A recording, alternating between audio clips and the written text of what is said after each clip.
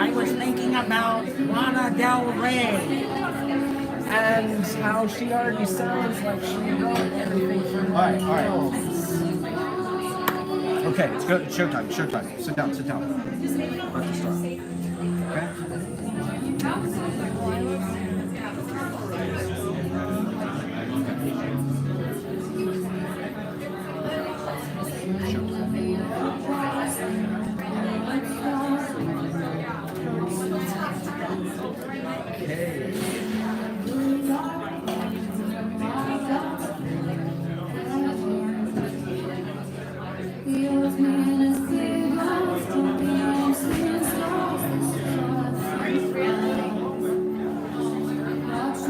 Take your body downtown.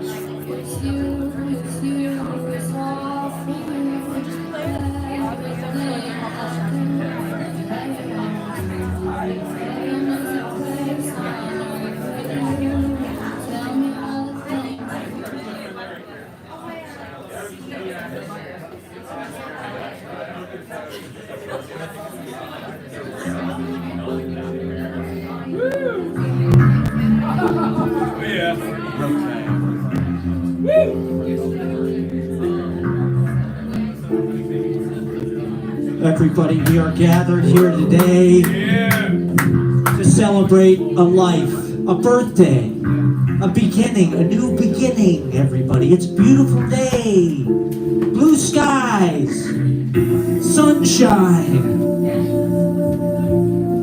And what a life. I mean, I think he was the greatest living artist. His films were like fucking paintings. They were so beautiful and profound in these moments. Some of the greatest Daddy wants to fuck!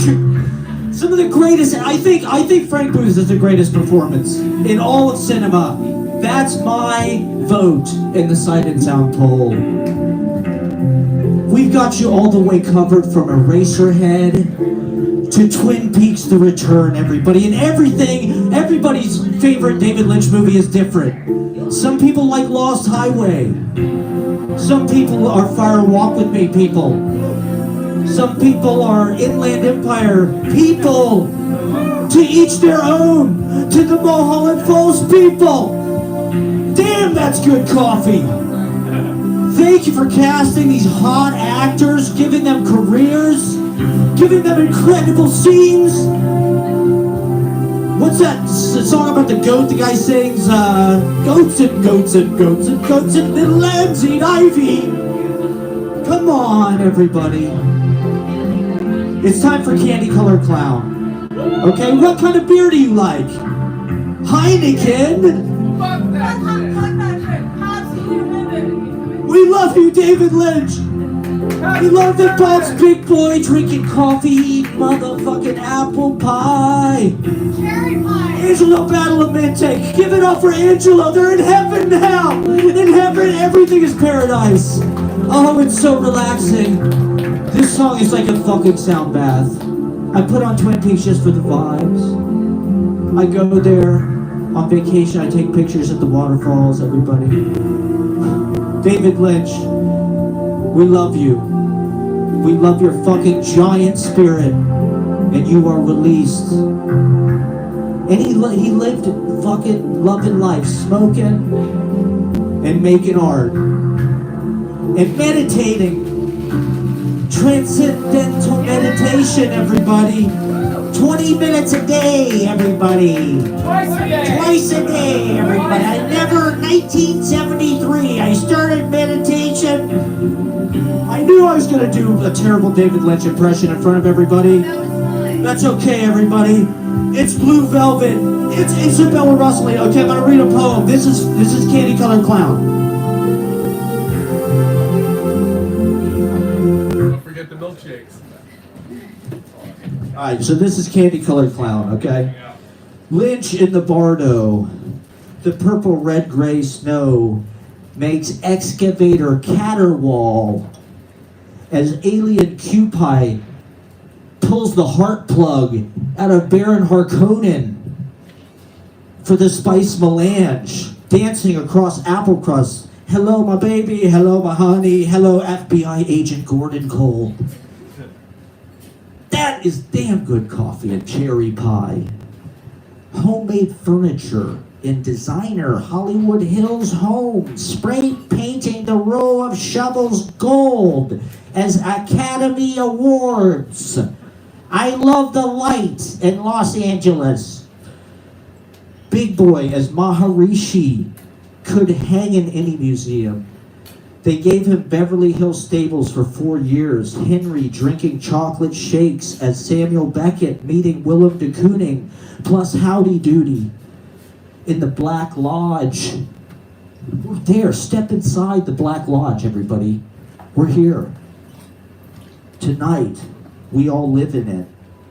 A love letter is a bullet from a fucking gun, fucker. You get a love letter from me, you will fuck forever. Fucker.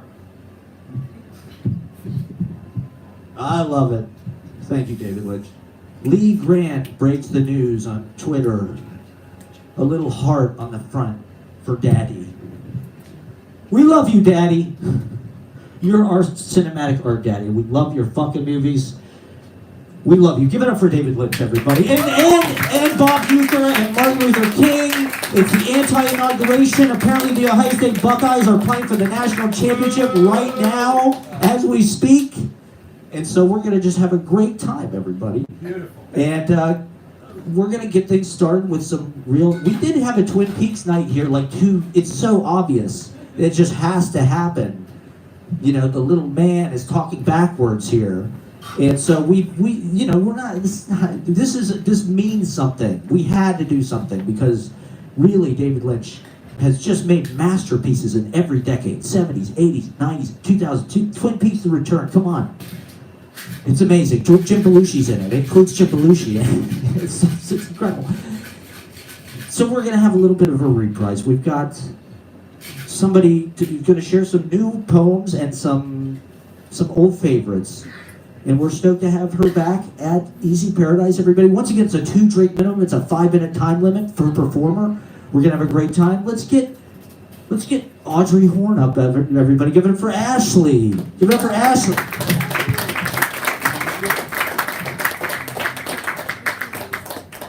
Okay, what is this song? Audrey's dance. And then should I just slowly, like, is that mic too big? You can use it. Okay.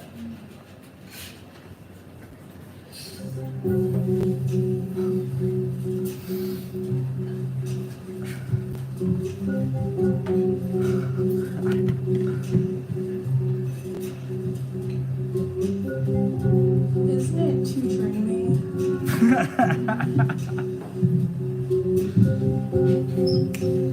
So I have a lot to say about David Lynch, so I'm not going to keep you here all night. But I will say I'm really glad that we could coexist with his brilliant existence. Woo!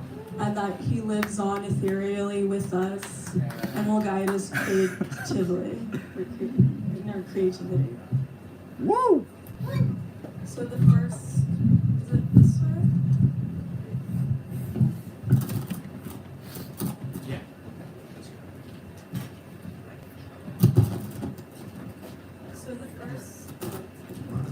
So the first poem is called Bob's Big Boy Parking Lot, 2:30 p.m. on Sunday. And it's dedicated not only to David Lynch's ritual of going to Bob's Big Boy, but also relevant to the wildfires right now and everyone affected by them. Conversion, inversion, Christians and Luddites, devout devotion, Titanic rising, repeat, sacrilegious sugar, Smirnoff mixed with Sprite, ashes to ashes, Highway 1 obsolete, devouring devotion, tinderless nights, tinder for fire, baby for hire, pulling teeth, drown in drought, Palm Springs, feeling tight, tighter wetsuit, coyote spotting, K holding K. I face a billboard, waiting, have I seen the light? To live and fry in LA, to live and die anyway. Sisterhood of sister wives, sister tribes hitchhike, pioneering for trust, silver screens, freshly fucked, dum-dum stained lips, Donner Party gold strike, missing Manson, backseat blowjob, Craigslist truck. Yeah. And the next poem I have is called Progress of Love. The waitress tells me she hasn't worn fishnets since her husband died. Mine are white. I aspire to be someone who orders a tuna melt at a diner. I built an altar playing hopscotch in the shadow of a Greyhound bus and graduated from saddle shoes in a duck pond on a lost Saturday afternoon.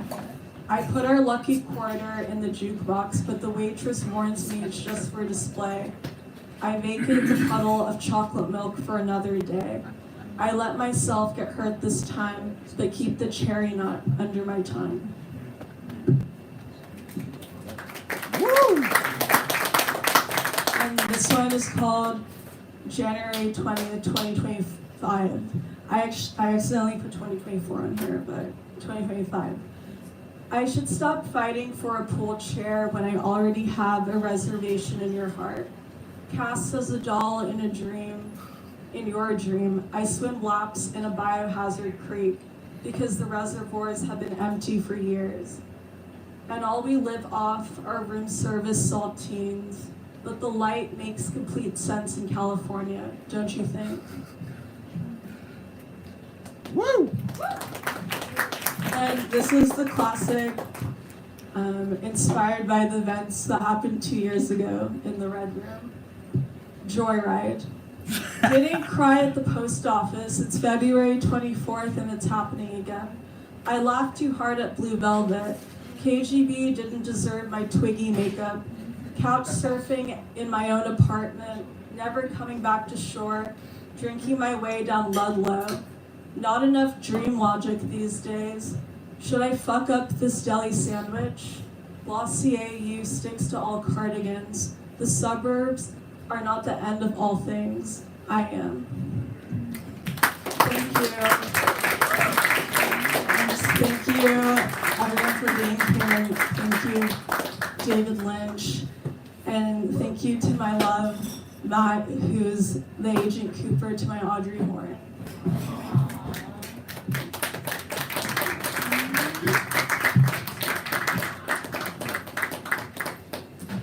Give it up for Ashley, everybody. Ashley Escobar kicking us off. Couldn't imagine. She's got David Lynch's book, Room to Dream. So she's reading, and give it up one more time for Ashley, everybody. That's fantastic. Bob's birthday. All right, we'll have Lewis Mason on deck, Drew Mazur, Tania Jaramillo, emzie manipil. All right. This guy is flying out to Paris, Texas, to the Tower City Comedy Festival. Give it up for Peter Glissman, everybody. Peter Glissman. Got the whole lounge lizard thing going on tonight with this mic.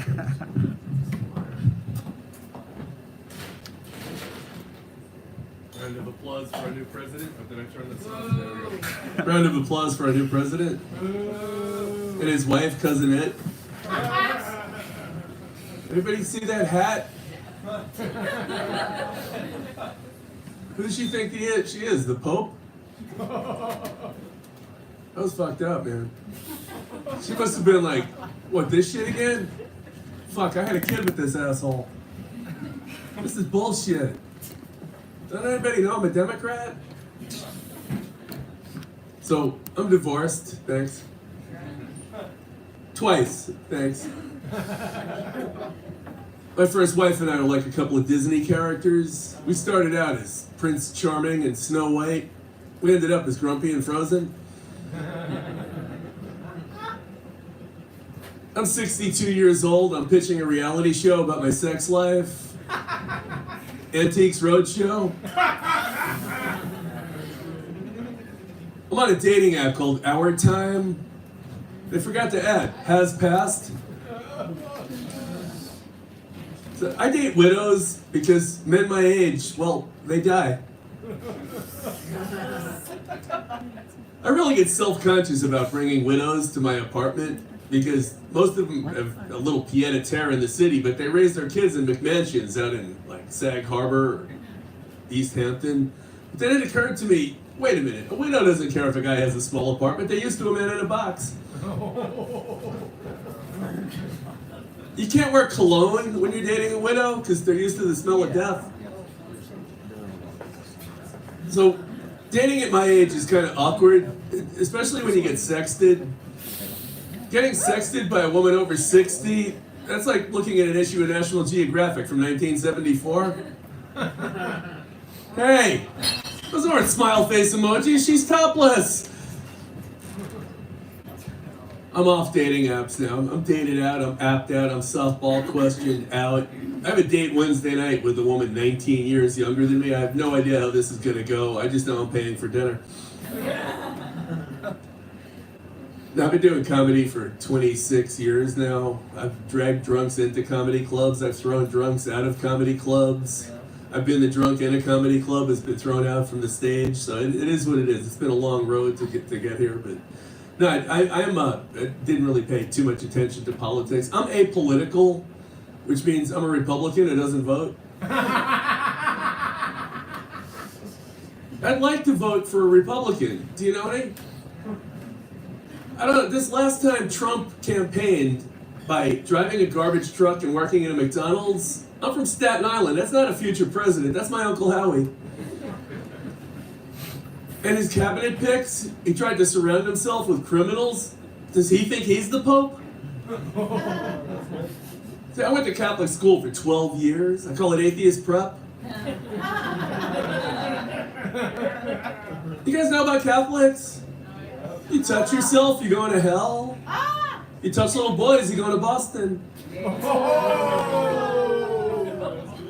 Catholics are big on funerals. Now, I'm gonna get cremated. I like to think outside the box.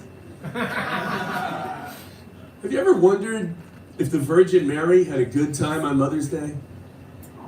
I'm gonna say no. I think every year she was just slumped in the corner, bawling her eyes out. Jesus would come home. Mom, what's wrong? What's wrong? What's wrong? I'll tell you what's wrong. My husband smells like sawdust, my son doesn't exist, and I've never been fucked. That's what's wrong, Junior. You guys have a great night. I appreciate it. I'm Pete Glissman. Thank you.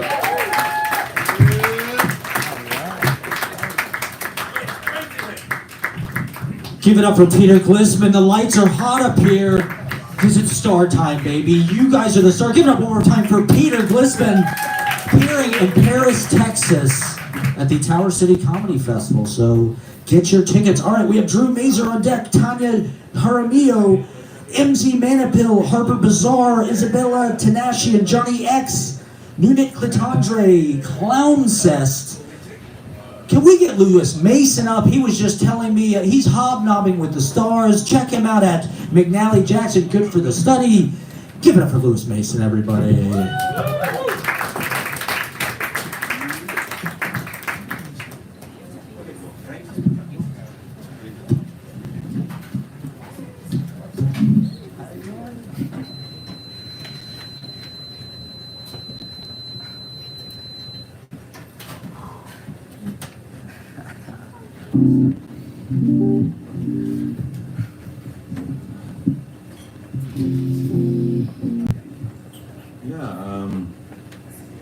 Speaking of David Lynch and just all this that's been going on lately, if you haven't seen, there's a really good interview where he talks about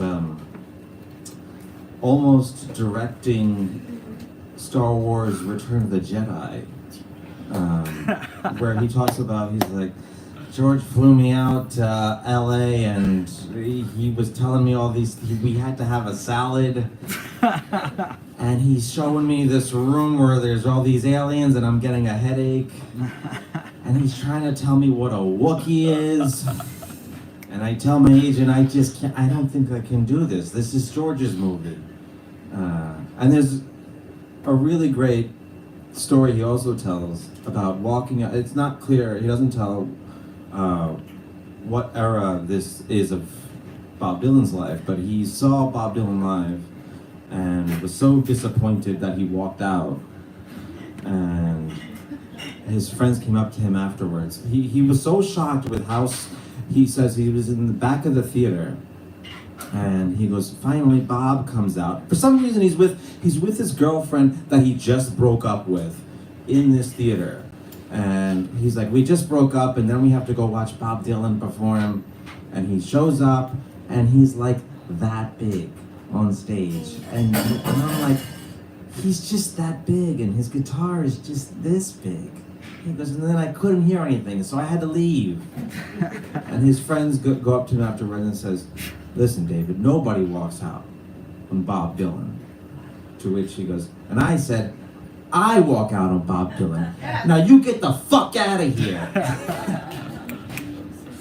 Yeah, so. Good old David Lynch, yeah. Yeah. Every time like an older artist dies, I'm just like, man, it's like Dylan fucking somehow outlived that person too. You know what I mean? It's like Keith Richards. He's just somehow still touring too. Anyway, here's an original song I wrote a long time ago called Eyes of Blue.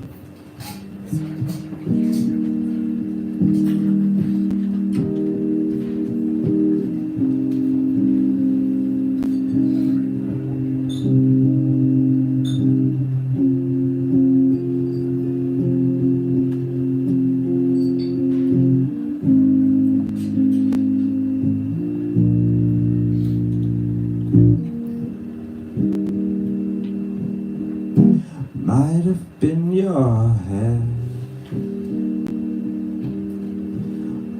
the way that you stare, I didn't know what to do. They were bright and true,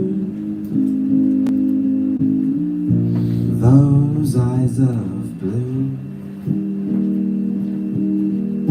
Might have been your walk, or the way that you talk, or that look in your eyes, like the sun in the sky, made me realize we had met one night, and the moon was bright, and I had looked at you, and you had looked back too, with those eyes of blue. In just a matter of time, I thought that you'd be mine, but you turned to say,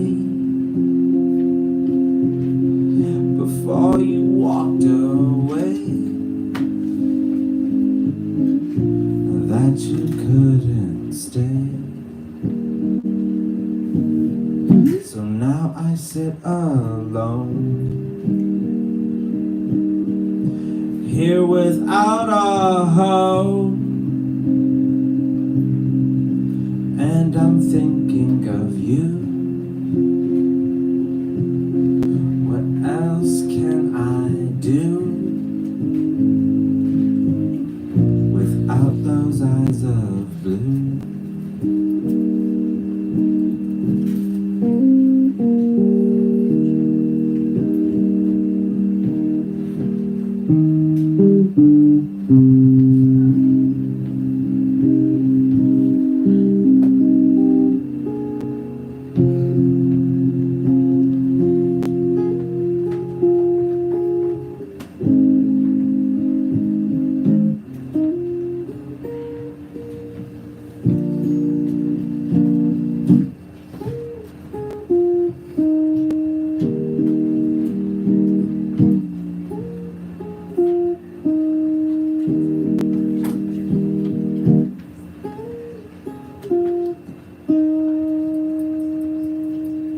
Thank you. Thank you very much. And if you like that song and you want to hear it again, you can find me on Spotify and Instagram, Lewis Mason Music, or Heaven Can Wait for Lewis Mason on Spotify. Thank you very much.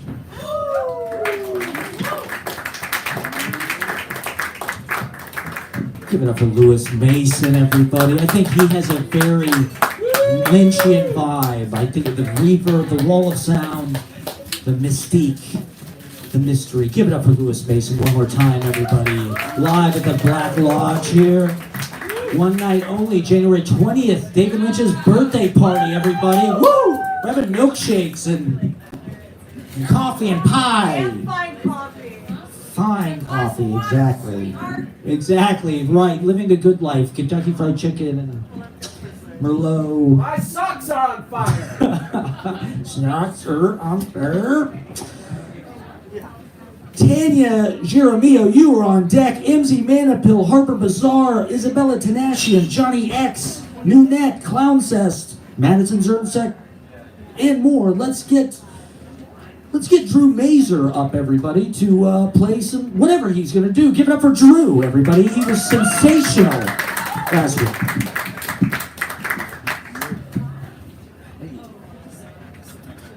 Yeah. What's your name again? Yeah. Hey, I'm Drew Mazur. I'll do a poem and a song. I was looking through my thing and I found a poem called Inaugurate Me. So this is a poem called Inaugurate Me. I heard the laugh adjourn upon your face and there's a frown engraved. Bitter taste. Now there's a poison in the acid lace. The suits of power that we sowed, ashamed, have come for me again. And we seek wiser men, but the aftermath pretends. Why do we depend on first and decor instead of progress and of records? Breaking down barriers is divine. But as we break one down, another's defined. As the ultimate betrayal of body and mind, as the words speak truth, they become shoddy. Beneath my good faith, a tower grows, until it enshrines everything I loathe. My love for everything is wet with delusions, gestures stuck inside my head. I wish I could love what I now spade. I wish that love be something we'd acclaim. Thank you. Oh, yeah.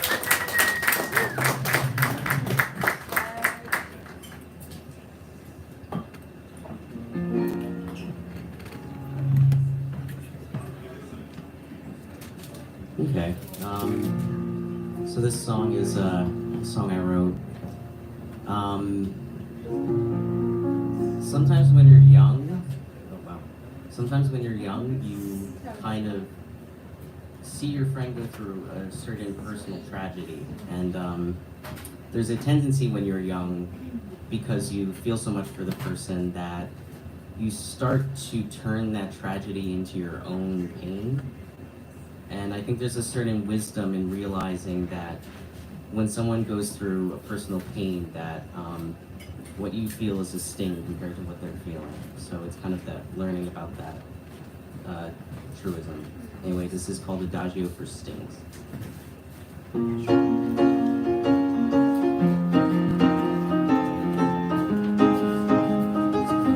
Hey, John. All right, so I'll get you up pretty soon.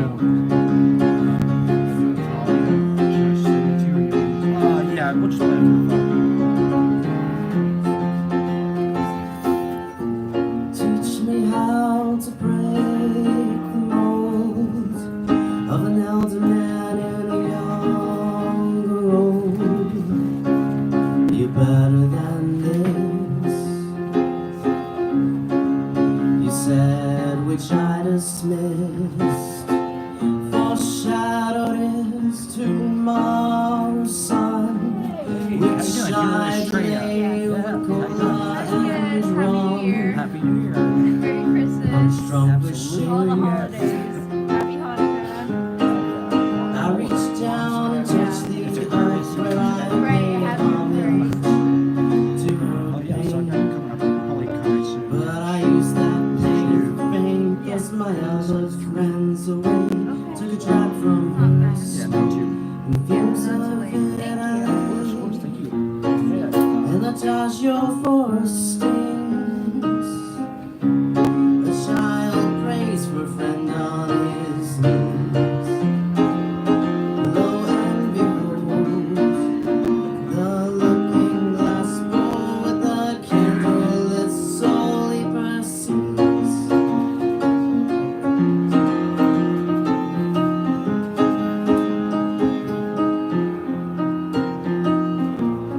Must have been an abuse and soul on my birthday, 22 years old. Siphon rashness into my veins. I pictured her there, hospital gowns, eternally woken, tattered, rufus drowned, head over heels. Should I take the tantra now that she's gone for good? But I know what you would say, leave just without the take. Take those idols off your walls, they only decorate your shame. Assassin bleeds true. When she pushes me away, it pushes me from you. Maybe that's why decent men lose. Also before I lied, see if she took someone strange tonight. She was born to be brave, and I was born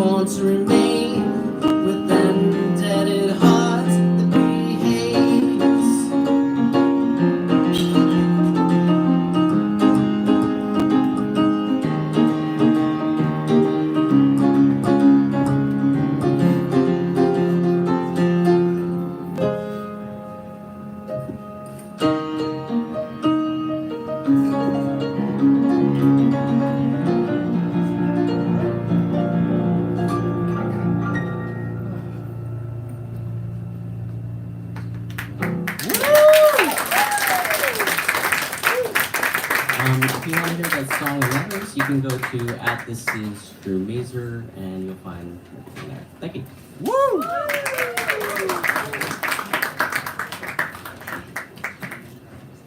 Diane, it's January 20th, 2025. It is David Lynch's birthday. Give it up one more time for Drew Mazur. That was absolutely beautiful. The poem, the song, fantastic. It's a 5-minute time limit once again. It's a 5-minute time limit. Don't make us put you in the pain amplifier. We will pull the heart plug. 5 minutes where the heart plug goes. Okay. Just kidding, just kidding. All right, we have emzie, man, maybe emotionally we'll be pulling people's heart plugs, but no literal heart plug. Emzie, manipil, you are on deck. Harper, bizzarre, coming up after that. Isabella, Tanashian, Johnny X, Nunet, clowncest, Madison, Harper, Galvin, Clare, Gonye, mykola, Kirsten, Heimrich, Estrella, Hodkinson, Sam. Let's get... Can we get Tania Jaramillo? Are you out there? Give it up for Tania, everybody. Hi.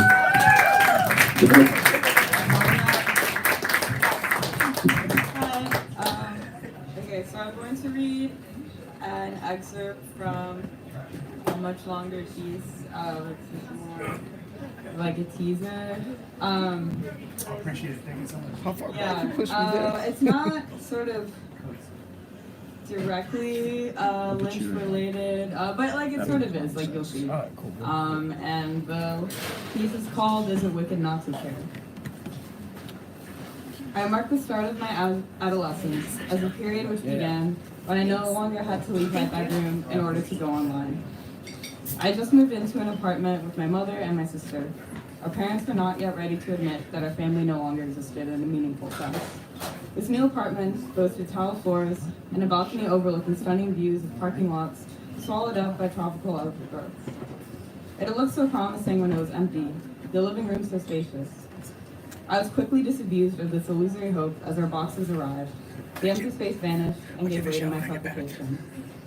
Now we were here. Now the three of us all lived here with our furniture and our cat sewed shit everywhere and the couch with dry, faded vomit on it that never came out no matter how much I scrubbed and cursed at it. At our old place, I had enjoyed dominion over my own corner of the living room, where I set up my computer to play Sims and entered my thoughts into newspaper generators.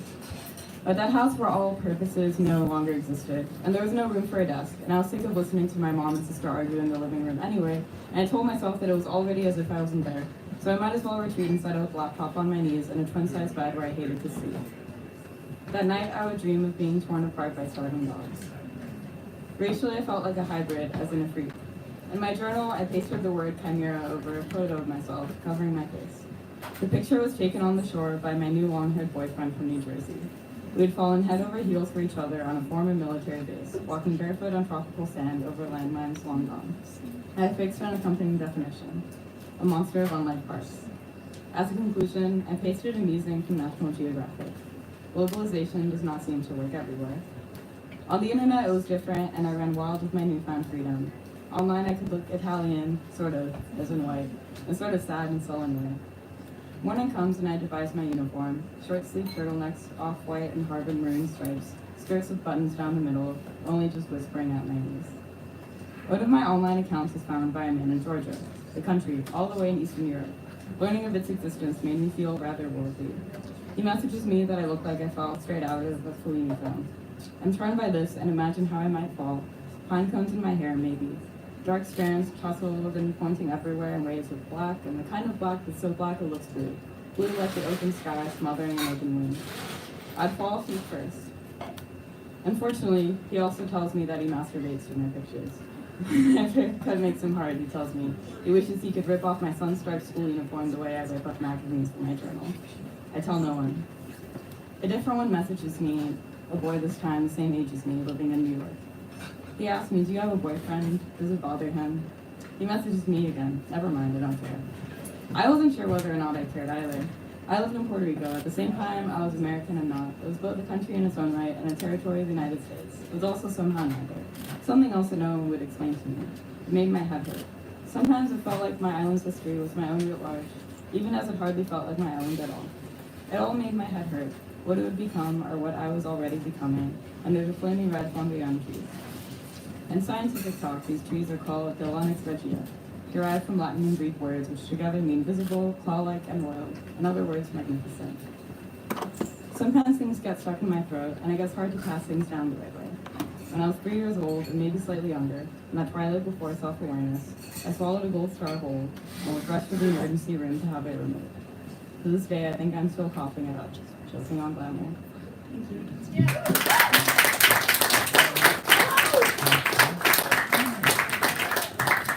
Give it up for Tania and Jaramillo, everybody. Fantastic. We loved it. Thank you for sharing and obeying the 5-minute timeline. Fantastic. All right. Harper, Bizzarre on deck. Isabella, Tanashian, Johnny X, Nunet, Clowncest, Loganx, Madison Zernsek. Let's get, is emzie manipil out there? Emzie. E-M-Z-I-E. Are you out there? Okay. Maybe next time. Can we get Harper Bizzarre up, everybody? Give it up for Harper Bizzarre. We're very excited about this next act. So give it up for Harper Bizzarre.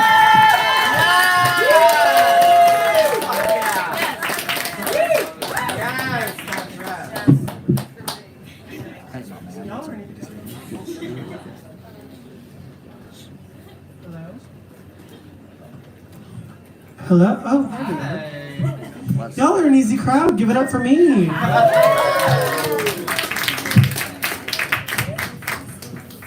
Wow, this is the most pretentious room I've been in all week. I'm not going to talk too much about David Lynch because I have friends.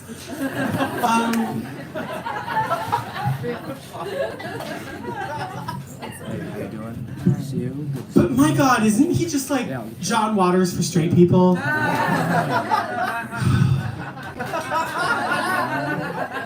How was everything? The last time I saw this many black turtlenecks in the same room was a Steve Jobs lookalike contest.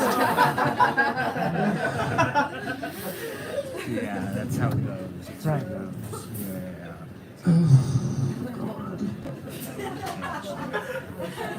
Guys, I have letterbox too. It's okay. You're not better. You're not, I promise. Ugh. I'm the gayest person in this room, and I think I can confidently say that. No. Really? You want to try to be gayer than the drag queen? Really? I'm the gayest person in this room, but this lighting makes me look at least bi-curious. You know, like, I'm not a lesbian, but I did dabble in college.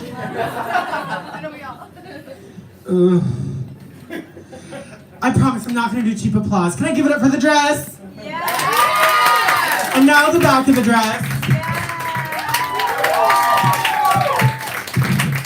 I want no cheap applause.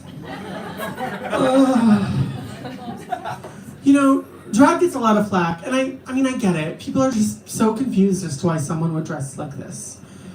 And honestly, so am I, you know? And I'm just gonna keep doing it until I figure it out. But I can tell you this much, it's not a sex thing. I promise, it's not a kink. And I know it's not a kink because I don't tell guys I do it until I've slept with them.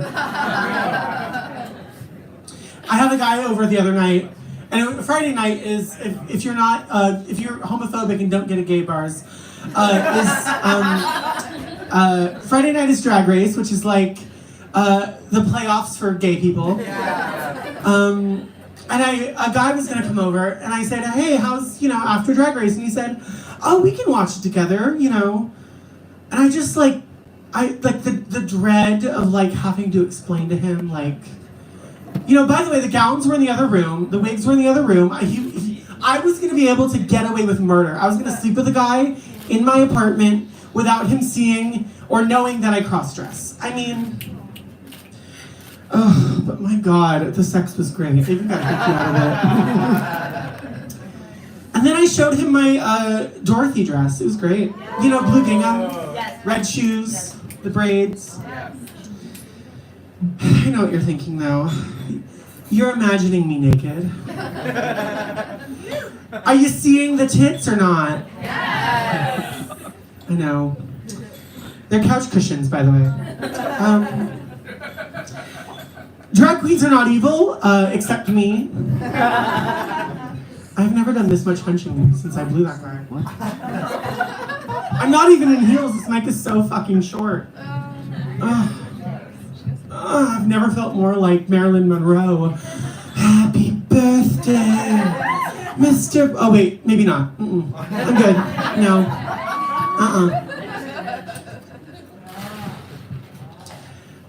I need to get my ears pierced. You know, it's like I need to wear more jewelry.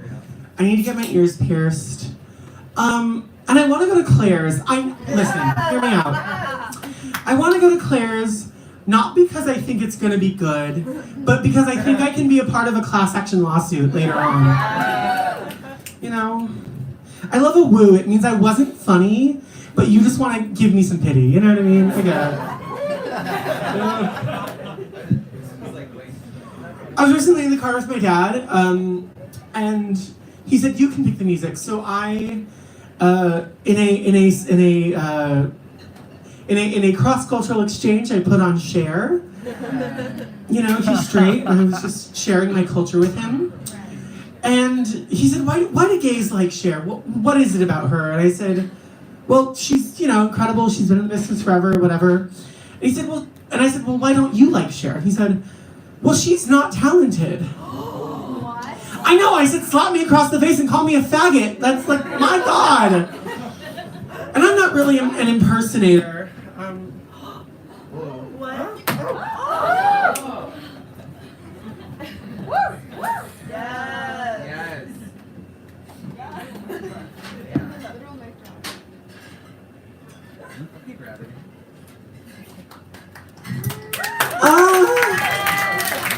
We plugged it in.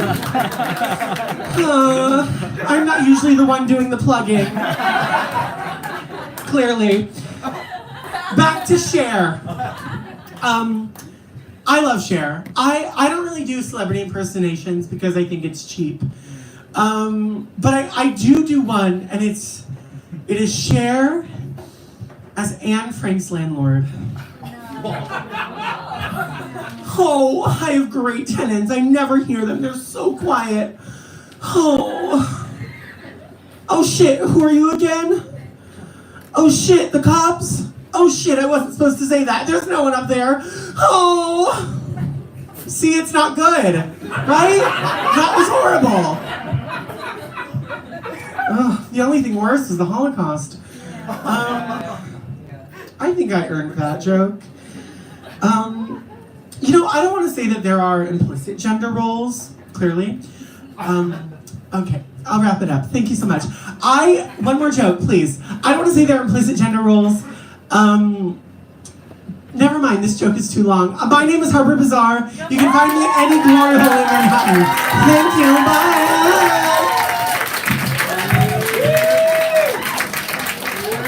Give it up for Harper Bizzarre. Where can we see you in Manhattan? Any glory hole. That is fantastic. Give it up for Harper Bizzarre. Killing it. All right, fantastic. We're going to keep it rolling. We have Johnny X. You are on deck, Johnny X. Nunet, you're after that. Clowncest, Loganx, Madison Zertzak, Fred Mulligan, Harper Galvin, Clare, Gonye, mykola, Kirsten, Heimrich, Estrella, hodkinson, Gwen. Let's get Isabella Tanashian in the house. All right, give it up for Isabella Tanashian, everybody. And there's some seats. Come on in. You can sit down. It's a 2-drink round, 5-minute time limit. Give it for Isabella. Can I put his track on something? Yeah. It's Yeah. like What is it? An ambient track that I'm gonna speak over. Yeah.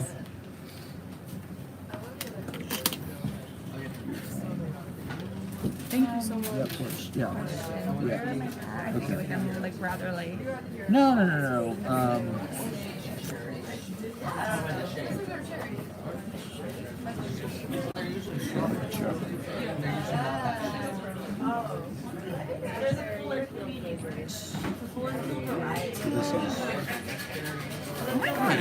I heard I'm the emzie manipil. Oh yeah, I did call your name. So we'll bring you up maybe after we're coming. Are you ready to go pretty soon? Or? Yeah. Awesome. Okay, so maybe like next or after next. Okay, that sounds good. And then where's Kail at? Okay. Is it on? Yes. What's up, my man? How you doing? Good to see you. All right, I'll get you up. Thank you. Woo! This is such a great turnout for my absolute favorite artist of all time's birthday, celebration of life, what have you. I'm gonna be reading like a short story I wrote. This is my ambient music track that was inspired by Eraserhead heavily. I just love this guy. Yeah, so I guess I'll start like this. In heaven, everything is fine. In heaven, everything is fine. In heaven, everything is fine. You've got your good things, and I've got mine. Woo.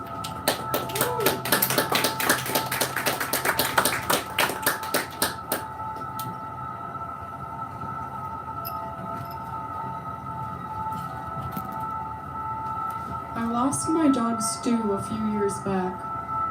His death was traumatic, to say the least. If he had simply passed in his sleep, or truth be told, even if he got hit by a car, it would have been easier on me than what actually did him in. I'll always blame myself first and foremost for what happened to him. I've always been a curious son of a cur, so naturally after the spore cyclone that ravaged the tri-state area, I was psyched to find an otherworldly violet fungal growth at the edge of the forest near my house.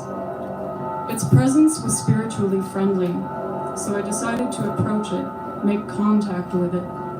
I hugged and climbed it and stripped chunks from its fruiting body to cook with that evening. I thought I'd prepare Stu a one-of-a-kind meal as an expression of gratitude for his unwavering companionship. After all, it was just the two of us against the world, and I wanted him to know how much he meant to me. In the morning, I woke up to find his lifeless body on the staircase, landing, consumed by metastatic spores. Near his carcass, I discovered a shriveled being in Stu's basement bed, a pale, skeletal-looking creature with long, sagging ass cheeks speckled with red dots. I didn't quite know what to make of this. The creature seemed benign enough, but I was at a complete loss as to how it came to inhabit my basement. It looked up at me with a baffling emotional depth. Upon gazing into its eyes, I somehow knew that this creature was called a mana. Unsure whether this entity could have had something to do with Stu's grisly death, I backed away. I certainly didn't want to contract anything the mana might be carrying. Curiosity killed the fucking dog! And I'm the cat! I screamed, pummeling myself in the eyes repeatedly until they were black and blue. Why did I have to be such a fiend for causing trouble? A few feet away, the manas stirred quietly. I hesitantly approached the emaciated creature, kneeled beside it, and extended my hand to caress its fragile head. A single tear trickled from its eye.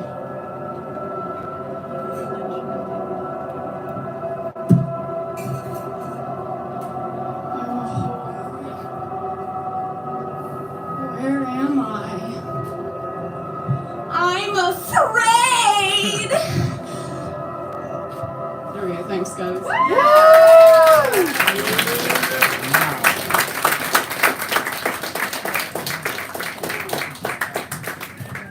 I mean, I must say, thank you for bringing it on David Lynch tribute birthday night. Give it up for Isabella Tanashian, everybody.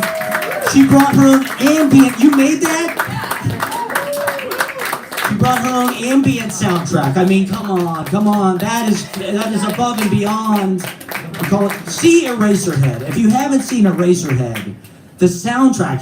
There's a credit at the end of every David Lynch movie, sound design by David Lynch. He does it all himself.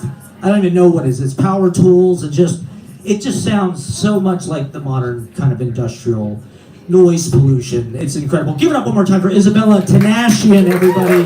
Thank you for singing that song and everything. That was fantastic. All right, we got Nunet on deck. Clowncest. Don't go anywhere. You don't want to miss Clowncest tribute.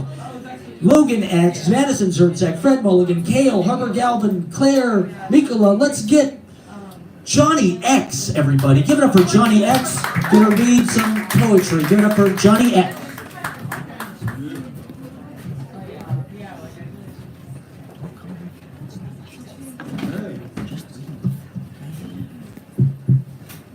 I didn't know it was a David Lynch thing until tonight. And David Lynch's birthday is very cool. My birthday yesterday, that's how close I came to being closer to David Lynch. Can you hear me or should I just go? Bear and Bunny. Self-directed and a bit lost. Not old enough to know what she wants, but young enough to start looking anyway. Her body spans the distance between girl and woman. For all the world, she is mostly somebody's daughter, taking her first steps in the world. She's unfamiliar with the discomfort and disorientation. She still doesn't want to go backwards. She still has her stuffed animals, but she doesn't tell them her secrets anymore. Something happened with a boy. She knows what it means. She knows what it was, but not what it means. Something happened with a boy. She's not sure how to feel about it. Being a woman better be better than this, she said to herself. She feels the cool air on her midriff. It feels a little colder now. She pulls up her flannels and walks home, a burden in her backpack. She's hoping for a snack before dinner. She may have some things to tell Bear and Bunny tonight. Thank you.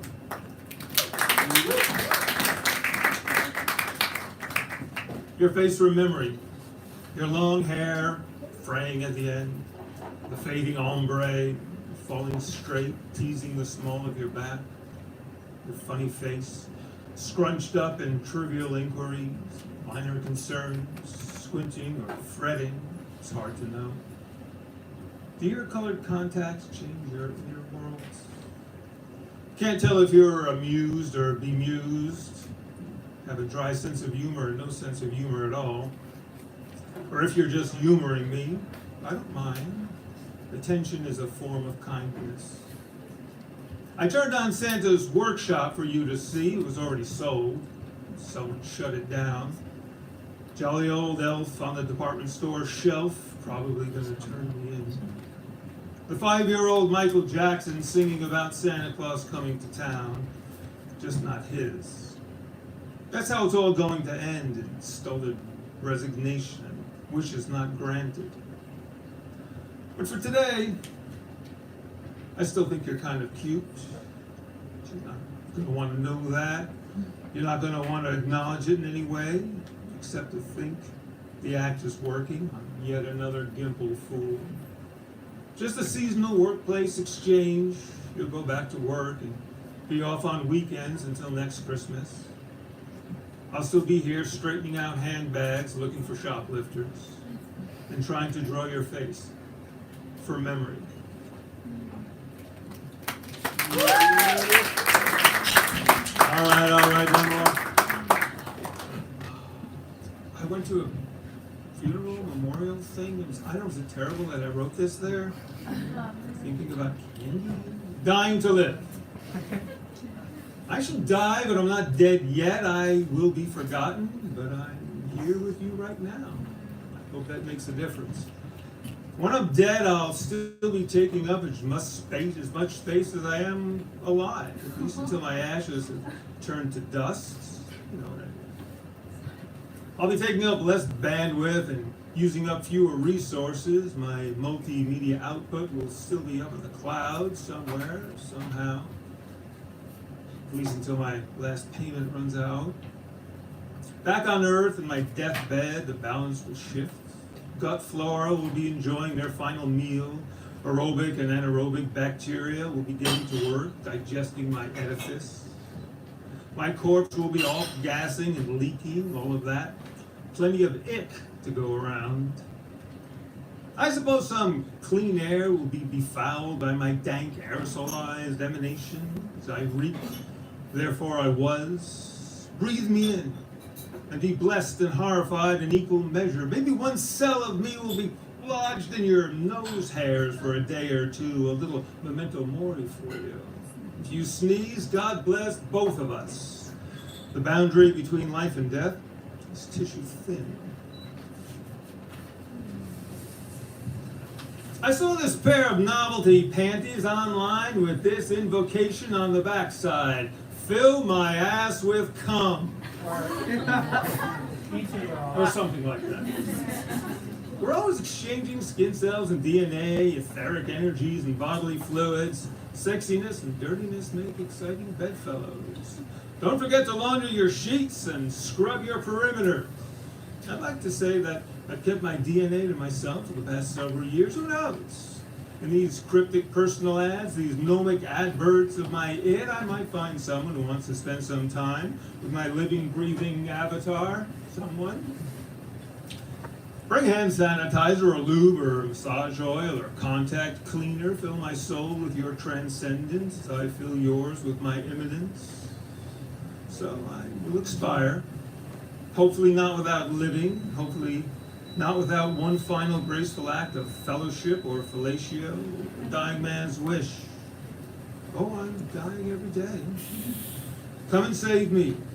Save me and come. Aren't we all dying to live?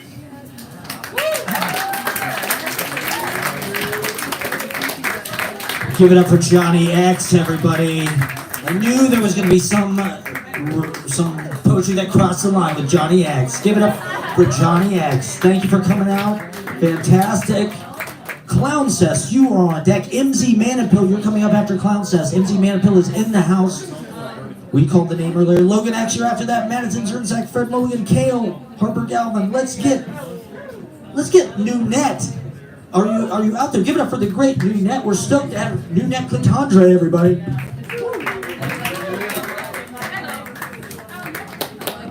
Yeah, what's your name? Clare? Yeah, okay. Yeah, I got you. Is this one on? Oh, yeah, this is this one.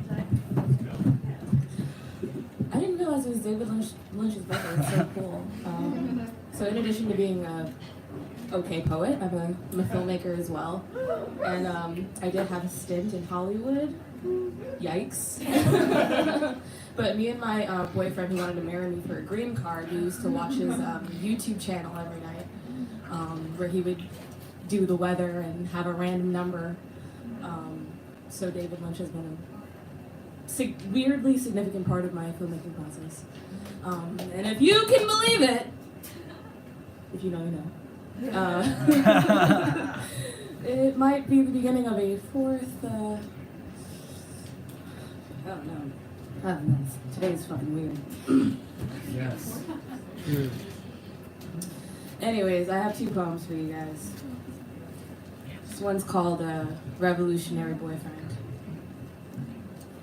When I was 21, I wanted a revolutionary boyfriend. One who would take down the system. I got one. He wanted to take the system down. He said, but first, we're gonna take our clothes off. Relax, he said. When are you gonna take the system down? I said. Hey, I'm gonna take the system down. But first I think we should take a nap. In the middle of the day? I asked. Yes, he said. We need to be kind to our bodies. I was a Sagittarius and he was a Pisces. I was impressed with his vocabulary. He was a vegetarian, into body kindness, and love without conventionalities, peace and love. He was a black hippie. Would you like to lie on the bed with me? He said. He said revolutionary love needs to happen before revolutionary warfare. When he wasn't with me, I thought about him all day. But when he was with me, I told him not to touch me. I had been warned about men like him, men that just wanted to touch you. My friend said I should hold back. He didn't even seem like he wanted children. But how long can you make a guy wait? If I waited too long, he would leave me. But if I gave in too quickly, he would leave me anyways. Should I just get a different type of boyfriend? One that likes me more than I like him? One that I can control like a dog? No. I wanted the father of my child to be stronger than me, mentally and physically, to speak truth. My revolutionary boyfriend left town to do demonstrations. I got mad thinking he was sleeping with other women, so I went on dates with other men. I did not like the other men. He was good looking, came from a good family, had an education, a job, a place of his own. I thought that would be enough. It was not enough. He was boring. Everything he said was boring. All he wanted to talk about was how stressed he was at his job. Well, why don't you just quit? I asked him.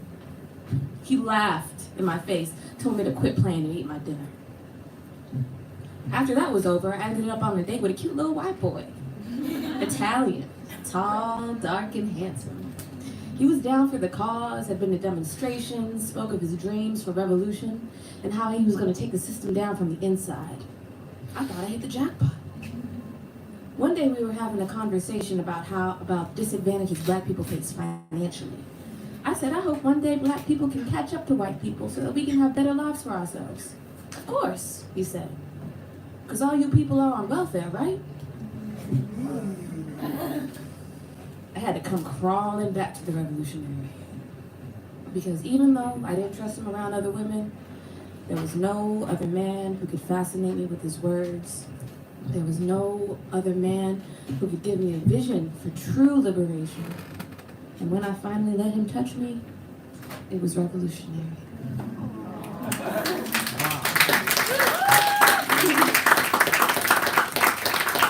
So this next poem I wrote for today, for this particular moment, for this hour. For Martin Luther King, and for the youth who still have it in them, still have the knees to work it, walk in the streets if they so choose. So this is called In the Afternoon. And to the youth, keep belting your song, rage and carry on with your naive lamentings for utopia. Life for you is still too new for eroded hope. It is still only the afternoon. Limbs and ligaments still able to bear blunt forces of dissatisfaction and dissonance, concern and calamity, nuance and nudity should never lay rotted. It is the heat that swells through your right body that inspires the sun to usher in a new day. And I know the hippy-dippy cool cats of yesterday that used to turn on, tune in, and drop out in Washington Square and on West 4th Street fell for the irresistible bait of security, prosperity, nostalgia, the illusion earthberries and sham gurus tried to get them to see the prisons. They were in prisons that were lined with attachment and suffering. Please try not to resent them too much. At least offer some pity. Their time is wasted. Their clocks nearly strike midnight upon their viscera. But you, brawny youth, with tight muscle, pumping blood, clenching fist, healthy lung, you need not scream into abyss and void. For you, the sun is still high. The fields are still fertile. It is only the afternoon. Thank you guys so much.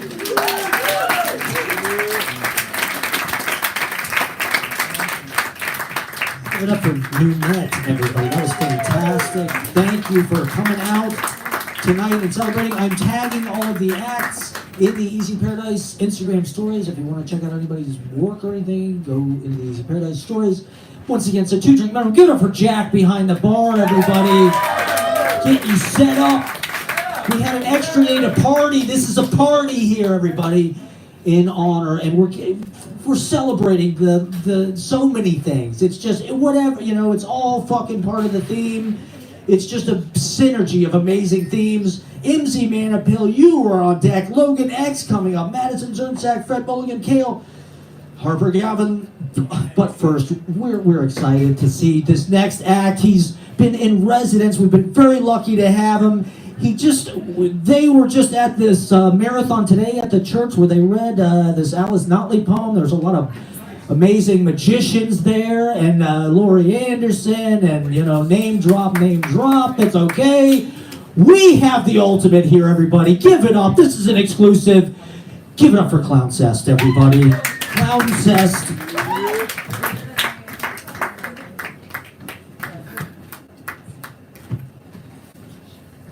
Dr. King said, quote, "In the final analysis, a riot is the language of the unheard," end quote. What is unheard in us, in each one of us right now? What is unheard? Let's make riot music.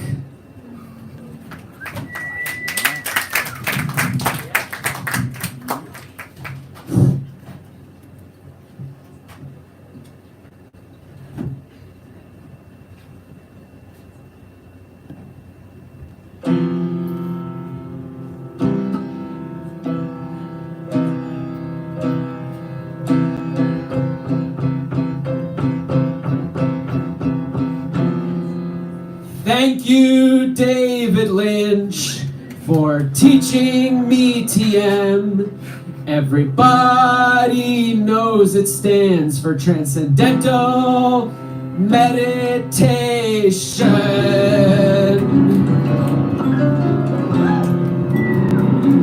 Meditation is rocky. Meditation is rocky. You might think that you're Kirk, but your ears are turning Spocky.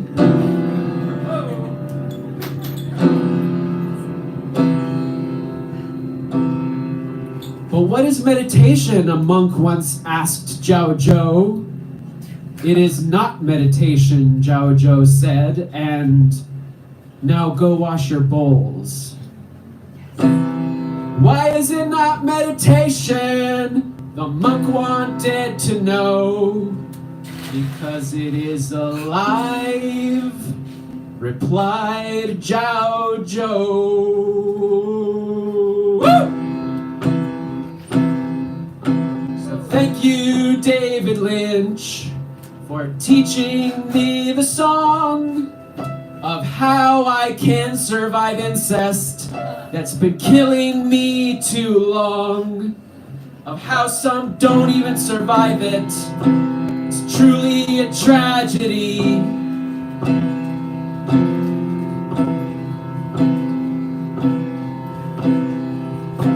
And we cannot ignore it.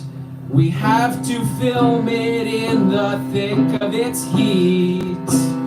In the thick of its heat.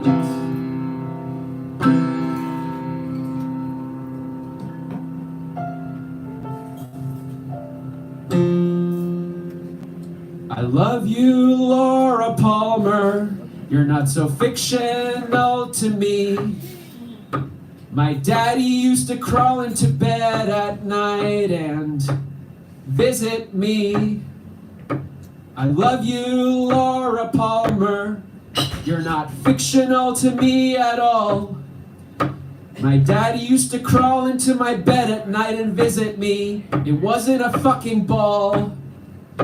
He never touched me down there as far as I can remember, but I always wondered if tonight would be the night that I would burn up like a dry stick that they sometimes call a faggot, that they sometimes call out when they call me a faggot. So then let's give them some fire in that case.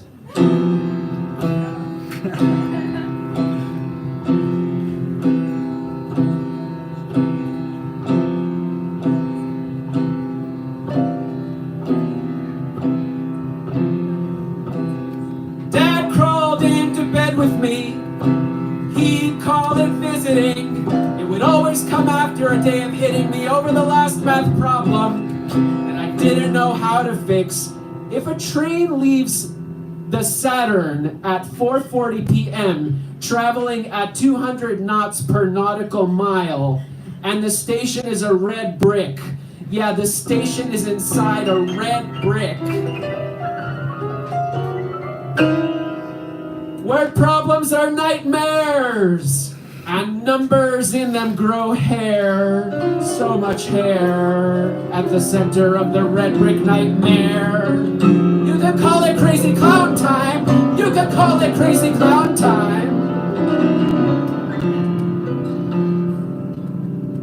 Thank you, David Lynch, for showing me I can survive by expressing what happened through the wound jive. The wound jive speaks more accurate than any gaslighter bird beak. The gaslighter bird is indigenous to the nuclear family. When you stop listening to it, sing your story and you can be free. You can be free. You can be free. We can be free. We can be free. Just sing. And if you don't know how to play the piano, let the koan do it for you.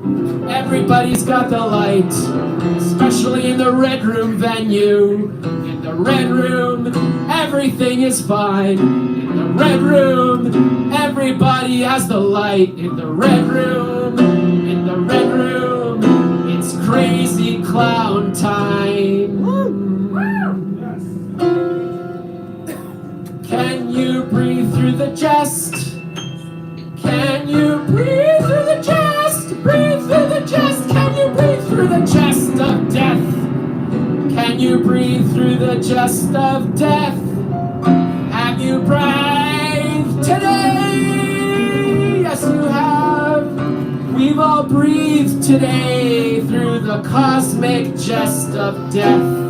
And now that we're already dead, we can go together and fight all the threateners with their ecocidal weather. Breathe deep through the chest of this little death, yes. A riot is the language of the unheard, Dr. King said. Thank you, Dr. King. Thank you, Dr. King. Thank you, Richard Foreman. Thank you, David Lynch. Thank you, Matthew Proctor. Thanks to all of us here alive. I'll see you behind the red curtain where we're gonna overcome our wound jive and sing it. Into the healing life. Into the healing life. Into our healing life.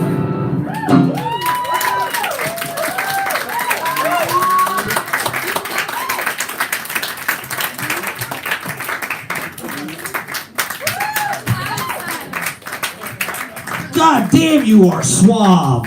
Give it up for clowncest. You are one suave.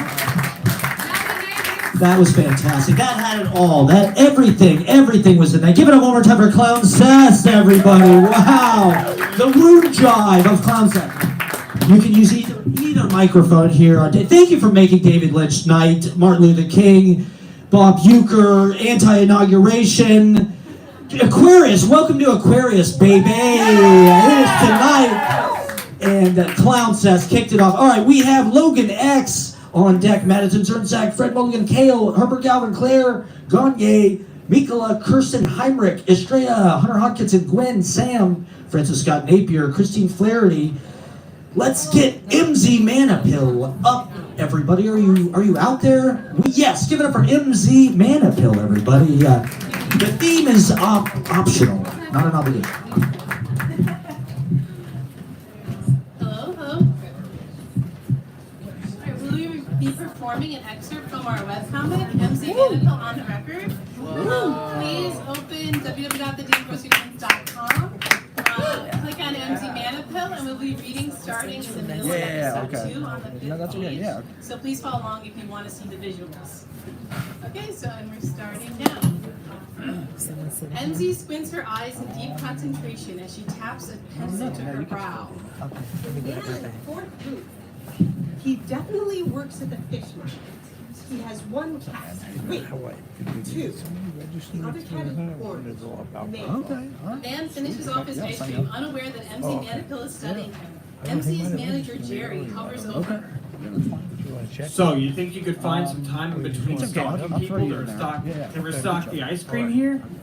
Yes, sir. emzie walks past loyal customer Mrs. Springfield. Hi, Mrs. Springfield. Yeah. When I do it? Yeah. Okay. How's Tubbles doing? It's a story. Oh, it was the cutest thing. I was reading my book and she put her little nose up to my face and kissed me. Oh, how precious. I'll bring you your regular. Thank you, honey. No rush. When emzie walks to a group of teenage girls sitting at a booth. Hi, girls. Aren't you excited we graduated? Me? You graduated? Class of 2219? Yeah.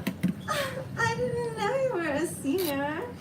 This whole time, I thought you were a freshman. Now I'm lost. I would have talked to you had I have known. How did we not know? emzie shrugs. So, where are you going to college?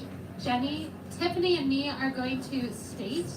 Roddy's going to Tech, and Vera's studying nursing at UDM. I'm taking a gap year to work on my journalism. Oh, Astral. I heard the president's daughter did that. She went to Solaris Delta System to deworm orphaned by 4 kids. That's very humanitarian of her. I heard they nearly projectile vomited after nearly every deworming. Something to do with how their stomachs can't handle loading the dose. That's not true. Technically, it's not a stomach because they sort of recycle. What? I watched a thing on CT1. So, what can I get you today? I think I want Mackinac Island fudge in a cake cone. Same! Coming right up. So, for my party, I have haul the stack, pin the tail on the glitty with drinks, Abby. 1000%. Almost everyone has RSVP'd. Oh, wait.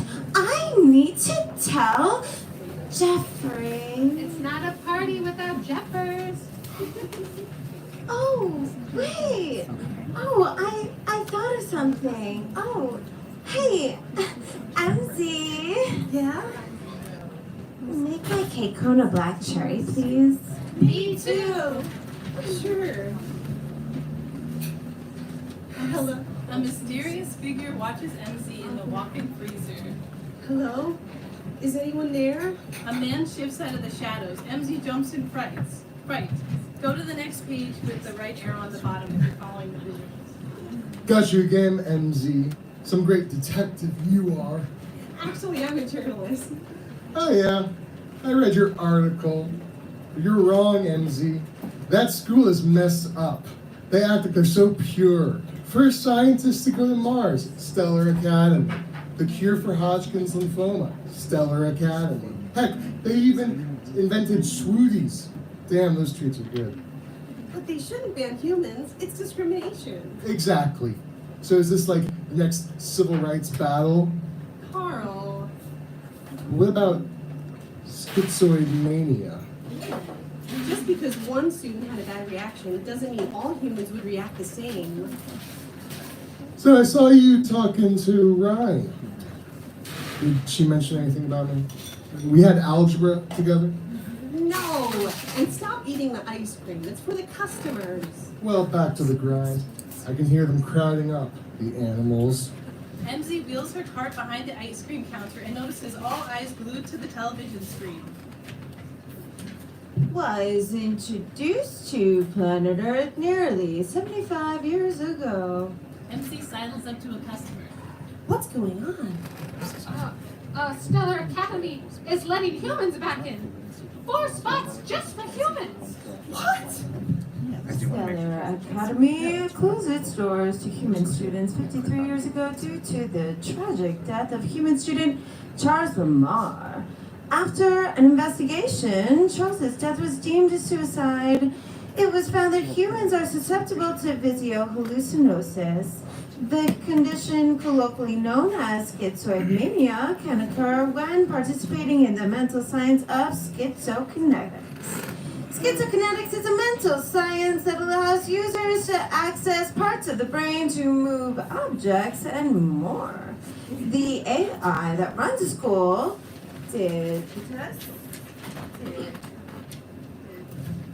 Digitus has created an entrance exam that presumably weeds out any human students susceptible to hallucinosis. In order to be eligible for this exam, prospective students must fill out an application. The fraction of the students will be chosen to take the entrance exam. Hallucinosis causes dangerous audio-visual hallucinations. Charles Lamar famously suffered from these terrible hallucinations. The AI research prodigy was attending the gala for... The stuff they put on TV in the middle of the day. I wouldn't let them teach me that psychokinetics crap. I heard they use microchips or something.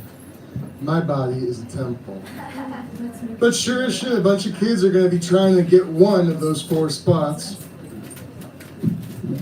Jerry snatches the vape from Carl and throws it in the trash can. Get back to work and no cussing. So Emzie, you gonna apply? And scene.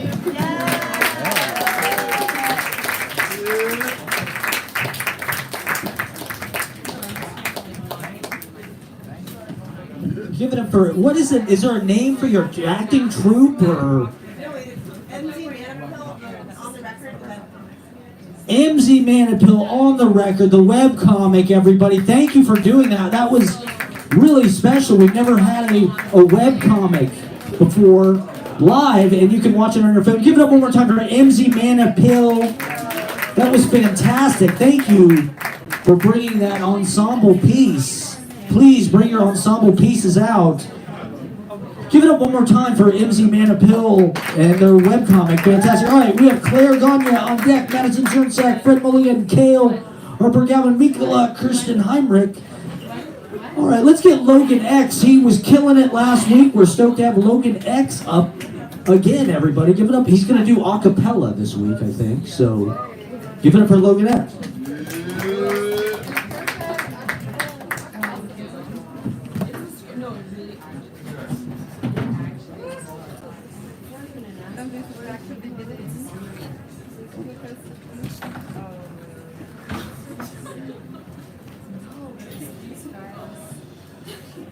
No, it's actually really good.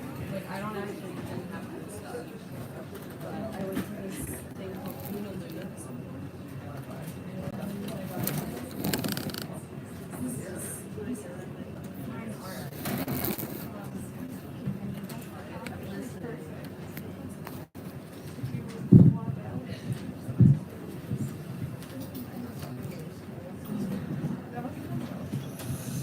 Hello. Hello. Just wanted to get everybody's eyes up. How's everybody doing tonight? I'm glad we're all still able to feel good. Thank you. I appreciate it. For those of you who were here last week, shit got really fucking emotional. And thank you for everybody who came up to me after I got off stage and gave me a hug and shit. I kind of needed that. Almost fucking broke down, to be honest. And for those who've seen me a few times, I usually just get up here and say, hey, I wear the mask because I find freedom, and those who you know, usually take off their Yes. masks, find people that way. And I usually say, yeah, I'm gonna do 2 songs and I'm gonna get the fuck up out of here. Right. It looks like 2 weeks in a row. I'm gonna sit here and talk to you for a second before I wrap it. Yeah. Okay. Martin Luther King Jr. Yeah. So I can't put you at on one 11 time right in now. this country I can't put you on 11 right was now. I can add called you to the most list, hated man in America. but I've got a lot of people. The most hated man in America. And a lot of those same people No, I don't who think so. hated Do you him, think I might be able to perform it all they the sit time? in our government right now, and they're on their fucking social media fucking posting quotes from him. And then some of their children I mean, I can are add in you our on the fucking list. government We'll get you on, but posting it'll be quotes probably from him. midnight or something. You know, he died in 1968. Yeah. Did you know that 10 years prior to that, At some point, were you like telling him? he almost died First time here, so I actually because he got stabbed by a schizophrenic at a book signing with a letter open. When they took him to the hospital, 1 a.m. We'll be here till 1 a.m. So we'll put they everybody told up him that if he until would 1 have a.m. If you're here at sneezed 1 or a.m., we'll put you coughed up. But I during can sign up for surgery, next he week if you would want have to go died. early next week. I mean, You know, I had 40 people signed up. That's awesome. Yeah. Great.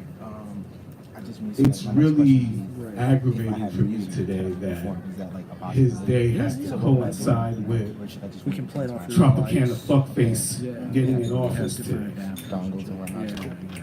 All right. Sorry, I don't mean to I just want you guys to understand something. rude or anything. That from here on out, every fucking day I got a drink. I'm that you just come saying. here or any mic or any place where you express your art, you are in the fight. You are in the resistance. You are rebelling against everything that's to come. It's like if you sign up in This is your power. you'll probably get to go.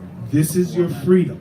But if you sign Because as the time goes on, they will continue to try to attack our ability to just do this, to just speak freely about however the fuck we feel. We don't gotta agree, we don't gotta look the same, we don't gotta pray the same, we don't gotta love the same. It doesn't fucking matter. Because they're not after us because of our differences. They just see that we're poor and they don't give a fuck about us. We are in the world of fucking oligarchy. Let me tell you why they killed Martin Luther King. The Poor People's Campaign was a nonviolent protest movement led by Martin Luther King Jr. and the Southern Christian Leadership Conference in 1968, the year he died.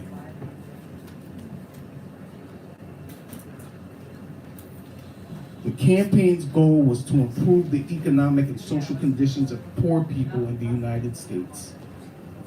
They demanded economic justice, including jobs, unemployment insurance, and fair minimum wage. They wanted to address poverty through income and housing, raise awareness of economic inequality and poverty, assert the right to a decent life and respect for culture and dignity. And this is what this stage provides for all of us, a chance to share culture and dignity.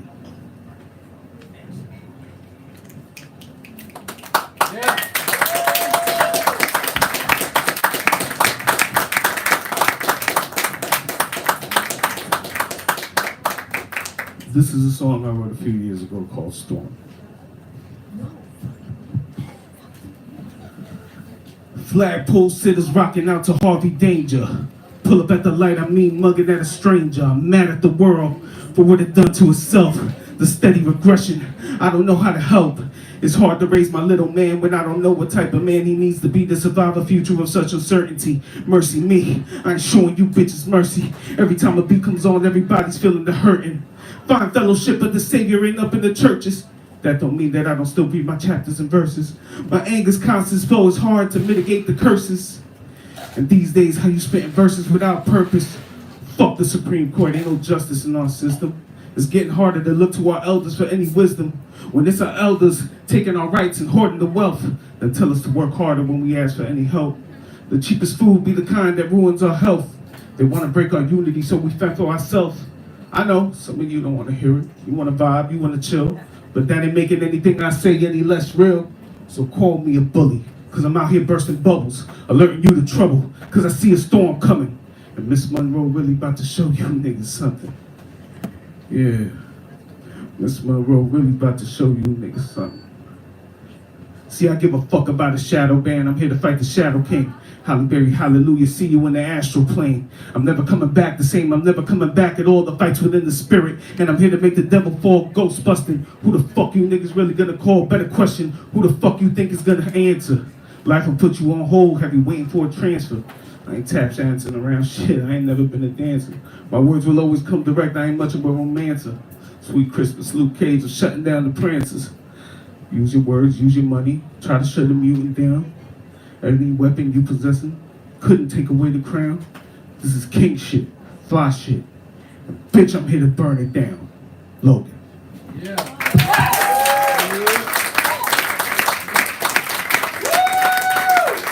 Thank you for your time. Thank you for your ears. My name is Loganx. If you want to know more about me, you can follow me at Loganx Raps. I love all of y'all, for real. Keep the fucking fight going. Alright? Keep it going.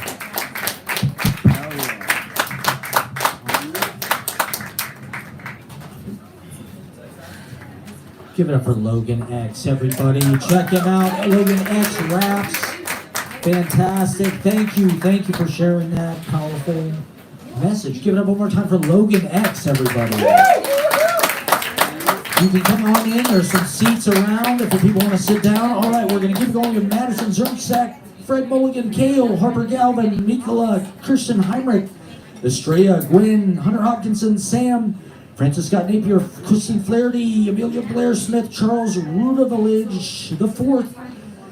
But first, can we get Clare Gonye up, everybody? Give it up for Clare. Clare. Give it up for Clare.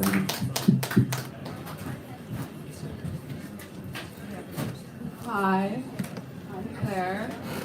I started writing very recently, and this is my first time reading anything in front of anybody. Thank you for listening.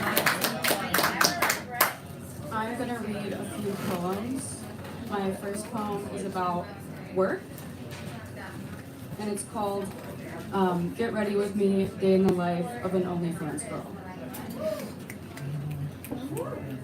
Wake up glowing with otherworldly light. Glue on nails, human face, and large breasts.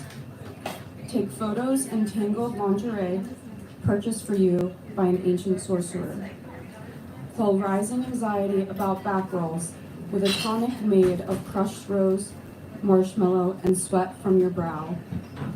Post link and everything else for public consumption. Start to decay in the eyes of family and friends. Shed rotting skin. Turn to soil. Turn to ash. Rise from the ashes. Wash toxic matter from phoenix self. Preen feathers. Sell photos of bird feet. Check Cash App. Get shot from the sky by your subscribers. Let them pluck, butter, roast, and baste you. Remain conscious in the fat dripping from the corners of smacking lips and flesh ripped from bone. Think about career choice. Count how many times they chew before swallowing.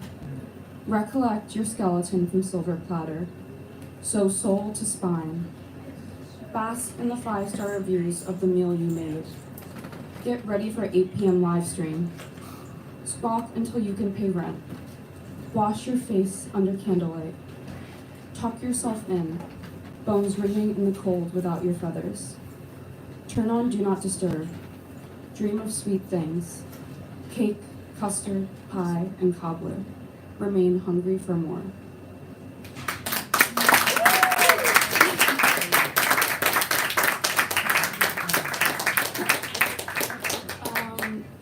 This second one is called Sulky. Lovers often note the softness of my skin. Slick fur pelt traded for another. With pebbles, sailor's glass, broken shells, and lost teeth. I begged for legs to wrap around warm flesh and bear witness to the imprints left behind on bruised fruit, like oil blooming over brackish waters, where wails of men singing, maybe drowning, caress the conch of my ear, rub salt in the wound of my disappointment, find freedom at last, adrift as sea foam.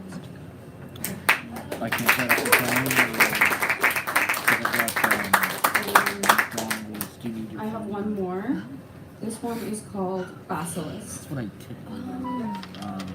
took. Leave the house for the first time since hatching. Walk along oil-slicked pavement, fingering milk blue eggshells in your pocket. Consume former home like salt and vinegar chips. Mull over the top mawkish tang of inception. Stand on the shore of a winter-still pond. Cautiously approach moon-soaked self. Take measure. Commit the feeling of fracturing glass in your chest to memory. Ask yourself if the rest of life will sting like this. Savor the bitter sweetness pooling in the back of your mouth. Start the long walk home. The jacket you chose is wrong for the weather. The wind bites. Bare your fangs, try to bite back. Choose your battles. Shed layers like tears. Peel back, brittle skin, drop scales like dead leaves. Smooth hands over latest iteration of self. Apply lotion. Face the heat of the rising sun. Meet the eyes of every stranger you pass. Thank you. Happy birthday, David Lynch.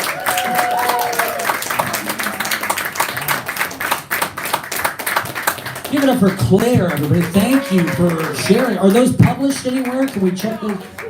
All right, somebody publish it. Get on it. Give it up for Claire one more time, everybody. Thank you for sharing. We love poems about OnlyFans or whatever your day in the life may be. That's fine. We love vlog poetry here.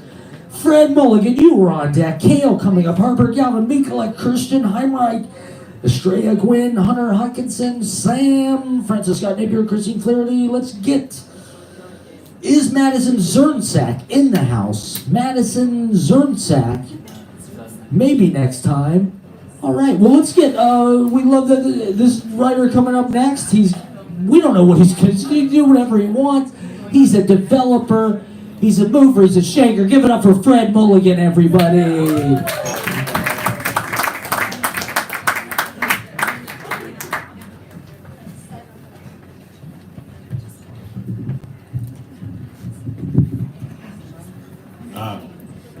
Thank you, Matt. Excellent as always, the best hype man in the business. I am the CEO of a company called Shorter Stories. You should all make an account because it's for writers, and you publish pieces, but you always advertise books. And for the consumer, it then becomes Goodreads because they go through and they mark the books just like Goodreads, and the writers earn money. So it's a publishing platform. But anyway, tonight, Shorter Stories. Tonight I'm going to read just a short dialogue. So I'm actually going to put this back here so I can read two people at the same time. So the first thing I guess is the me character. It's a date, just to give some things. I might write about you one day. Ha! Is that your thing? You want to be a writer? Yes, I replied enthusiastically, expecting to be heralded as an artist. Honey, a writer? Really? You think that impresses me? Around these parts, writers are a dime a dozen. In New York, everyone's a writer. By day, they work as an advertiser, a copywriter, art director, and what are you by day? A developer? Please, tell me this. Have you even written anything good? Or do you just call yourself a writer? So you wouldn't want to be a character if I wrote about you one day? I'm a character in plenty of stories.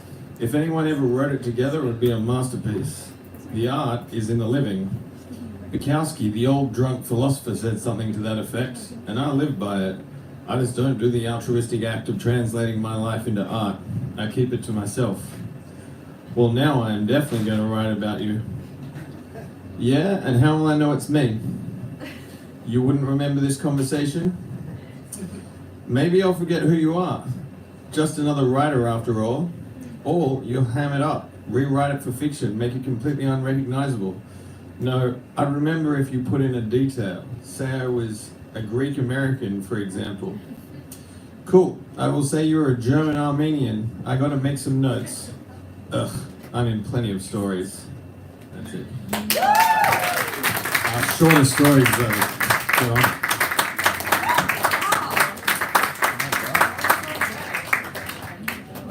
Love that ingenious method of differentiating the characters. What a not cringe way to do that. Everybody's doing this and then they're doing this. Give it up for Fred Mulligan, everybody. Wonderful dialogue piece.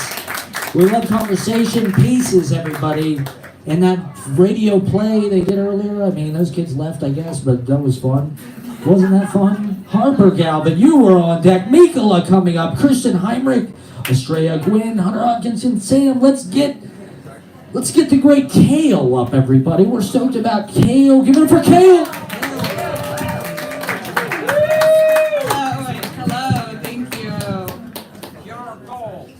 What? It's pure gold. Pure gold. Thank you already. I make gold, baby. Hi, I'm Kail. Thank you. Hey. Yeah. I was gonna use the bathroom right before this, but then I put the lid down with my foot. You know what? Does anybody do that? Yeah. And then the whole lid fell off. So I got a lot of anxiety right now because I gotta pee. But I had a moment earlier on the train while I was waiting for the train.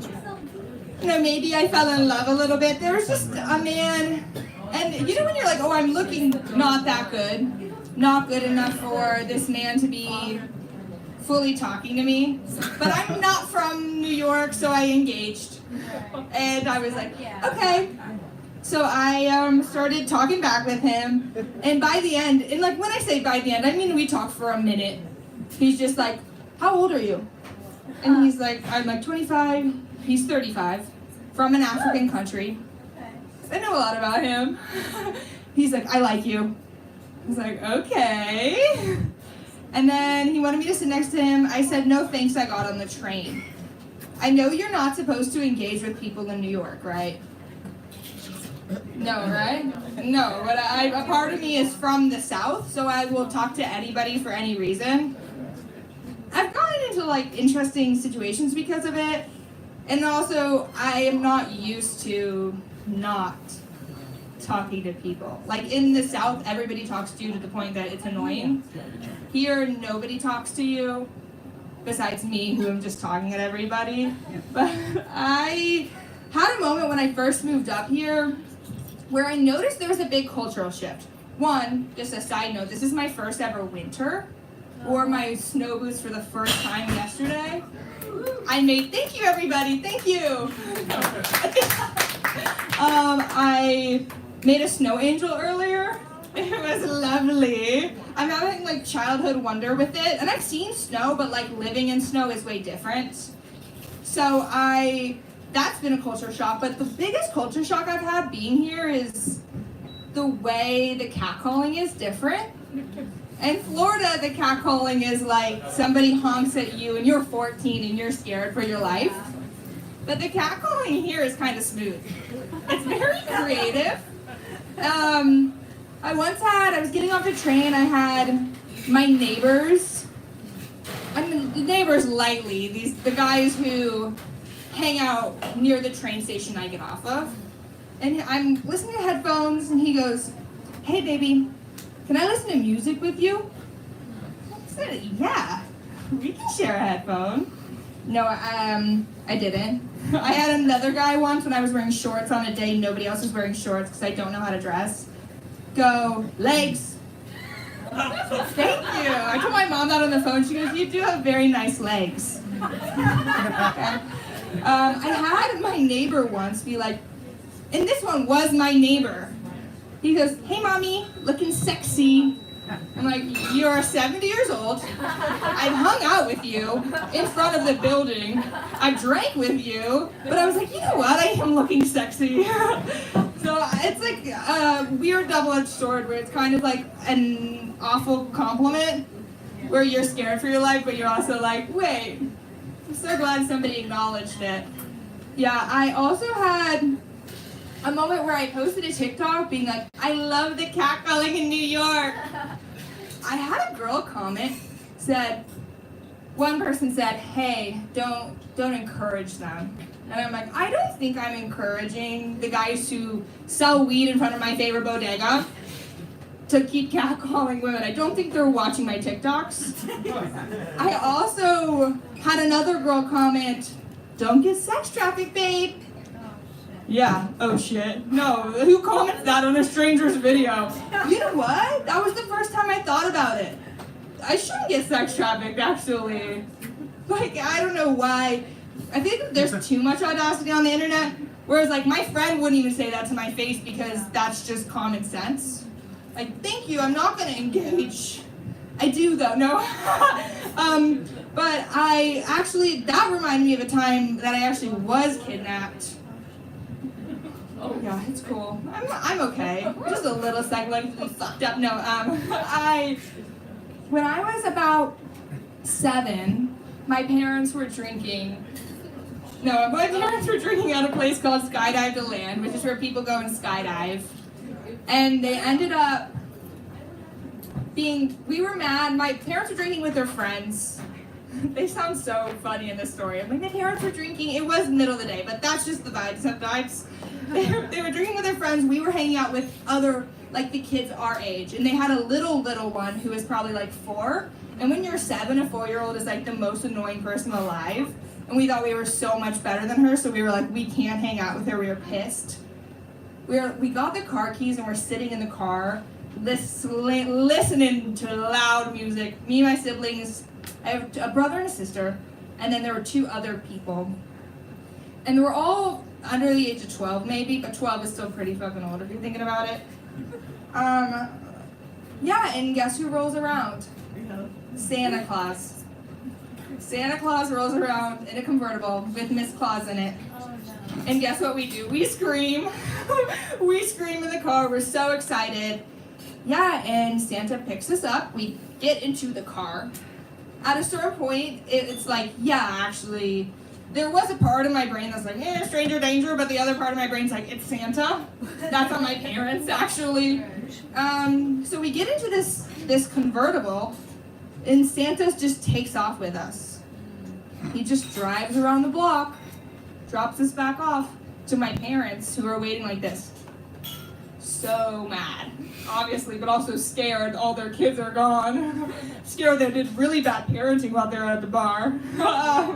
But yeah, we got an icy after that, after we got lectured for getting into Santa's car. I don't even think that's our fault.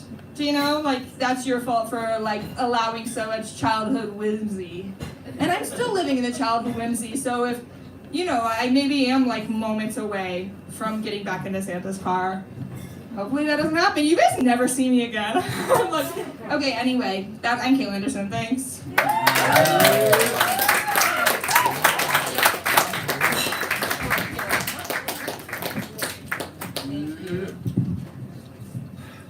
Kidnapped by Santa Claus, everybody. Kail Anderson. Give it up, give it up.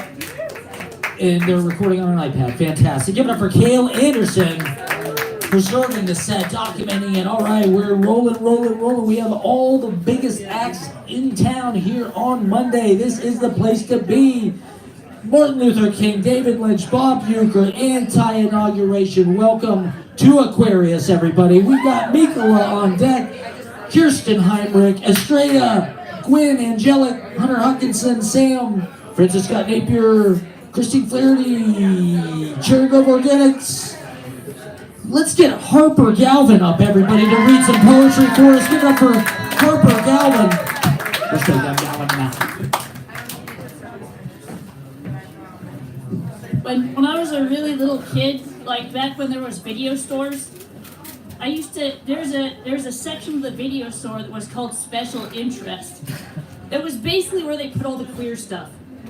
But I used to just go in there when I was like a really little kid and just stare at the David Lynch and John Waters movies. And my mom would always be like, those movies are about horrible people doing horrible things to each other. But they turned out to be more like real life than anything else in the video store. I've been writing some really short poems, so I'm gonna do that, I think, tonight. Most of these are from my book, The Three Einsteins. This one's called Victorian Ladies. If a well-dressed Victorian lady burst out of the floor in your basement and said, "Excuse me, can I ask you a question? Would you call poison control about the bottle of Robitussin you just drank? Would poison control call you and tell you you're smart and your hair looks good? Because I would. You should take off your shirt." This one is called The Way Things Are Going. I'm intensely ashamed that I'm not developing a vaccine, but there's no specific disease I want to prevent. I try at least not to create any new diseases, but the way things are going, I probably will. Don't even get me started on the way things are going. This morning, I learned that all living things die one day. Then I cut up a potato, and there was a muffin inside it. This is called Moving and Breathing. To have no mouth seems catastrophically irresponsible. Like that dream in which I'm able to explain to the police why I'm wearing nothing but a pillowcase. Whereas having no head seems like a wise relinquishment of responsibility. Like the dream in which I decide not to perform surgery because I'm not a doctor. Alas, when I wake up, I'm always halfway done operating. This is called How One Thing Fits Into Another. I've always had a poor understanding of how one thing fits into another. As a child, I thought Santa Claus was a property of chimneys, ate fortune cookies whole, and was phobic of sleeping bags. For some reason, the hardest thing for me has been to differentiate between coffins and hot dog buns. I apologize in advance for my behavior at your barbecue and/or funeral.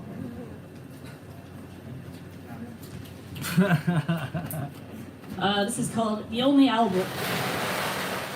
This is the perfect album to make out to, until the slaughterhouse noises, the balloon squeaking, and the William Shatner monologue.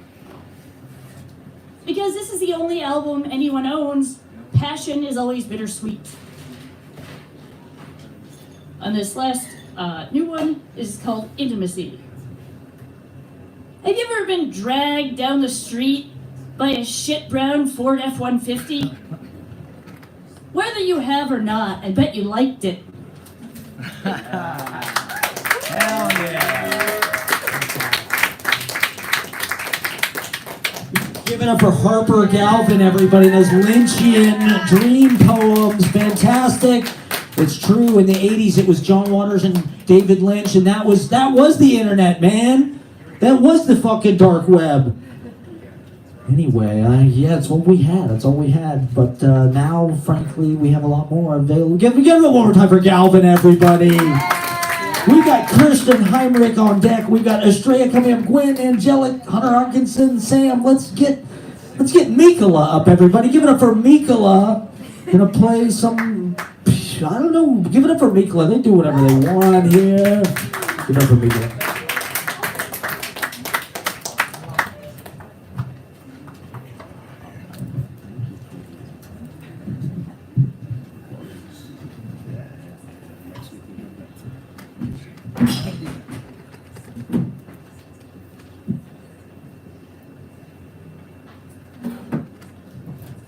Hey guys, my name is Mykola. I'm a Ukrainian singer-songwriter, and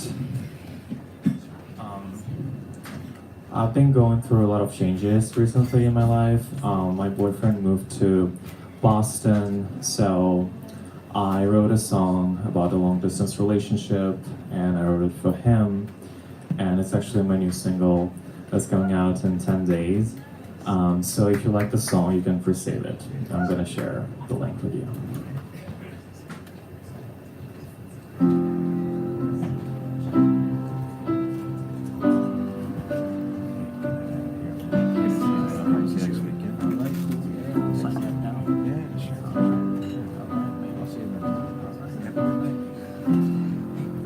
When you walk away, it hurts. But I know I'll feel better. You like the moonlight on the earth. The sunlight in December. I know the only way to make it work this time is being patient, and I know that we both are. I wanna feel you touch your kisses all the time. Baby, we're a summer storm, a winter calm. We are a hurricane in Florida, 100 Fahrenheit. Take me out and hold me tight, let's have some fun. We're young and beautiful tonight, tonight.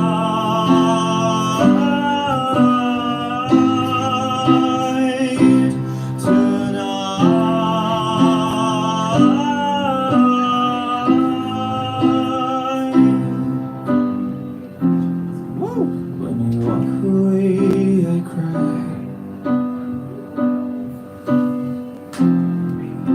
But I know I'll feel better. You like the moonlight in the sky, a snowflake in December. The only way to make it work this time is being patient, and I know that we both are. I wanna feel you touch your kisses all the time. Baby, we're a summer storm, a winter calm. We are a hurricane in Florida, 100 Fahrenheit. Take me out and hold me tight, let's have some fun. We're young and beautiful tonight, tonight.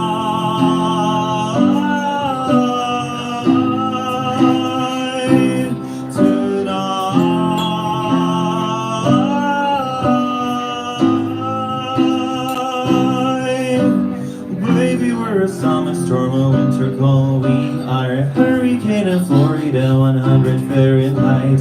Take me out and hold me tight, let's have some fun. We're young and beautiful tonight. When you walk away, it hurts. But I know I'll feel better. You like the moonlight on the earth, the sunlight in December.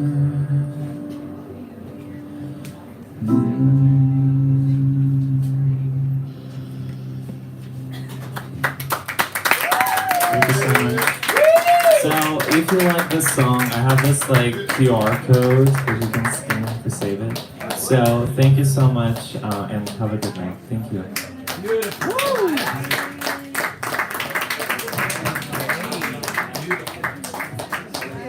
Give it up for mykola, everybody. That was really beautiful. Fucking sounded great. This piano kind of jacked, but you couldn't even tell because that was so silky smooth and beautiful. Give it up for mykola. And the vocals really sounded nice. And it is cold out there tonight, everybody. Thank you for spending it with us. I know the Q train is all jacked up, so I'm looking forward to that, dealing with the polar vortex. Am I right? I mean, it's crazy out there. It's life-threatening is how cold it is. Exactly. What? Oregon! I gotta head over to Bend, Oregon! Go to Lipkin! All right. Estrella, you were on deck. Gwen, Angelic, Hunter Hodkinson, Sam, Francis Scott Napier, Christine Flairity. Is there Kirsten Heimrich out there? All right, give it up for Kirsten, everybody. Hello, everybody. This is also my first time reading anything in front of anyone. So, tonight. Oh, very inspiring. I'm going to share a few poems that I have written about dealing with grief. My dad died, which sucked. Maybe there's some other folks here who have lost a parent and might relate. Yeah? Okay. Yeah. It's kind of a shitty club to be part of, but we're here. We're here for it. But yes, here's the first one. I looked for you on Google Earth today. Dragged the cursor along our old street, breath caught on the familiar trees and blue shutters. Your car was in the driveway still, whole and uncrumpled. I looked for you in the darkened windows of the house. I tried to get closer. You used to stand there as the cars passed, make your calls.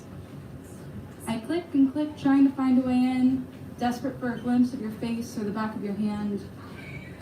The seasons change as I circle the house. Summer comes, winter comes, spring comes. Time is not linear here. Your car is gone by now. I keep looking though, waiting for the data to repopulate, waiting for you to step out of the door, wave me inside.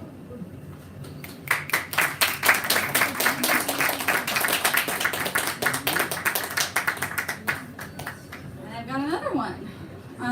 This one is inspired by a poem by Ross Gay. It was inspired by a poem by Gwendolyn Brooks. You might know it. It's called My Color is Green, I Am Spring. No matter the ships sink, no matter the lemon trees die in Virginia's winter, it's true that grief will find us, seek us out in our warm homes and lush gardens. Grief does not spare the living. Look at the flowers in the patch of rot. Look at the vulture soaring from the carnage. Loss begets life somehow. And so we learn from the mushrooms and the scavengers to mold our grief into new shapes. And we pay homage to the buds on the branches at the beginning of March.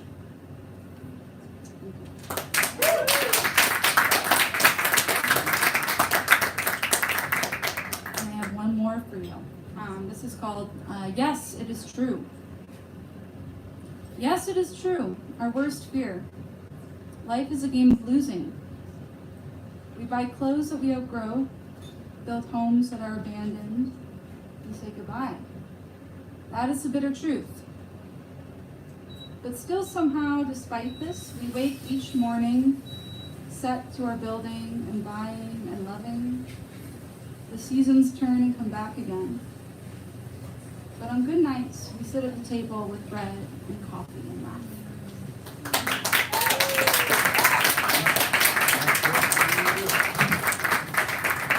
First reading ever anywhere. Thank you. Give it up, give it up, give it up for Kirsten, everybody. That was fantastic.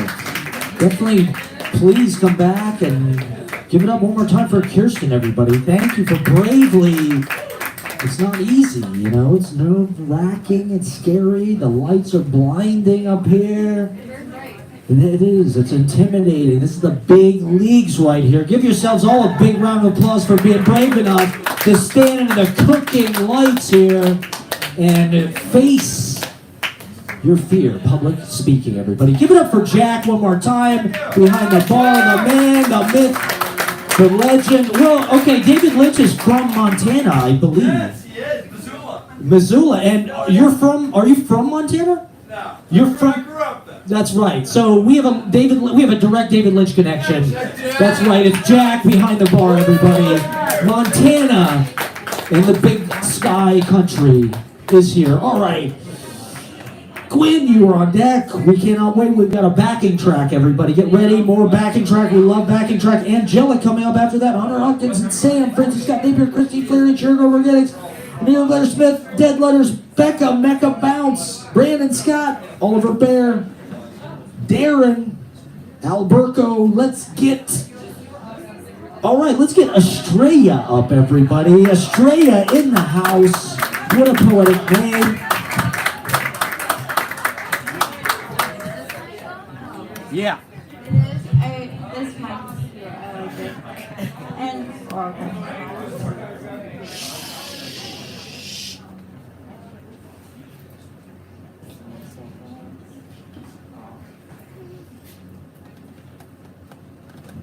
Hi, I'm Estrella. Nice to meet everyone, even though I could barely see anyone. We see you? Thanks. Yeah. That's how the lighting works. I'm gonna read something I wrote. It's a commuting thought, and I titled it Youth. Very fitting for tonight. We're celebrating life and death. Okay, here it goes. Sometimes I don't make any sense. That is a lot of the time, actually. Every time I want to call it love, it's a trauma bond, really. Wind blowing my ever-changing colored hair in front of my face, I see myself in the reflection of a window. I use beauty. Use it to my advantage, right? Before time takes it away. Thank you. Going further down. Okay. Thank you. Fantastic. Thank you.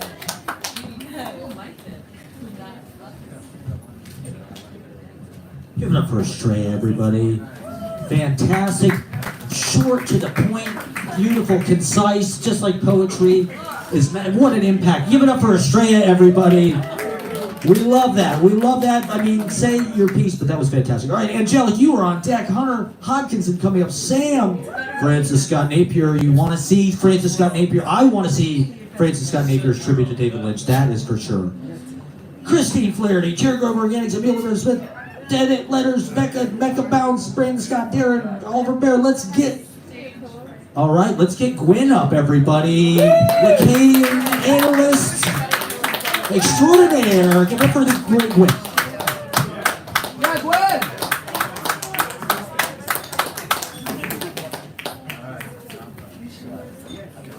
Are you ready for the music, or just let me know? Well, yeah, in 1 second, Okay. I'll give you a hand signal. Okay.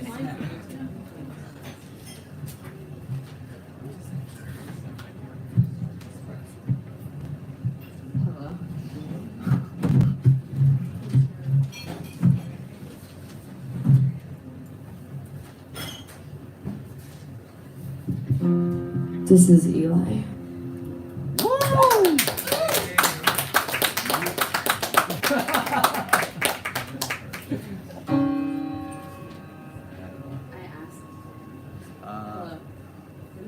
Flick it on. Is it? The mic. Okay. I asked Eli to come, and I had to ask him to stay.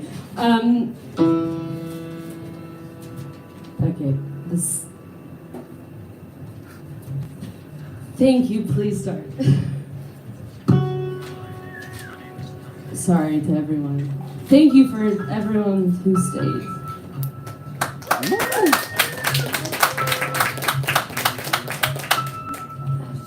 This is. And I never got a college education. I still live with my parents and don't drive because I'm too afraid to. I haven't really accomplished anything. The biggest thing about this kind of I isolation never dated. is that it gives me so much time to reflect on myself and figure And I things out. spend too many hours on the internet. That's a good thing because Disco fan. I've had this space to really understand what's for me and what isn't. Who is for me I don't have social and media who because isn't. I have nothing to show off. When you experience the It's all silence wrong. that It's comes embarrassing. from I don't want having anyone to know about it. I don't put much effort into it. I feel humiliated by it, but I can't stop. I'm jealous of people that can probably chores unperformed, hard. I spent money in the tongues. I want to travel the I world. said that already. I can't even go to the store. Femme-focused, femme-focused, femme-focused. Anxiety rules You my life. cannot have your ADHD I wish I was medication. smarter. Femme-focused mommy issues. People are saying. I feel like an idiot, like I don't have much to contribute to conversations. I'm a leech. I just take up space. I have secrets I'll never share because I'm scared people will hate me, thinking around me. I ask others if they have secrets, and some say no, which makes me Femme-focused daddy issues. I wish I could be Femme-focused open, mommy but I'm issues. uncomfortable doing that. Femme. I can't cook. Femme. People don't understand why I'm stressed when I don't have much responsibility, but they don't get it. I like this Femme. I bored 2 necklaces into tongues. Bore it and bear it. Better be better than. Better be better than. Better be better than. Better. I feel like a loser because I'm None. beautiful. Don't ever say or write or direct towards me in any way the word healing. Take care of It's not real, it doesn't happen. but I don't. We stay I'm broken. selfish. When people tell me their problems, I often don't care. Even though Only I ever think unhealing. that's something I need to change about myself. I've never dated a lie, and I don't even know if I want to anymore. It's like a through the grapevine effect. Like I don't You care start about to things the hear way they see. underneath everything I don't know if what I'm people straight might or blatantly just think about asexual. you. I don't even know who I am. Without a constant stream of Holidays, interactions. the noise, the talking, the music. Kail. It all overwhelms me. Where people directly tell you what's going on in their lives or unintentionally seed you with their ideas about yourself. I've had the opportunity to sit quietly and observe. Like Cape Town, South Africa. But I can't because all of hiding in my room. On the downside, I feel like I've become very socially backward due to this lack of interaction. I'm terrified of driving and people judge me for it. I haven't consistently interacted with people in a long time, apart from occasional one-off encounters. But I don't have a lot. When I do hang out with someone, I get so excited that I feel like I come across as awkward or off-push. Weird followers. I know I need to put myself in more social situations so I can interact with people more, but it's hard. I'm just tired. It's hard. Because I don't get along with a lot of people, and frankly, a lot of people don't. They get on my nerves. Finding valuable social relationships in today's world where everyone is inundated with content and interactions often feel awkward, it's tough. It kind of sucks, but what are you gonna do? Still. Being as isolated as I am has taught me a lot about people. Observing them from a distance has given me a sort of social superpower.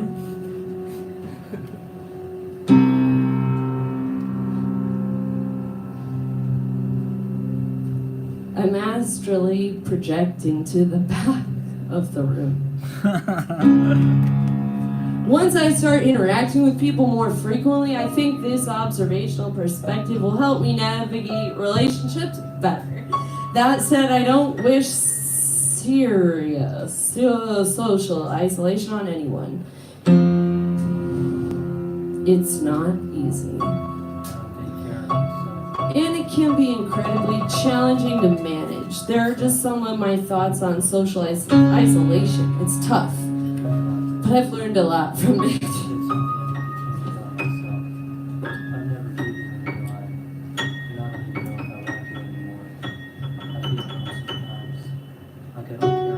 None such, none other, none the less, none the worse, none the worse for, none other than.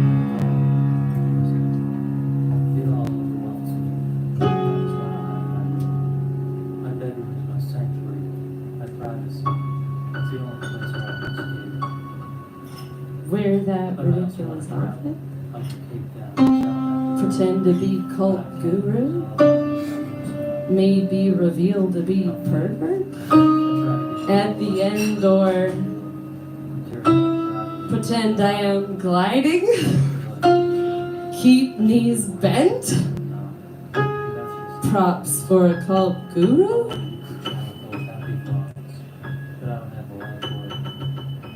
Pregnancy, basketball, and some kind of undershirt or whatever. Poem. I'm trying to do something I've never done up here before. I'm gonna try acting. I can't really act. That's my problem. Maybe I'll share more someday. Thanks for listening.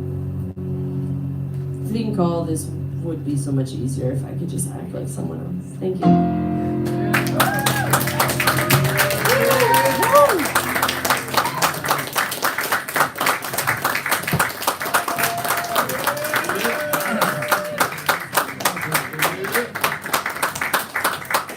Give it up for Gwen, everybody. Thank you for committing to the bit. That was surreal, wonderful, fantastic, sensational. Give it up for Gwen one more time, everybody. And Eli on the piano, everybody. Give it up, give it up. That was fantastic. All right, we're keeping it rolling. We have Hunter Hodkinson on decks. Damn. Francis Scott Napier, Christine Flairity, Cherr Organics, Amelia Blessman, Dead Lettuce, Becca Bounce, Brandon Scott, Darren, Oliver Bear, Alberto, Daniel Green.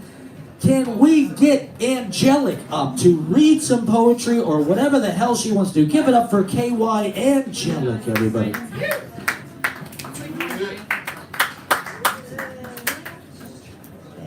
I sent you a track, but I'm going to read something.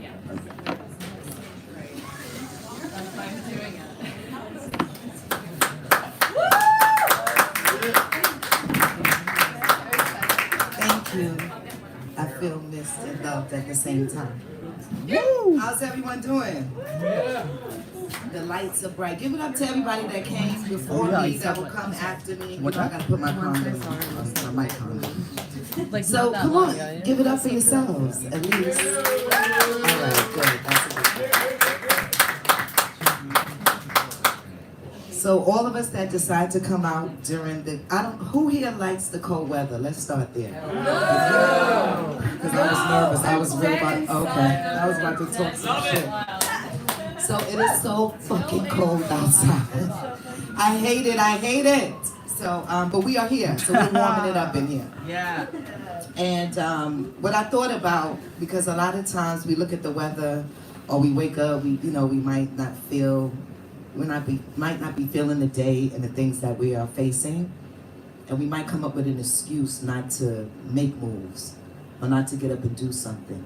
And I just want to encourage you to not be like that, because there's people that came before us that have paved the way for all of us to be in this room here today.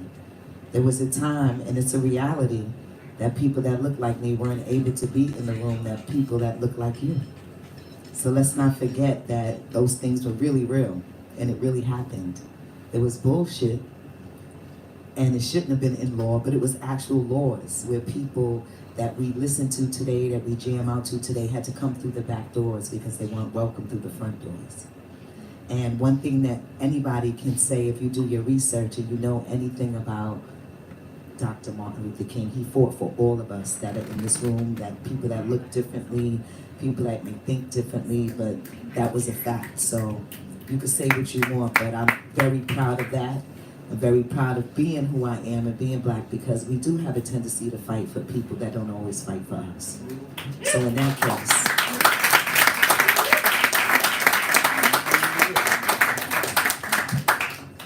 Dr. Martin Luther King Jr., your dream still stands.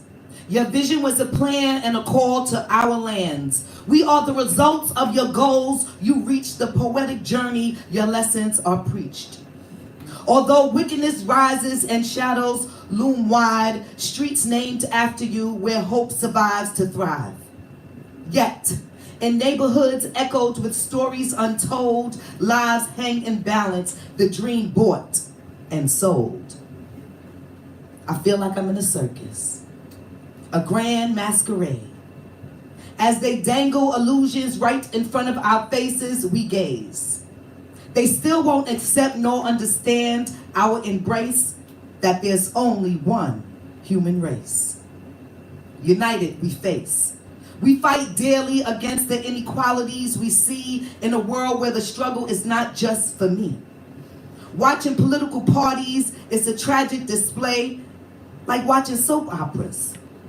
Like all my children with one life to live, because they all need to be in a general hospital. Our streets and hospitals overflow, not just with ill, but with the minds that are twisted, cold hearts standing still. Yet, amidst this chaos, there's hope soaring high, conscious souls rising, reaching for the sky. Dr. King, we are here. Your knowledgeable legacy lives in the hearts of many, that courage it gives. You warned us of the ignorant, those lost in their ways, like Snoop, like dogs, and pretend to be soldiers. Only little boys have no country morals or proper grammar, pretended to be soldiers, just boys in a daze. For celebrities aren't the idols we should seek. They are merely reflections of the truth that is bleak. Falsities that have been bought and sold, the truth shall be told. On this day, we reflect. You weren't slain by a bullet, but a racist Dr. Breen Bland's hateful heart filled with neglect. You see, Dr. Breen Bland blended the silence with choice unwise. Someone else took the blame. Same shit going on present day, repeating history in a negative way. Your life, a beacon, now shines from the skies. Racism, prejudice still run rampant and wild, yet we stand up strong, like a mother to a child. For victory in your dreams shall be won.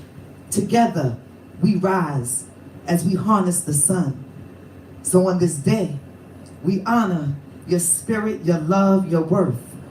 Dr. King Jr., your vision still sings in the heart of many. Hope, love, eternally springs. Guide us from above as we carry the flame. From justice and peace will continue your name.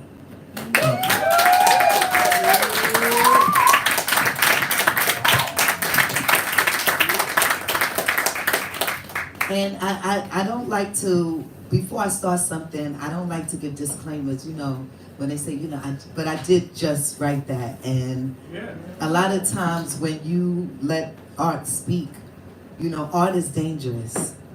And I want to encourage all of you who sometimes get stuck and not sure, all the people that came up here and did it for the first time tonight, do it again tomorrow, do it in your mirror, because words are powerful and they can resonate and help somebody else. So don't stop that. Now this one is an oldie but goodie for me. But I realize when I come here, I need to start doing things that are available just in case you want to hear me when it's not a Monday, right? Okay, I'm ready. Thank you, Matt. Oh, I didn't even shout out to Matt tonight. Matt, we love you. Where's my favorite bartender? Oh, there he is, my favorite bartender. I do love them, sorry.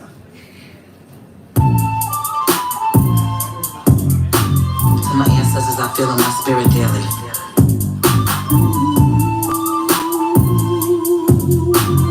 Ladybug, ladybug, ladybug. To my ancestors, I feel in my spirit daily. To my ancestors, I feel in my spirit daily. I saw a ladybug crawling on my wall today. I said, hey ladybug, how'd you get your claim to fame? I mean, who gave you your name? With your red skin, your sexy black dots, perfectly placed, all in the right spots, crawling and flying around like you do. You know it is the beauty in you that make others have no clue how much we actually have in common. But I got a question for you, ladybug. How do you withstand? Is it in front or behind your man? treated unfairly because of your red skin and your sexy black dots? As an African American woman, I am constantly put on the spot. Ladybug, have you ever been called out your name like bitch or hoe to describe your assertiveness? I mean, do they ever say you're insane for using your brain? Ladybugs, can we hang? I mean, is your world a better place for women of color? Tell me, Ladybug, cause I really need to know. Now, Ladybug, let's get real deep. Have you ever been raped, whipped, scorned, chastised, criticized, dehumanized, or terrorized? I said, have you been raped, whipped, scorned, chastised, criticized, dehumanized, or terrorized?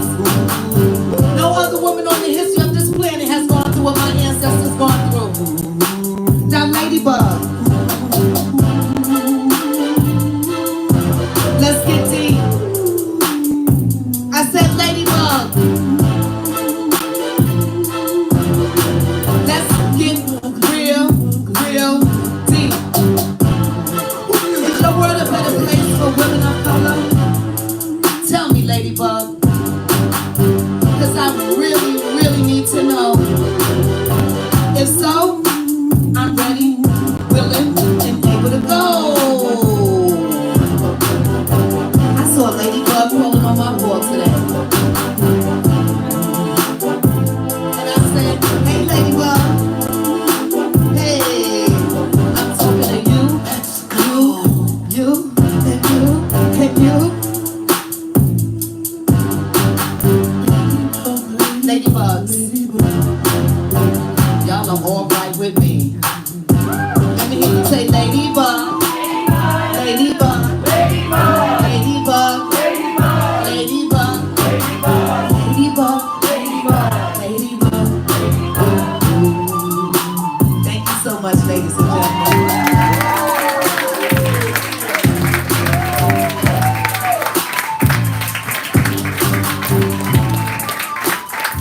Love you, Matt.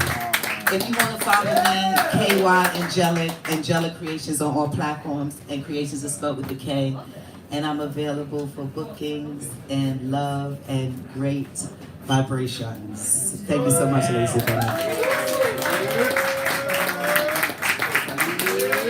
Give it up for KY Angelic, everybody. Fantastic. So talented. Oh my God. Beautiful. Powerful. What a powerful night. Give yourselves all a big round of applause. Give it up one more time for Angelic here, Martin Luther King Day. What a powerful day it has been.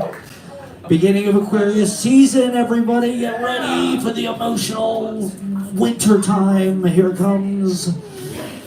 All right, Sam, you were on deck. Francis Scott Napier coming up. Christine Flairity, Cherr Organics, Amelia Smith, Dead Letters, Mecca Bounce. Brandon Scott, give it up for Hunter Hodkinson, everybody. Hunter Hodkinson, gonna read for us. We're still giving up for Hunter Hodkinson. That was so amazing. I just want to be stuck in my head all night. Higher? I'm just gonna crouch because I can't. Yeah, I'm gonna hold it. Yes. Okay, so apparently like Trump had like a executive order that was like only like male and female. That's it. And it's like whatever. It's like whatever. I know who I am. So this is like something I just like wrote kind of recently. It's called "To the Man Who Pissed Before Me." You saw me and thought, this is your excuse to turn the seat golden. Or maybe you do that regardless. Maybe you have shit aim. But alas, someone who I suspect needs to sit down to pee comes up behind me in the bathroom line. How can I compliment her skirt and not clean up the mess a man left before me? She'll think it's me. Girl, I know what I give. she'll be thinking the exact same thing about me, and I don't even care that she'll see me as a man. I'd rather be a man than a man who pisses on the seat. Period. This next one I wrote like when I was on ecstasy. I was feeling very compassionate. I don't even know. Like I had a bleeding heart. And it's called yeah. It's called I Want to Do a Lot of Things Right Now. Reach inside myself, find some flowers to give. No, I rarely have $1. You're asking a broke-ass bitch. I wish I had a signal, subtle way of telling the cold and hungry that I'm legitimately not the one. No more questions, no more asking for spare change. You'll just know instantly that what you're getting yourself into. Stop the endless disappointment of never being able to help each other, being kind in a truly unkind society. A prison with every possible escape route meticulously foiled, systematically making us all thinking we're the chosen ones. We'll die with mirrors in our hands, and when that day comes, the money, the ghosts of my wallet, it's all yours. I only request beneath the rare coins and old receipt paper that you'll take that little plastic card formerly known as identification and tell someone what happened, someone who loved me.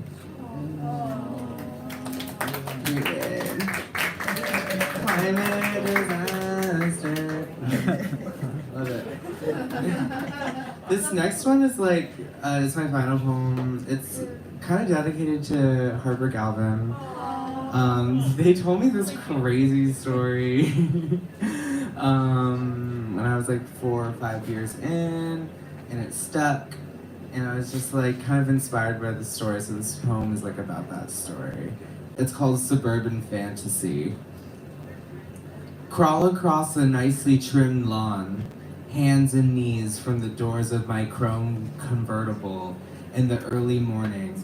I beg to clean your boots with my tongue, offer to pay extra to kiss your, quote, smelly size 13s. Can we do this in the privacy of your own home? My girlfriend's asleep in there, dude. Hurry up and come, loser. Yeah, that's right. Make a mess out of what God gave you. Deliver your oppression on a fancy platter for all the world to see. Shame useless in this light. Suck on an entire big toe. Notice an early dog walker across the street, slowly creeping by, unsure if she's seeing what she's really seeing. Thank you.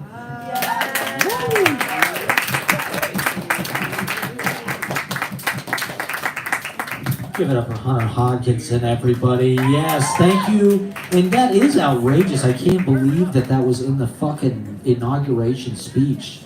That's insane. That is absolutely insane. Give it up one more time for Hunter Hodkinson, everybody. Thank you for pointing that out. All right, we're keeping it rolling. We've got a lot of great acts to go. Francis Scott Napier on deck, everybody. Get ready for Francis Scott Napier. Christine Flairity coming up. Cherry Grove Organics. Amelia Smith, Death Letters, Becca, Mecca Bounce. Brandon Scott, Darren, Oliver Bear, Alberto, Daniel Green. Let's get Sam up. He's going to do some music for us. Give it up for Sam, everybody.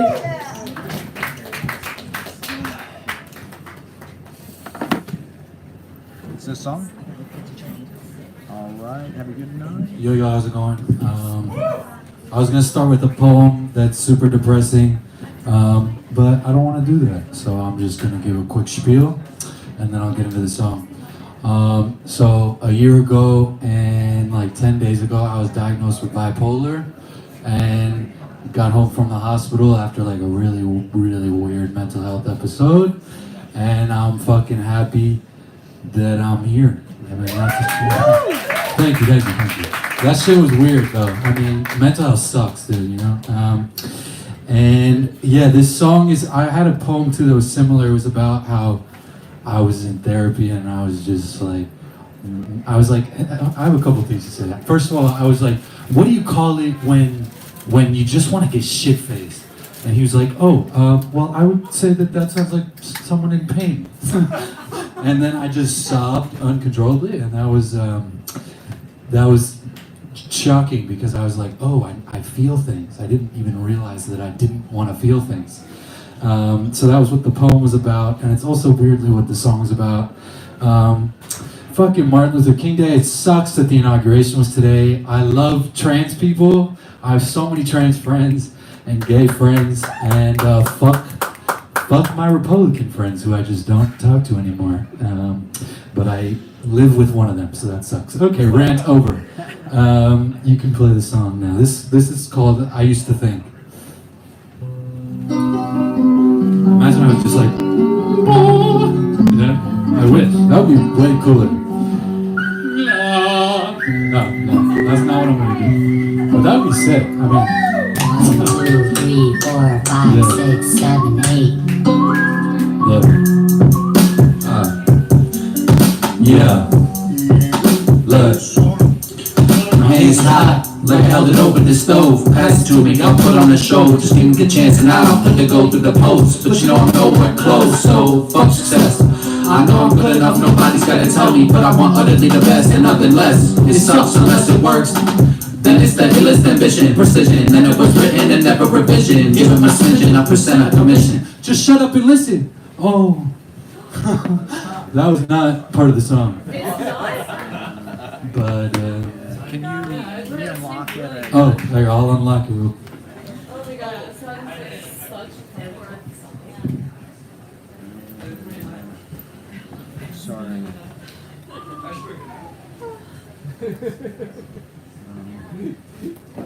Yeah, it sucks. You just gotta hold it. Skip a little bit. My hand is hot, like I held it over the stove. Pass it to me, go put on the show. Just give me a chance and I'll put it go through the post. But you know I'm nowhere close, so fuck success. I know I'm good enough, nobody's gotta tell me. But I want utterly the best and nothing less. It sucks unless it works.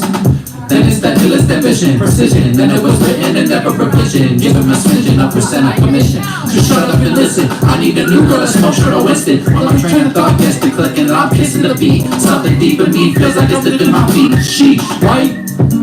I used to think, why would you give me the keys? Now I know it's cause I speed like angel dust. Let me dangerous, y'all can't hang with us. So don't say what up, and I'm my favorite one. I say it just solo, fuck a promo. No code to go by, bring me my snow by the boat though. Oh no. Yo. I used to think, now I just break. I'm pumping on trees till I don't feel a thing. I think I need my bars and repeat like Harper and Green. I used to think, now I just break. I'm pumping on trees till I don't feel a thing. I think I need is just I used to think, now I just break. I'm pumping on trees, I don't feel a thing. I quit smoking weed, by the way. It's just about that. SAM had to change my train of thought like trans cause I'm elevated to be cafe for the next stop, guy. Yeah. The 1, 2, 3, 4, 5, 6, 7, I'm 88. Can't understand, it's okay. I'm the hand that I saw for hey, wait, what did he say? Replay, like rest these days. My flow's so nice, sell it on eBay. Please take care, pay attention, air of arrogance, but I'm wearing them like cologne hair on my head. I'm standing again, like up straight. I like that I just gave up though. That's why I kept it. No, it's like a nice thing. Hey, wait, what did he say? Replay. Yeah, this is not what these days. So nice, sell it on eBay. I think that if I just fix things, I think a lot. You know? I used to think the thing, now I just break. I used to think. But the problem is that I can't stop thinking. So really, I just need to learn how to deal with it instead of just trying not to think. Because I think a lot. Thank God, because there are people who don't think, and they suck. Anyways, they suck. And I like thinking. Yeah. 1, 2, 3, 4, 5, 6, 7, 8. That's it. Thanks. It's got a little outro. It's okay, you can play it, but I say like thanks for listening. Have a good night. Anyway, that's me. You know, you can follow me on social media, but just come and talk to me. I'm a nice guy. All right, thank you. Yeah.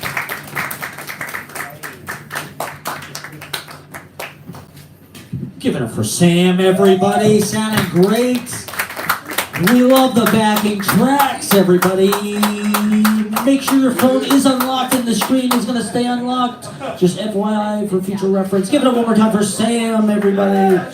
We have Christine Flairity on deck. Great musician. We're excited. Cherry Grove Organics coming up, everybody. Amelia Blair Smith, Dead Letters, Becca, Mecca Bounce, Brandon Scott. Let's get all right. We're very excited about this next act.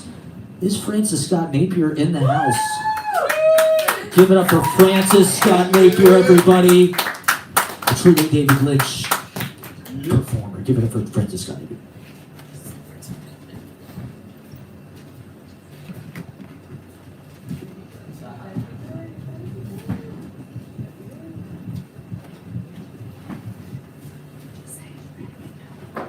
Hi, I'm Francis. I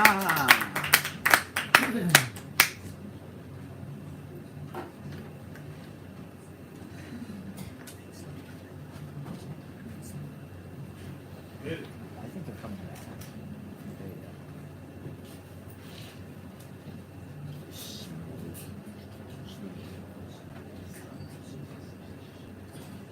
He knew that if he told no one, he would stay endlessly isolated and divided against himself.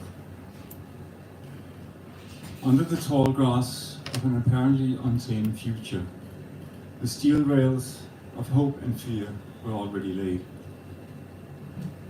What he suddenly couldn't bear, with every cell in his body, was to act out a destiny already prepared for him by his past.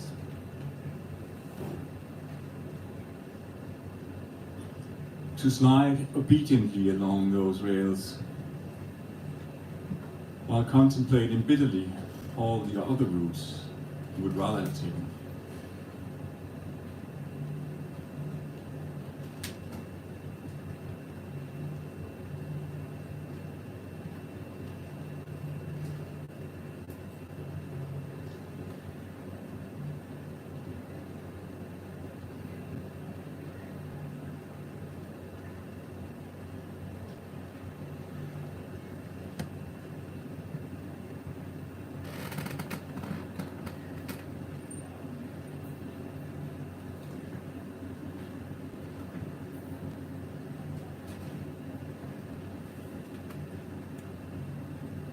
In New York, he passed a red and white funnel next to some roadworks, spewing steam into the cold air. It felt nostalgic and significant, but left him in a state of nebulous intensity, not knowing whether the thing he was remembering was from a film, a book, or his own life. What could he do but to accept the disturbing extent to which memory is fiction, and to hope that the fiction is at the service of a truth less richly represented by the original facts?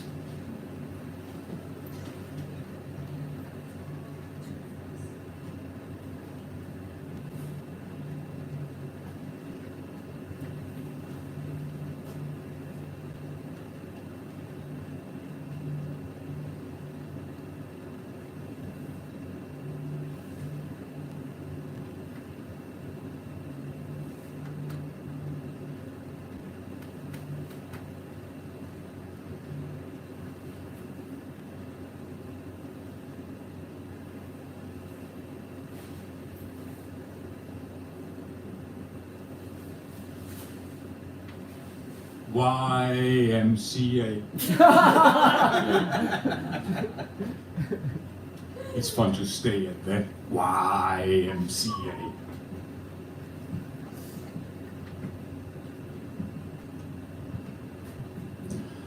I always get on late here. So I never quite know what to put in front of the audience, because the audience is mostly always the other performance. And Don't play Maz. what do you say? What? I mean, don't play Maz. Okay.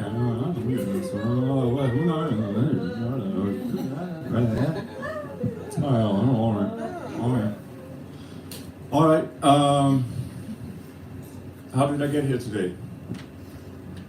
I'm currently in a situation at my sister's couch in a house, 3.5 hours from here, so that's halfway to Toronto. I didn't have a car this morning, and I had written that I was gonna come on. My car was at the shop, so I was on the top of a mountain. The shop is half an hour's drive away. What do? Nobody can give me a lift. Everyone has a job. My only job is to come here.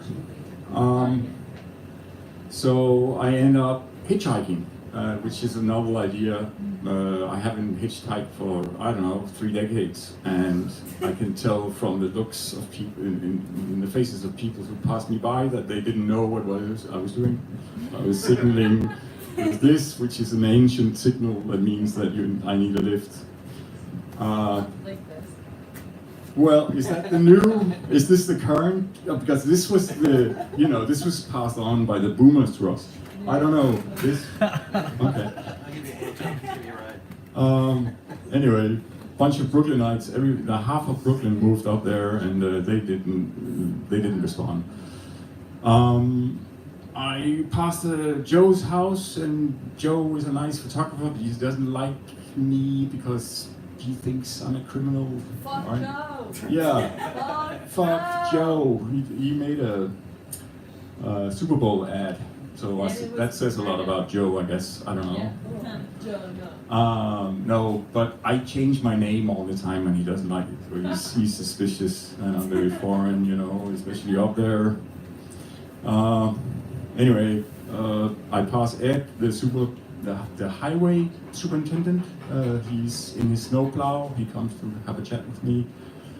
I hitchhike. Well, Ed could have given me a lift, but he was on official duty. So I continued down the mountain and came down to East Bramley, and then I got onto Lee Hollow, and then I walked some more, and then a nice Canadian lady, a friend of Joe's actually, turns out, picked me up. So that was a success. I was quite pleased with myself and the whole contract between people and all that. I told her my new name, the name that Joe doesn't know, so because she was curious about me. My new name is, the current one is Francis. Anyway, I got onto a bigger road, the 28, and there a guy with 6 kids who likes his time in his car took me. He says normally he wouldn't take hitchhikers, but I don't know. The fact is that it was snowing heavily. We were in the Catskills. He only wants to take me to Delhi, which is the bigger town nearby, and but we have such a good conversation that he takes me all the way to Tracy's shop, and I get the car. So this is still today. This is how I'm getting here. Still not in my car. Yes. So I get in at Tracy's. I get in my car. I get on the 28. I can only drive very slow because it's snowing heavily. It's 2-wheel drive, and after 2 hours, I get on the 87 south, and I get to the first toll booth, and that's before crossing into New Jersey. And that's where the toll booth is, where my license plates get into play because they're Mexican and they're fictional. So it takes a picture of the license plate, and then this letter that they purportedly make goes somewhere in Mexico to an address I once had there. And the good thing about the toll booth is the snow situation is that my face is not clear because I can't. There's so low visibility.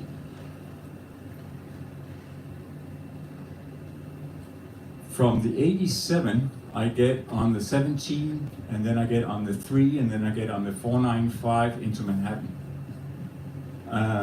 Just before I get into the Lincoln Tunnel, the traffic warden is yelling at me, "Hey, are those plates legit?" And I yell up, I'm like, "Yeah!"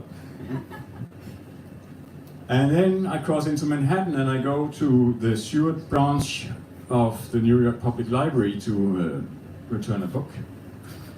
And I return the book, come back to the car and see there's, and this is still today, is me getting here, there's a policeman next to my car and he's writing down the numbers of my Mexican license plates.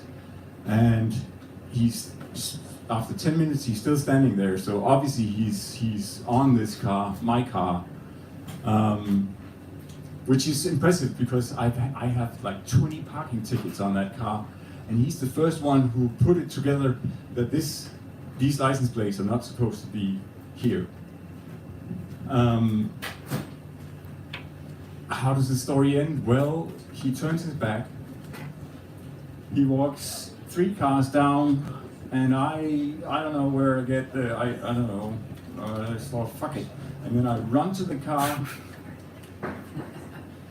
into the driver's seat, and I tear off with the guy running after me, and now I'm thinking, what? Well, you know, he would have probably phoned this in. They have the numbers. I don't know.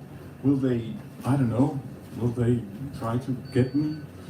Anyway, this was the story, and it's a straight story. I tried to tell a straight story, and that was my tribute to David Lynch, because that film never gets a mention anywhere.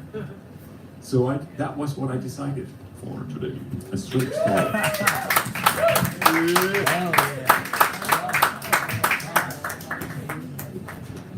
A straight story from Francis Scott Napier. That was like fucking a David Lynch movie. Hitchhiking and the Mexican license plate and the parking tickets.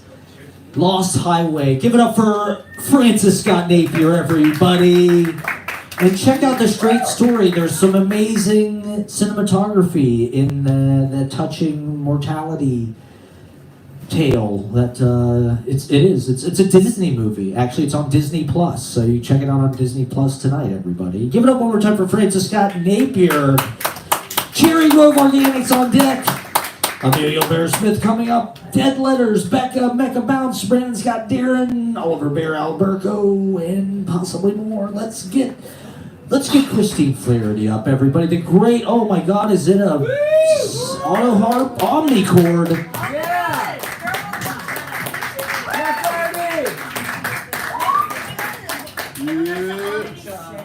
Oh my God, slay. Oh, that one, yeah.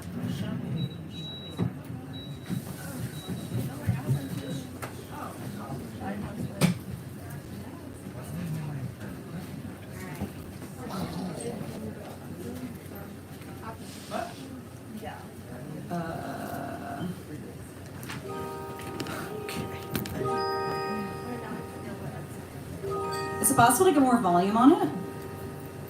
Yay! No? Okay. That's why I test.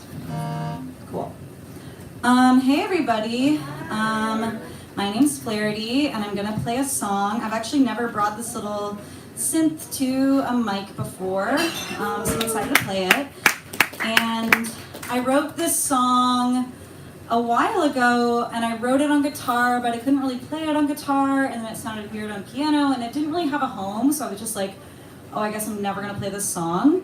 But I think it fits on here, and it's about overdoing it. Cool. So I tried to be polite. I told you to leave, to shattered to white lies. Be nice. And I'd wait, empty-eyed, a tethered truth, a stranger to you, it's fine. I'm fine. I'm fine. I'm keeping my string tight.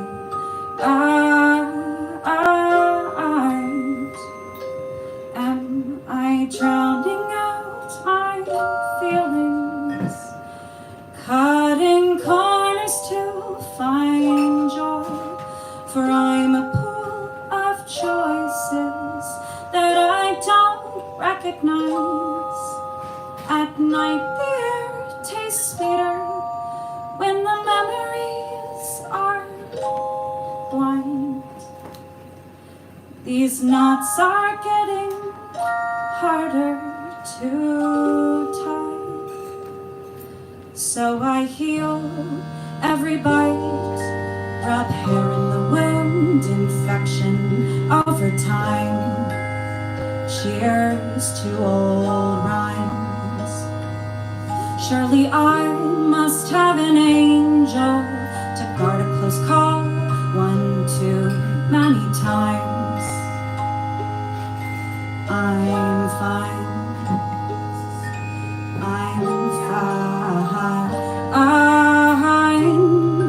I'm keeping my string tight. And I drowning out my feelings, cutting corners to find joy, for I'm a pool of choices that I don't recognize. At night the air tastes sweeter when the memories are blind. These knots are getting harder to tie. Do people even like me? Am I just paranoid? My rear view is obstructed in all these colored lights. A lover for my ego, till the romance turns unkind. These knots are getting harder to tie. Thanks, everyone. I've been Flairity, and you can find me on Instagram. Spotify soon, but Instagram.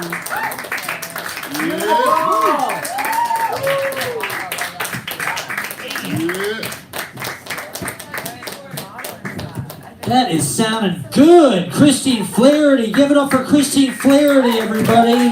Candy colored clown. Wow, that was fantastic on the omnichord. Really smooth. Give it up one more time for Christine Flairity, everybody. That omnichord. Wow, what a beautiful, beautiful performance. Thank you for doing it. Give it up for Christine Flairity. Give it up for Jack behind the bar, everybody. Keeping you getting sauced here on Monday, everybody. Dr. Martin Luther King, David Lynch birthday, Bob Uecher, anti-inauguration. Welcome to Aquarius season, everybody. We're keeping it going. We have Amelia Blair Smith on deck. Dead Letters coming up. Becca, Mecca Bounce, Brandon Scott, Darren, Oliver, Bear, Al, Burko. Just an embarrassment of riches here. And this is a fucking party, man. We're partying. Let's get Cherry Grove Organics to just rip this place apart. Whatever he wants to do, he doesn't have to do it.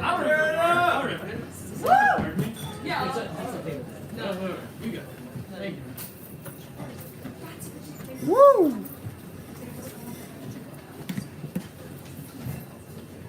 Guys, is this a safe place? No! It's not. Can I be completely honest? I don't really know who David Lynch is. Woo! It's okay. I'll date you and you'll find out. I've already been talking about him, and he seems like a cool guy, I guess. How old are you again? I'm 24. Oh, that's okay. It's okay. Try the Garmin Bosey. Man, I wish I could play along with the references you're yelling at me. I still don't know who David Lynch is. Going for a joyride. Yeah, yes, Matt Proctor. Well, organic. Pabst Blue Ribbon. He doesn't need to know. Pabst Blue Ribbon, that's a beer. Is that also a David Lynch thing? I'm Cherry Grove Organics. I write and perform music. I got a couple tunes for you today. I hope they're new. One of them is. First one isn't. This one is called. I don't remember what I called it, but it's the first one. All right.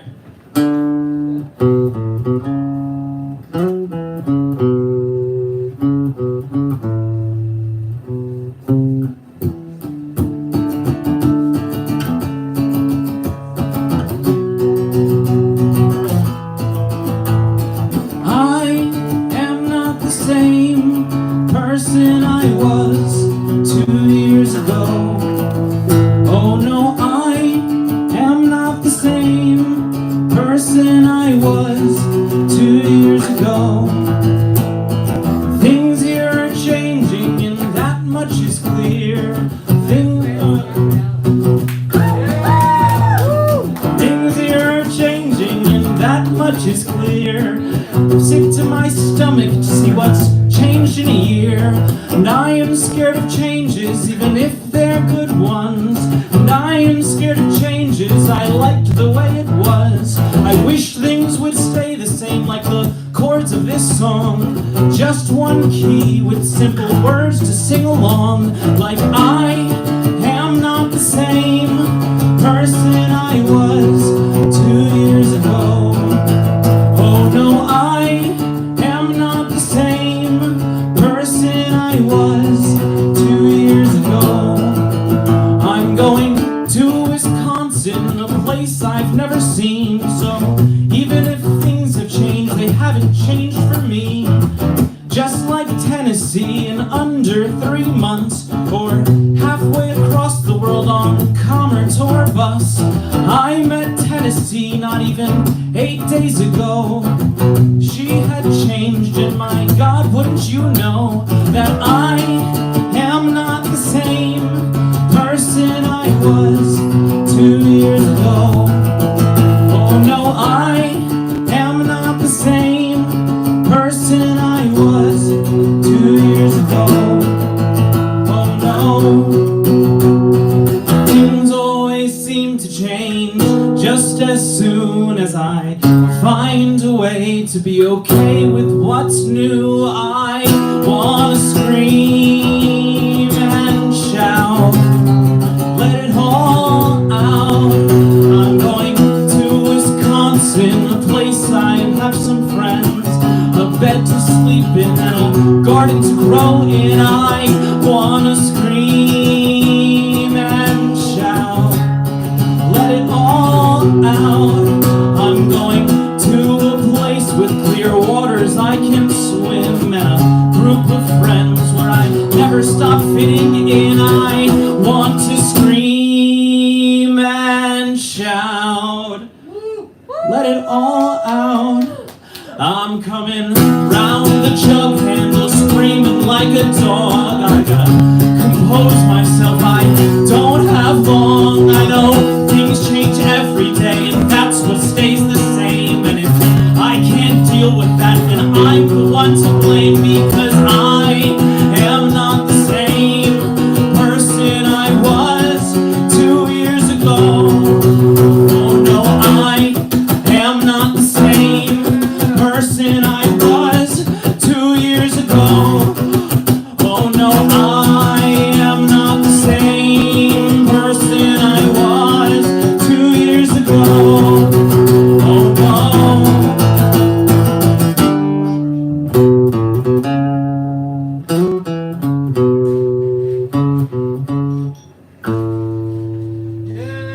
Thank you. Cool. That one, that's the best it's come out. I finally figured out how to sing it. I was always too high or too low. Now it's good. I'm sure you all heard. Cool. No, right where it was is good. Don't worry. I'll do the singing. I'm good. I got it. This next one's the newest one. I actually don't have a name for it. I didn't forget this time.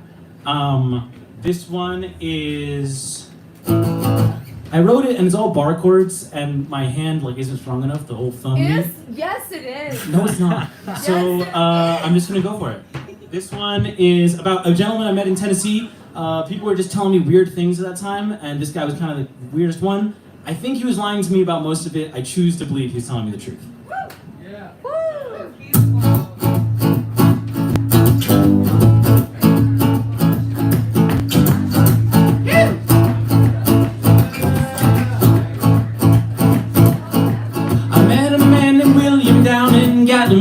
And all the stories he told me were completely absurd, like how he met a great white albino bear and he knew where to find her at the Rainbow Falls Trail. Old William landed here off of a Greyhound bus and he missed his last call, but he wasn't in a rush, so he stuck around until the modern day, to this exact very moment, just to hear me say. And he said, back when things were exciting, back when things were cool, oh, back when things were exciting and so unusual.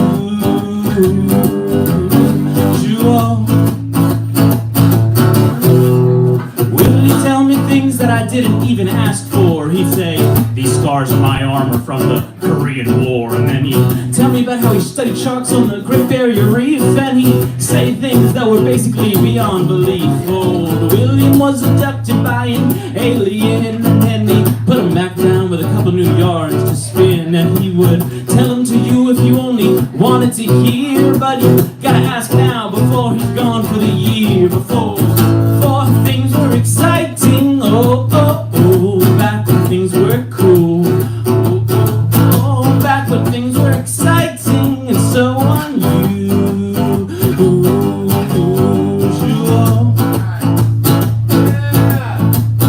Back when we'd find fields of ginseng and weed, and fireflies gave us all the light that we need. We had insects flying and beautiful sights all around, and tons of new friends we didn't know were waiting to be found.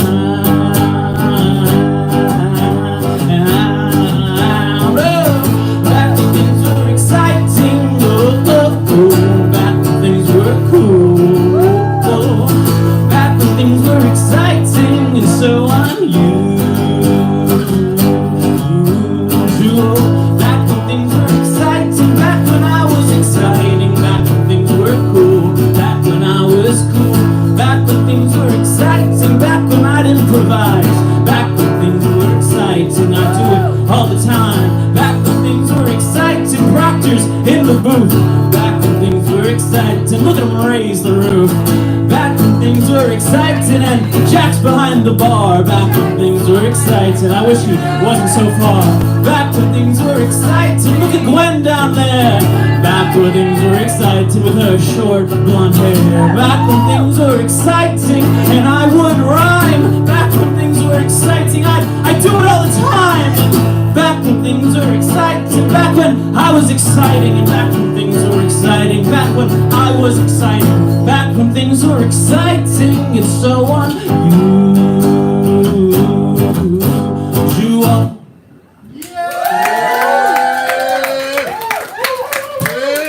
Thanks. That was about William. I'm Cherry Grove Organics. Thank you for listening. Give me a follow Spotify. I don't know. Thank you.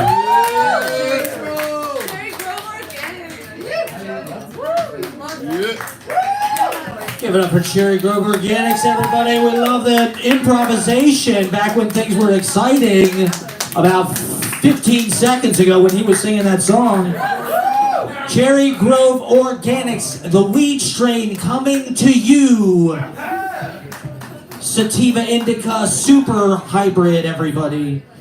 It'll get you fucked up, and the shrooms and everything, the shroom juice and psychedelic. Give it up one more time for Cherry Grove Organics. Dead Letters on deck. Becca coming up. Mecca Bounce. Brandon Scott, Darren, Oliver Bear, Alberto, Daniel Green, and possibly more. I've got some other names on the list. I'm not sure if they're here or not. We're looking forward to every single one of these legendary acts, everybody. Speaking of which, we've got Dead Letters on deck. Let's get some literature. Can we get Amelia Blair Smith up to read for us, everybody? Give it up for Amelia Blair Smith. Last time I was here was like a year ago, so it's really really crazy. For Greta, it's probably been even longer. But yeah, I'm Amelia. This is Greta. Hey. We're best friends. Yeah, we're legends, we're icons, and you're blessed with our presence. We know it. Yeah. And you know it. Amazing. And we wrote poems about each other. Oh, we sure did. And that's what we're gonna read for you right now. Yeah. Okay. Because when two poets love each other very much, sometimes poetry is the product of that relationship. You know, like when they have sex? Maybe. This poem for Greta is called Ready to Rock. You are the wind-up toy hitting the wall. So much potential energy coiled up inside your soul, frustrated, unconsummated, bumping into the same spot over and over. I like watching you. I like rooting for you to right yourself, to really take off. I want to see you really fly. My heart pounds faster and loves more each fraction of a second. The most beautiful thing I've seen in this whole wide wind-up world is when the gates drop down. Time and space become playthings to leave behind, like dust. So go on, mechanical minx. I love to watch the way you move. Thank you, Amelia. It's true, I do often like just run into the wall over and over. I feel like Elvis with this mic. Like, should I do a little like? Yeah. No. Okay. Yeah. Do it. Okay, but later, that's for the next poem. Not this poem, but we're okay. This poem. I wrote this poem this morning when Amelia was asleep, and the poem is called "Poem Watching You Sleep" in parentheses creep. The first time I met you, you were hailing a cab outside KGB bar with all the other freaks, but out freaking them all, you were in a handstand and hailing a taxi with an outstretched, besocked foot. Thank you for the demonstration. This is not a dream. It is just a repressed memory, and I am estimating what is inside it. I hit my Halloween edition key lime pie Intel Ultra Core 7 vape as the softly rising sun reflects off the 2.5 but girthy inches of snow that we were lucky to get in the climatological apocalypse caused not only a little bit by my Halloween edition key lime pie Intel Ultra Core 7 vape. Woo! This is not a poem about guilt, which is unfortunate, as the best poems are. Instead, this is a poem about a fixed point in the universe where, when everything else is debris, there is a karaoke stage for both of us. And we are laughing and dancing and singing for no one and nothing at all. Thank you. Now we're going to read one more poem each. This one I wrote when I was right before Christmas, like in Central Park, looking at like the horse-drawn carriages. And I was thinking of the song Jingle Bells that goes like, bells on bobtails ring. So it's called Bobtail Blues. Exiting the salon, I decide to cross the park because it's sunset and there is still a smudge of snow on the ground and a few leaf-studded snowmen left on the lawn. It gets colder. The second candle of Hanukkah is lit by an atheist on a cherry picker in front of Bergdorf Goodman. When I see the line of horse-drawn carriages, I draw a shit-scented breath and feel a hairline fracture fork inside my heart. They so resemble me. Those gentle beasts with their manes cut freshly into sharp bobs, topped with forehead plumes, quilted tartans draped across their backs, stomping and huffing for a walk in the winter air. Their drivers, with their comically long whips and 19th century top hats, keep just out of view, hiding behind studded blinders. The ridiculous men look unqualified to do anything but dress them. Were they born to pull, or to wait in lines, losing their lovely minds from waiting to be chosen, waiting to grow old? Not wanting to spook, I scurry along past the line for the ice skating rink and sidestep the line for the department store so I get to the line for the train. I want to ride it to the end of the line, but I am desperate for a toilet, so I only get as far as my stop. Waiting in line for the bathroom, I think, I've never wanted to be an old woman more. Waiting to piss, I think. You keep the beauty. I'll take an age. I sit until my eyes adjust to the indoor lights. I sit until red rings form across my cheeks and upper thighs. I sit until the cold leaves my body. I sit until I don't have anything left to wait for. And then I start to cry.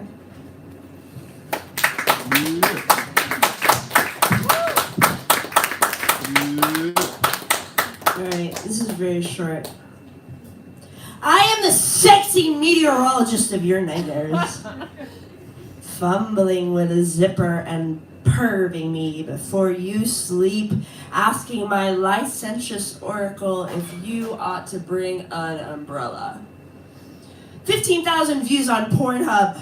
Hot today, extra, extra, weather girl, green screen, sexy news fail, hashtag pencil skirt.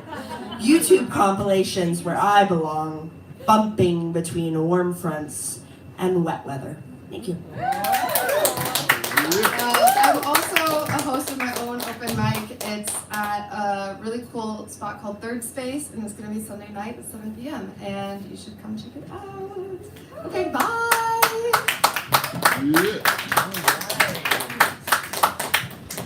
Give it up for Amelia Blair Smith and Greta, everybody. Poetry, back and forth. The love is real. It's fantastic. All right, we're keeping going. We have Becca on deck, Mecca Bounce, Brandon, Scott, Darren, Oliver Bear, Alberto, Daniel Green. Dead Letters, are you with us? Give it up for the Dead Letters. We're stoked. Always sounding great. This guy's a killer. Give it up for the Dead Letters. How's it going, everyone? I'm Kail. My artist name is The Dead Letters. It's The Dead Letters because I make music that sounds like it's by a band, but I'm the guitarist, drummer, bass player, etc. So you're currently looking at all the Dead Letter members. Hope that's alright. Yeah, I usually play guitar on top, but my guitar's in the chops. Sorry about that. It's getting repaired, but I've got backing track for you guys. This song is called Surrounding Dreams. It's a new one. I usually don't say anything too much before, but I feel like I should for this one. It's a newer one, and it's kind of hitting today a little bit, just with the juxtaposition of today of being Martin Luther King Day and the inauguration. The song really was about just feeling overwhelmed by the world and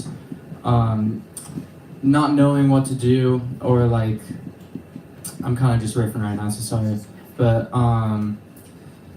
yeah, feeling like trodden down or like overwhelmed. And for me, for this song, seeing the world around as like a dream, or like an amalgamation of dreams, because really everything in this world that we're surrounded by really did just start as an idea or a dream or a thought that then was taken into action. And the juxtaposition of today with Martin Luther King and then the inauguration of there can be some beautiful dreams, and then also some people's dreams can really be nightmares. But I guess I just wanted to say thank you all for sharing your dreams tonight, because I've been hearing and seeing some very beautiful dreams.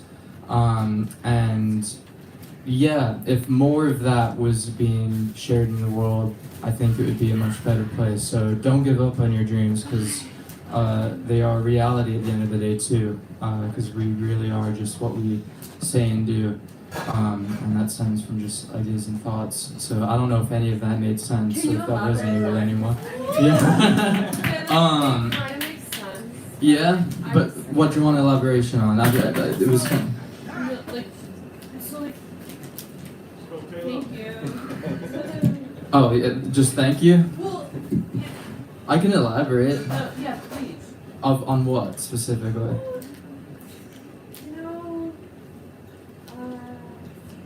Like personal experience. Personal experience. Yeah, personal experience. Like, are you preaching what you're preaching? Are you, wait, no, that's not it. Are you living? Is he preaching what Are he's you practicing? living what you're preaching? Yeah. Preaching what you're living? Am I preaching what I'm living? I mean, I'm trying to. Are you just making stuff up to make us feel bad, or? No, I wasn't. I was trying to be inspiring, not to make people feel bad. If anything, we're all here expressing ourselves, and putting thoughts into action, if that makes sense, and just trying to give some context behind the song that today kind of added some more. I wrote this song a while ago, but I was thinking of what I wanted to do today, and I was like, oh, surrounding dreams, and what I was kind of going through when I wrote the song, and I was like, oh, that kind of hits today a little bit. Was that elaboration? Yeah. Yeah. Oh, okay, she's on her phone now. All right. Well, yeah, surrounding dreams. Yeah. This is why I usually just sing and not talk. You asked me, so you know. Yeah, okay. Yeah, ready when you are, Matt. Something's better run on. Say things can take a toll. Trapped in the middle. Dependent on my own. Most days can't take no more. Next day there's more in store. Struck down and feeling the floor. Making my way out the door.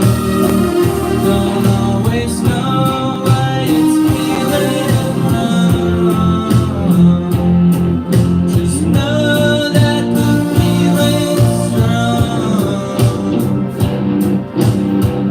Living the dreams at night. Just can't seem to shake the time. Bearing the weather, but nothing lasts forever. And trying to get better, trapped on the things I've done, haven't done. It don't matter. Nothing lasts forever. And trying to be better, trapped on the things I've done, haven't done. How we doing, everyone?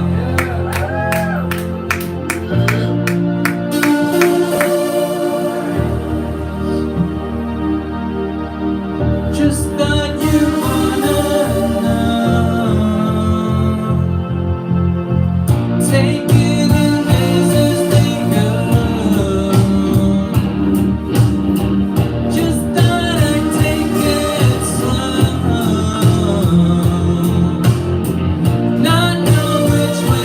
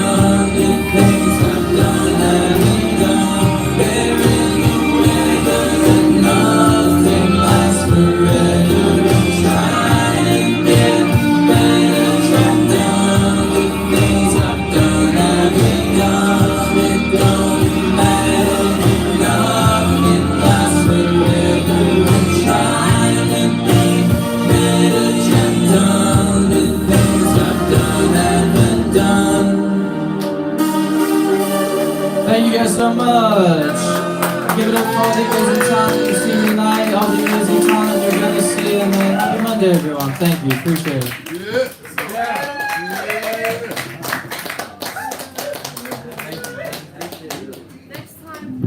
Give it up for Dead Letters, pushing the comfort zone, trying new things, answering questions on stage, explaining the music.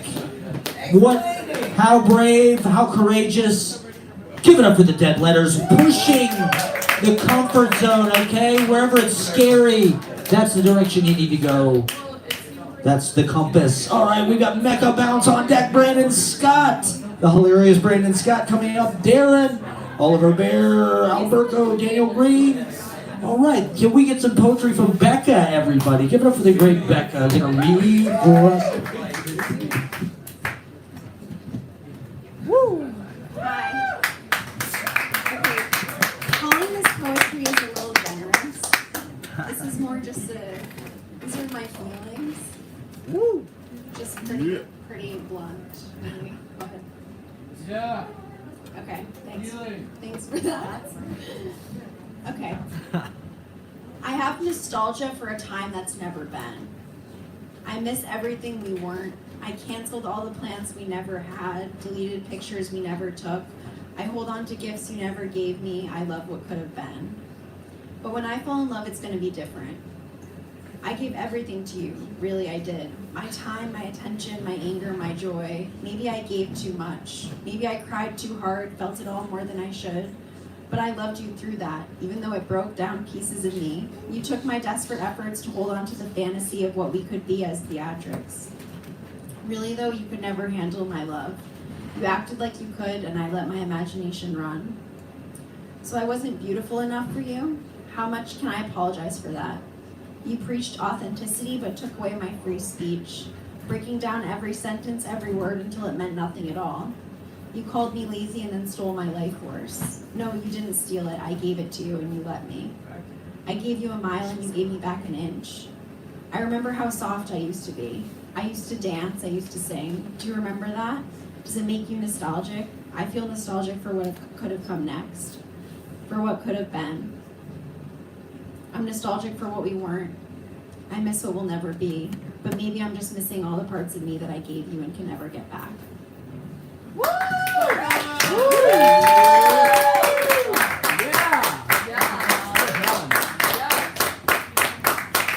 Beautiful feelings. We love feelings here, everybody. Thank you, Becca, for that emotional. Nothing more than feelings. That's right, exactly. This is a safe place for you to open up and be vulnerable and open up the heart plug and let the feelings out, everybody. Give it up one more time for Becca. That was fantastic. I didn't think it was even that, cringe or anything with the, as those things can be sometimes. Brandon Scott, you were on deck. Darren, Oliver Bear. Alberto, Daniel Green. Let's get Mecha Bounce up. Look at, he's wearing construction equipment. Give it up for Mecha Bounce.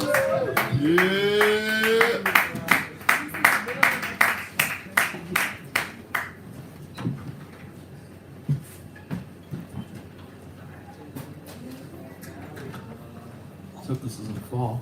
Yeah. So Let it fall. yeah, my Instagram handle is Mecha Bounce, Mechanical Bounce Simulator. I actually have a radio show. It's going to go on from 3 to 6 tomorrow on WFMU 91.1 FM. A show called The Bonsolator.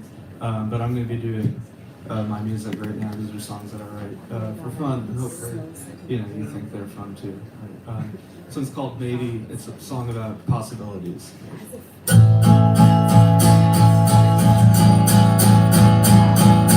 Maybe I want to be a star, and maybe I'd like to stay home, and maybe I'm over my head. And maybe it's written in the stars, or maybe it's up to God, and maybe I'm over my head. Maybe there's a chance I'm right, or maybe I'm always wrong, or maybe I'm over my head. Maybe we'll fall in love, or maybe we'll stray too far, but surely I'm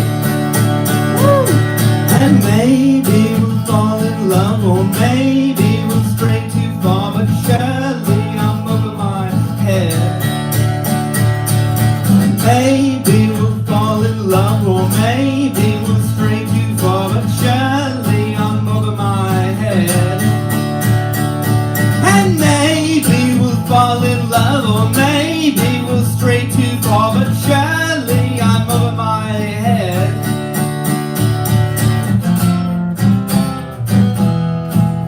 Anxiety,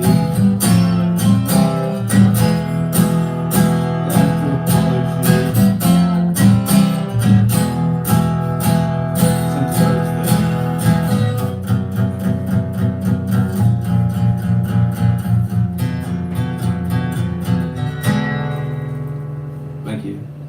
Woo!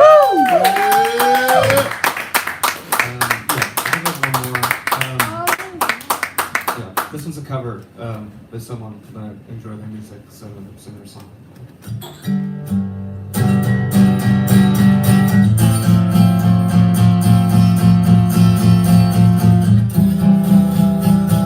She is a girl everyone, but everyone was talking about. She is a girl everyone, but everyone is talking about. My girl, your girl is girl. She is a girl everyone, but everyone is talking about. She is a girl everyone, but everyone is talking about. Old girl, new girl, next girl. She is a girl everyone, but everyone is talking about. She is a girl everyone, but everyone is talking about. Thank you.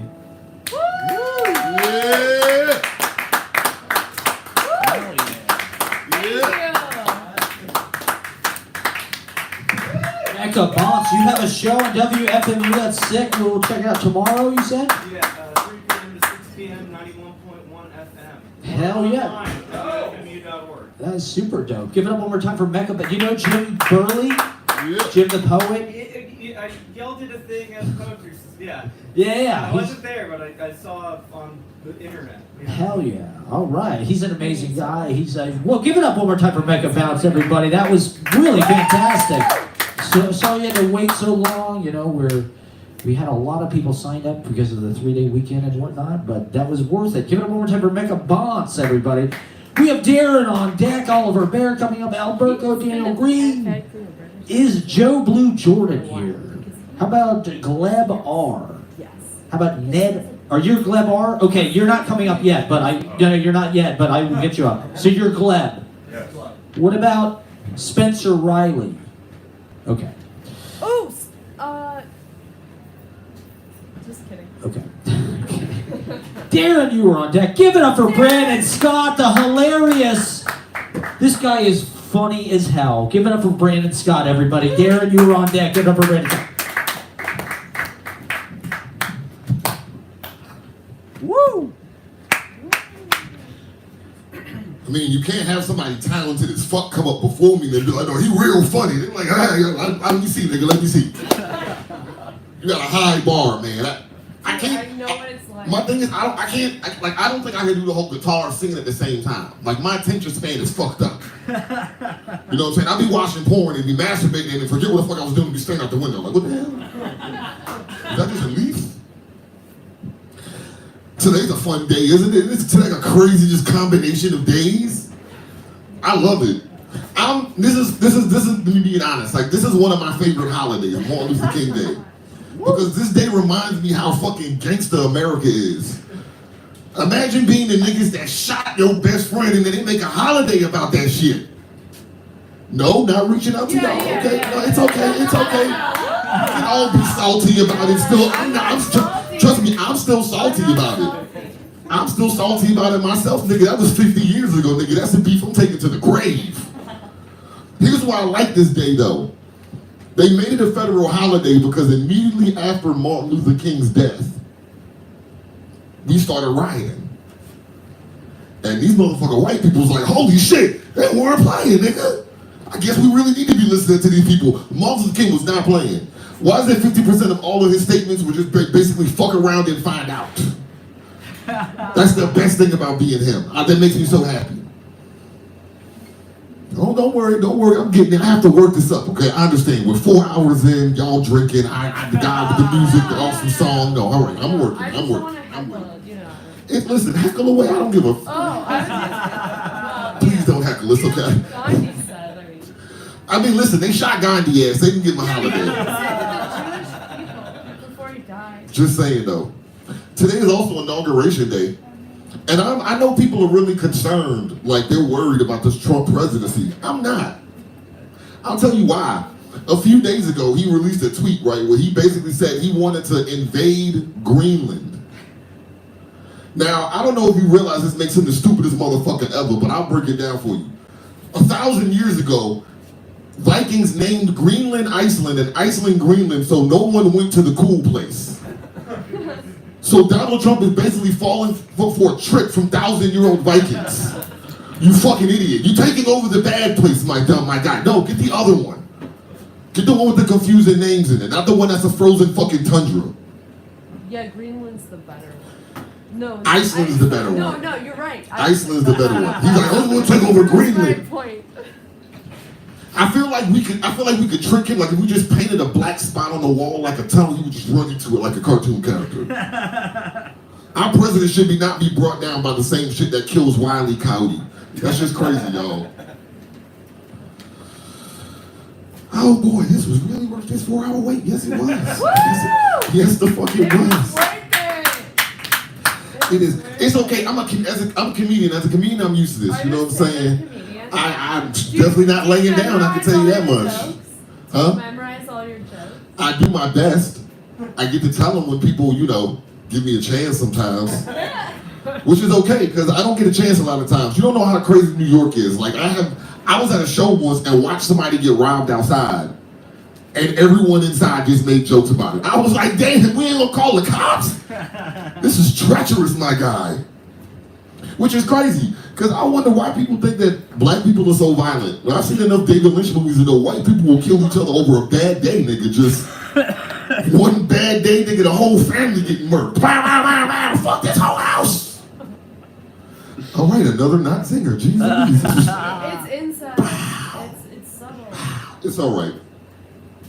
It's okay though. I do this as a joke. Like I do this joke as a litmus test, because I tell people if you find me funny, buy me a drink.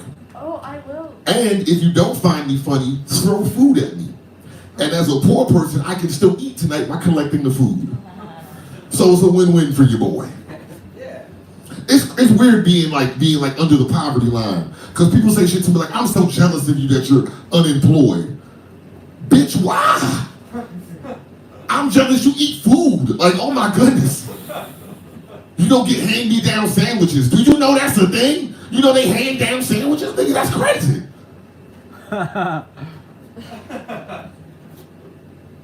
I have never purchased an Uber for myself. I just wait till I see other people waiting on their Uber and I jump in behind them and like, just go with me, just go. Just give me 4 blocks, I'm good. I remember, like, one of the weirdest things about being poor, when I was growing up, one of our rituals for Christmas was that we would get the Toys R Us catalog and just look at it. And just imagine how fun it would be to play with some of this shit. The only reason that made that less fun is because if you know anything of like a black household, anything that you get for Christmas can also whoop your ass.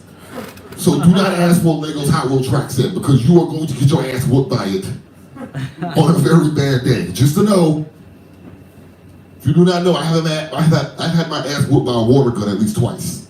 I really waited 4.5 hours. I am so fucking ready to take over the world. Like, Netflix, here I come. You know what I'm saying? Just troll all of us. It's okay. Listen, I'm still having fun. Let me tell you why I'm not. Let me tell you why I'm happy. I'm happy because I'm standing up right now. You know my ass is sore from sitting in this flat ass wooden chair. God did not give me nothing to cushion this pushing, baby. Okay, so I'm hurting right now. So just if I get to stand around and take steps, I'm okay. I'm good. I'll be all right. He's a stand-up comedian. Cause I sure as shit ain't laying down. I would though. I would give up comedy really fast if I could do some of my other favorite jobs, like professional whore. Oh, I'd be such a good whore. I'd suck so many dicks. Just 3 dicks at a time. Give it to me. Yeah, it sounds. That was an allyship joke. I didn't laugh at that shit. We're just tired, huh? Hot damn. We're just, we're all laughing inside. That's the worst fucking place for the laughter to be right now. That's like if I said my house was burning. They were like, well, the fire department is at home, at their house. Like, well, what the fuck you doing there? Come over here, nigga. My shit's burning down. I'm laughing outside. I don't know what they're doing. Now it just feels like a pity laugh at this point. You just please don't. You like my coat? Yeah. As you can tell, it's long coat season, right? And I feel real classy. But do not get this confused. I am also very trashy still. I will have sex with you in the bathroom on top of this coat. Like, I don't have a moral system. That's being honest. Who would? It's pretty chivalrous. Huh? It's pretty chivalrous. You put your coat down. I mean, listen, I've done it before. In a park in the Bronx.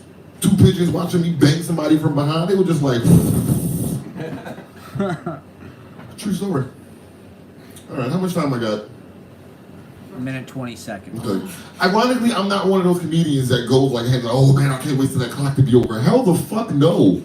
You know, in the future, you have to do this for hours. Do you know I could use that? How much time I got left having sex? Like when you want me to wrap it up, just light me. I'll just bust a nut. Like, oh, there it is. Thank you. Ah, there. That's perfect sign. That's what we need to have the light at. Let me know when I got a minute before you want to throw me out. All right, it's time for more jokes. Let's wrap this one up. So I am a nerd. Well, hold on. There was a joke I was going to mention earlier, but I'm fucking that joke up now.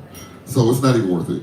I am a nerd. I love being a nerd because I love Star Trek. Star Trek is one of my favorite shows of all time. Why? Because it's about gay communism in space. And it's so sexy. Everybody in space is wearing leggings. Like everybody got booty meat in space. It's gorgeous. Mwah. Here's the one thing that confuses me though. Why is the only black person the only motherfucker with a disability in space? And if you say Worf, I'm gonna fight you right now outside, straight up. No, I mean the blind guy. How you got one nigga in space, he the only nigga that's blind? This the year 3000. You got spaceships, holodecks, replicators. Replicate this nigga some eyes. You got a whole robot next to him with eyes. You can make eyes.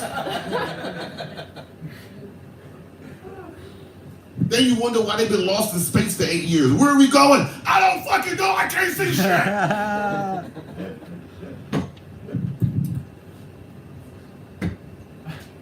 Woo!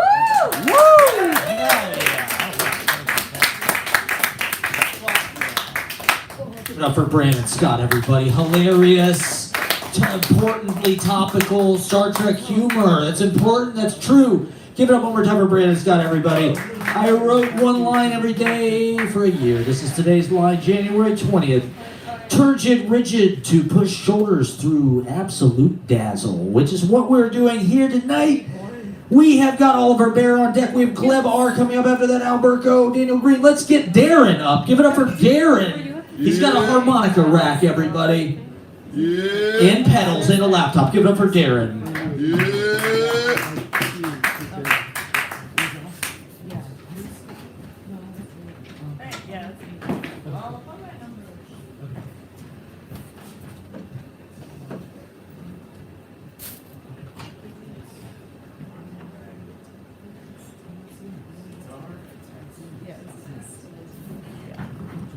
Talking amongst yourselves. This was your first time. Second time, but it's my first time. Woo! Yeah. Oh my god. Woo! That's right.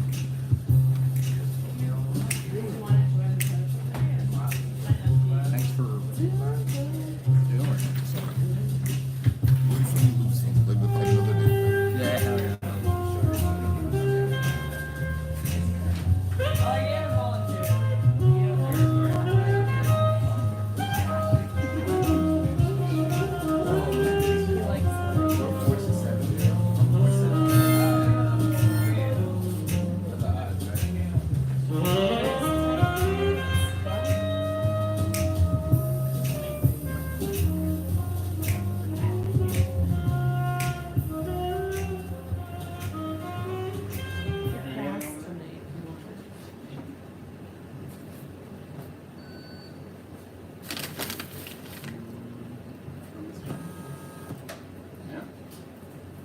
The channel's on.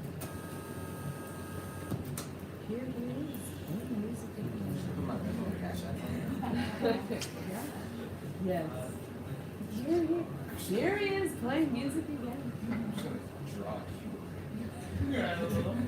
And he's drawing a QR code. I did this because I wanted to find out how difficult it would be to bring this thing on stage. And I found out.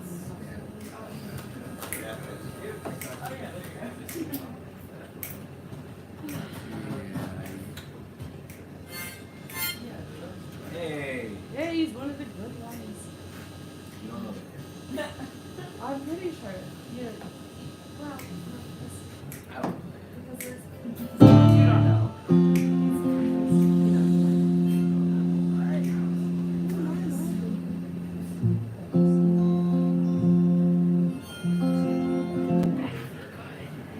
I'm gonna use.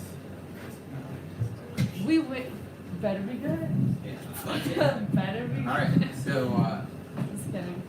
Enough people have mentioned all of the strange convergence on this day, so I won't say anything about that.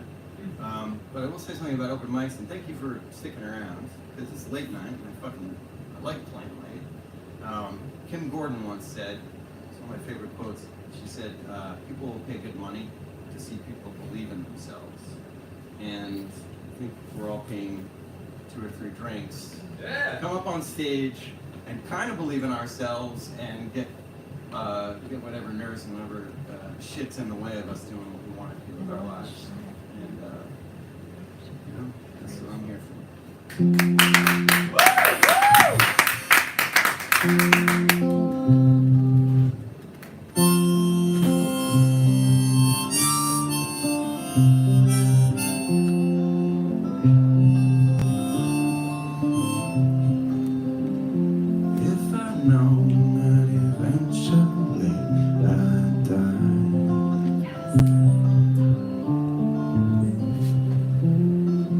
This is not how I live my life.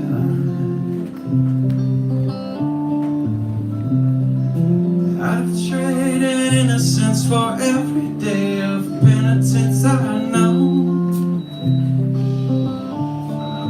Woo! There is no coincidence that all my friends have come from broken homes.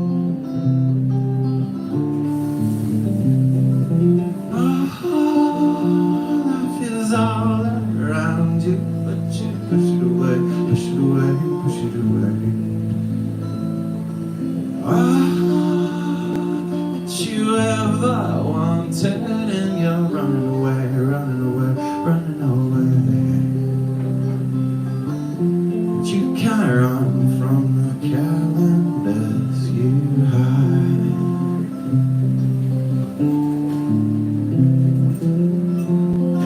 Promises that you make like right.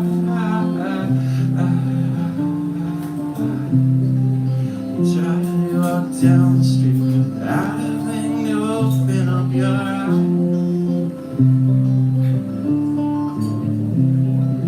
Oh, but she is crazy. She goes every place and does what you like.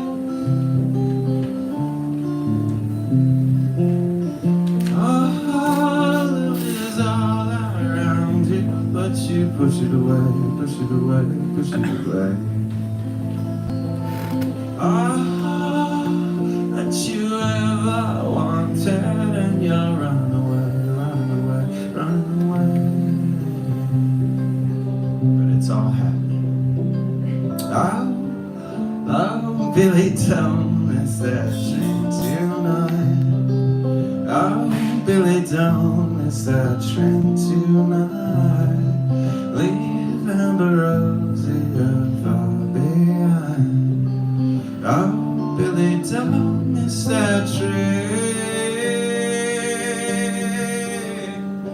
tonight.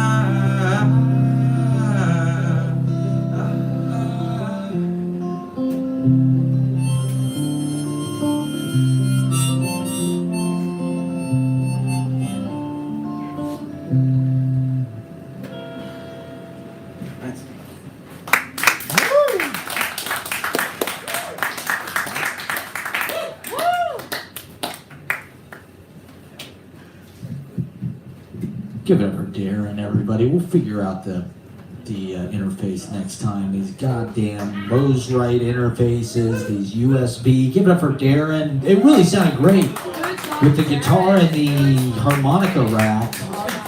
Yeah, that's all right. Just take it. Just fucking take it out here. We have the same cord, it looks like. It's the one cable. They look identical. Wait a minute. Is one of these yours? It is, I'll get it. Okay. Give it up for Darren one more time, everybody. All right, we've got Gleb on deck. On deck, Gleb Alberto coming up after that. Daniel Green. Can we get Oliver Bear up to read some poetry? Just make sense of everything for us. What's going on? Give it up for Oliver Bear.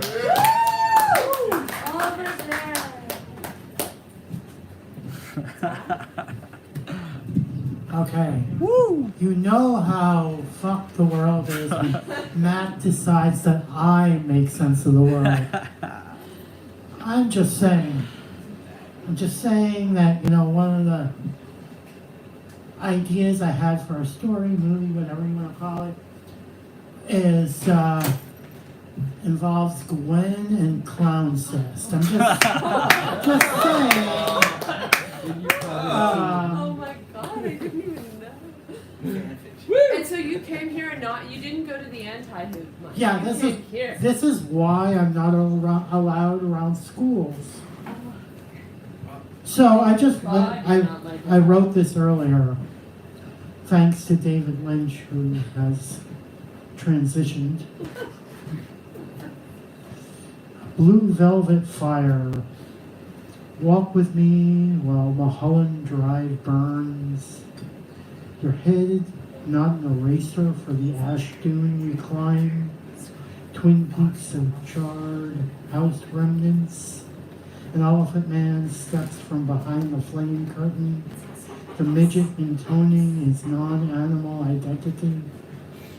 A ritual on the air, dancing sickly backwards. No, dancing sickly. Yeah, we're gonna go with that. Yeah. Backwards. Rabbit amputees spasming, their disembodied feet tapping out the chronicles of this land. 6 dumb and deaf men flashing their inland empire. Ants on the lost highway of our ears. A straight story never told to the wild at heart. It needs work. It's perfect. It needs work, but I think it's very Lynchian. I think it's Lynchian. It's Lynchian. Yeah, there you go. It's Lynchian. It's the Lynchian. Of the night. So I planned other poems for this day. And we can do the planned poems, or people can yell random numbers at me. Oh, I'll do it. Gwen, are you yelling a random number? Yeah. 7.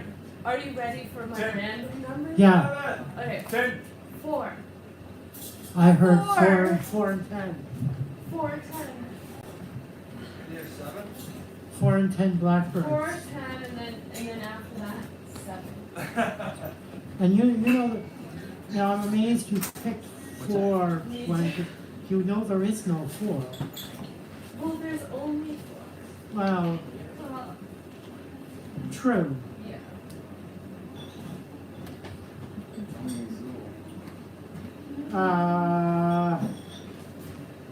I'm gonna do 4. Yeah, I'm gonna do 11. Yes. There's 4 and 10 in there somewhere. The way if you stand on a corner long enough, all the people you know will walk by. Interesting that some just say hi and others will also give you stuff. Speaking with them, I think of the connection, that now tenuous strand of events which binds us. I try to sever it, my eyes throwing razors as we speak.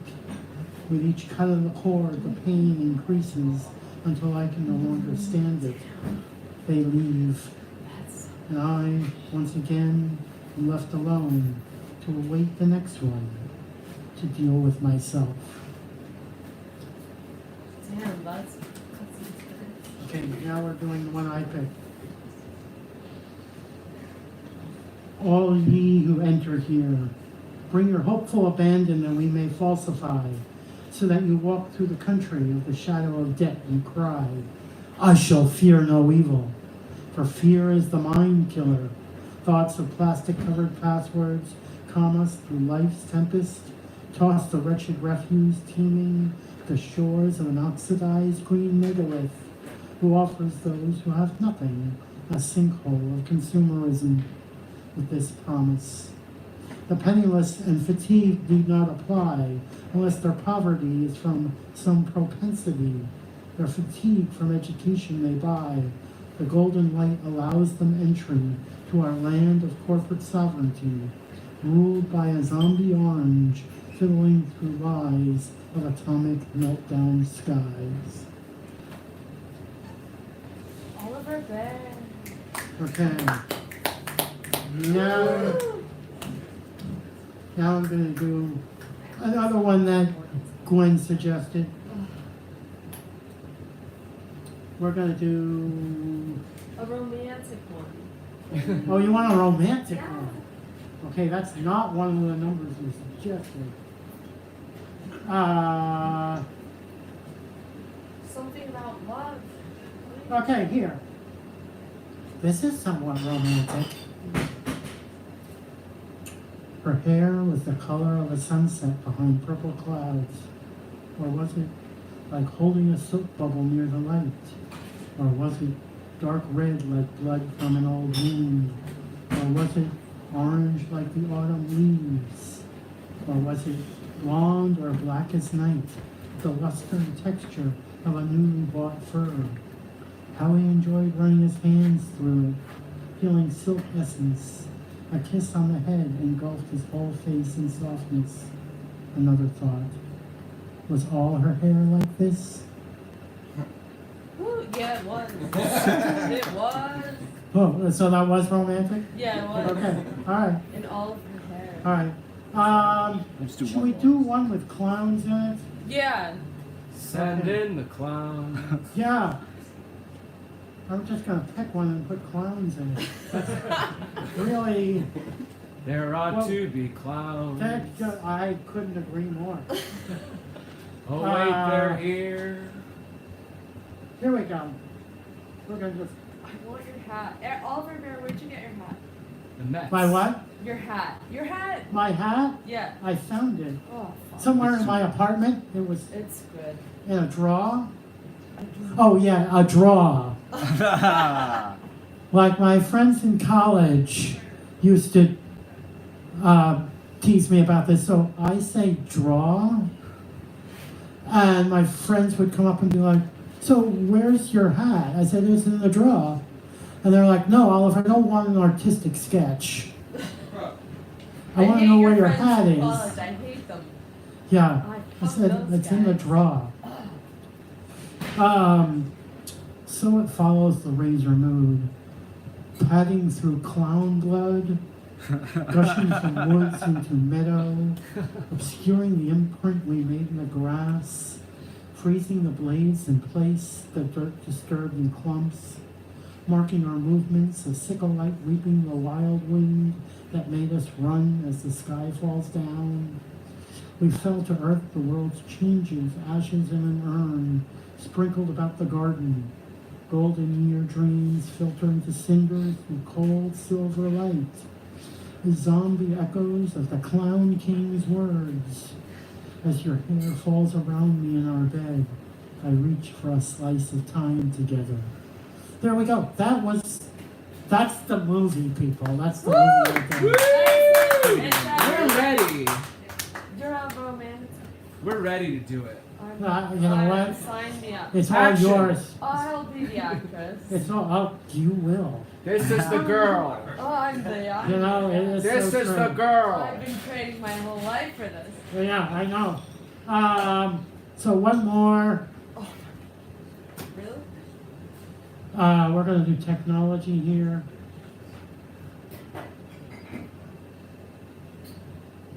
I'm going to do the magic. That's a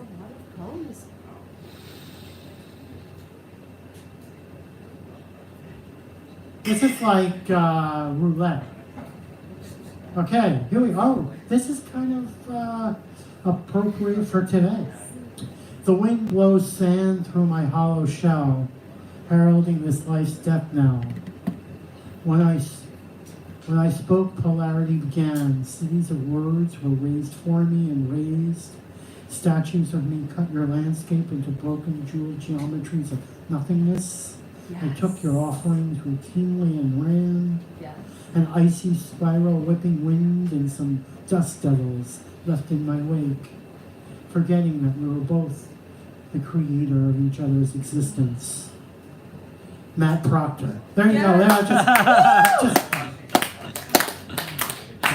that. Oliver Bear! Yes! The bear! Oliver The bear! He's burying it again. He's burying his soul. Bear Olivier! Oliver Bear. Fantastic. Yes, Bear.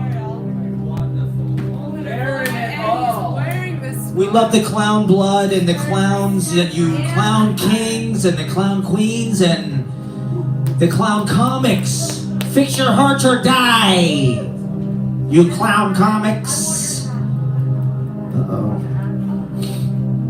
Don't make anything about dead people. Now we're all alive. We're thriving here. We're so fucking alive tonight. Jesus Christ, we're in New York City performing in front of an audience. You're doing your poetry. You're doing your fucking comedy. You clown comics. All right, let's get, we have Al Burko on deck. Daniel Green gonna close us out. Give it up for Gleb R, everybody. Gleb R in his house. In his house. Now we hunt the buffalo! It better be good. Don't waste my time. Right. Everyone, I'm Gleb R. I'm going to be reading my hallucinatory prose poem called Bad Blood. Right. Bad blood dripping from the altar. Satan expelled from heaven. He lies on the ground with ruffled feathers on his broken wings, grinning, relishing the pain. Fallen angels whispering in my ear. They whisper until a sly smile appears on my lips. Women with coral-colored breasts dance around a blazing fire while it rages towards the silver moon. Throw seductive glances my way, calling me. They move with a hot rhythm, chanting, dancing. Faster, stronger, louder, until my head is bursting with intoxicating madness. I recollect myself and feel power coursing through my veins. At this moment it all makes sense. Losing myself, finding myself. I comprehend infinity, life, death, rebirth. Logic begins to falter as I dress myself in the purple robe of freedom. A flurry of wild sensations runs through my body. I recollect a vivid memory from my distant past. I remember drinking myself comatose and passing out on the beach after a night of Dionysian carousing. My beard baked with remnants of food and wine, my skin sunburned from the hot sun. What was I 2,000 years ago? A beggar, a prophet, a sage? No matter, I'm here now with the past lost in eternity. I can hear my breath and feel my heartbeat.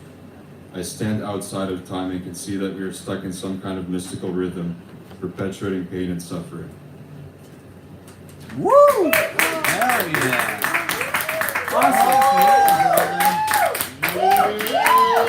Thank you, Gleb R. Fuck yes, thank you for keeping poetry alive late night. Usually we just have all this ignorant comedy, and that was wonderful. That was really, thank you, Gleb R, for keeping it classy. I'm kidding. They can take it. They love insulting me. They love going after me every fucking show, all the show. But that's okay. When you have the haters, that means that it's just how fucking powerful you are. We It's love okay. you, Matt. Thank you, thank you. See, exactly. See how powerful I am? Oh, the audience. Fuck me, yeah, that's right. Yeah. I thrive on the booze. I thrive on the hatred. That's right. Just like Ric Flair. Style. That's right, exactly. We love you, Matt. I know. We're trying to. We love you. You know, there's a checks and balances. So Daniel Green, you were on deck. An amazing Give it up one more time for Jack behind the bar, the man keeping everybody hydrated in this important water is scarce out there. Give it up for Alberto. Give it up. He's I don't think he's ever performed before. He's one of our favorite regulars. Give it up for Alberto. He's going to tell a story, everybody. Give it up.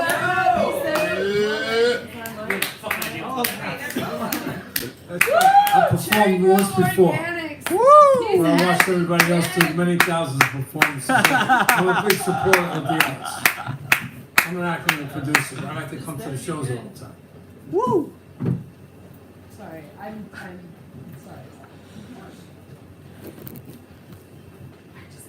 I'm gonna tell you guys a story right now about old Brooklyn diner that I got my ass kicked for stealing muffins. I guess I was a muffin thief. Should be on. Way back in 1980 it took place. 1988? Can I bring this up? I think it was called Nebraska Diner. It still is. Propsy Avenue, Coney Island. It was 1988? About 1988. 1988? 1980, 81, 82. I did it for 3 years. 36 years ago? Oh, yeah, many years ago. That's my age. Still here to talk about it. That's my age. Do it again if I get the chance. Muffins are expensive these days, you know? Everything's expensive. All right, okay. Every Friday night we went out and drank, like all the other nights. Nothing different. And of course, Friday night was celebration for breakfast. Right after night out in the town and doing everything that was illegal, drinking, drugs, you name it. Decided to go for breakfast and head on in. Woo! Woo! Thank you. Nebraska Diner just opened up. Big Greek family, beautiful place. Chandeliers, tables, brand new marble floors, you name it. And we sit there and eat breakfast. First couple times I got tired of asking for muffins. To have the immigrants working. They didn't speak English too well at all back then. And they laughed right at you. You ask for a corn muffin, sometimes you give them a $2 tip, they give you 3 muffins. You put it in your own pocket, and that was the end of that. Those are good old days. I pray for them to come back. Anyway, getting into the story, we sit there, order the eggs, tell the guy, give me one of those muffins. The brown one, or the corn one. He'd give you a bullberry. The guy, they just didn't understand. When they turned their back, 4 or 5 muffins in the pockets. It was beautiful. I walk out there, first couple times, 7, 8 muffins. I give my partner 3. I take 4. Take them home. We're sisters and brothers.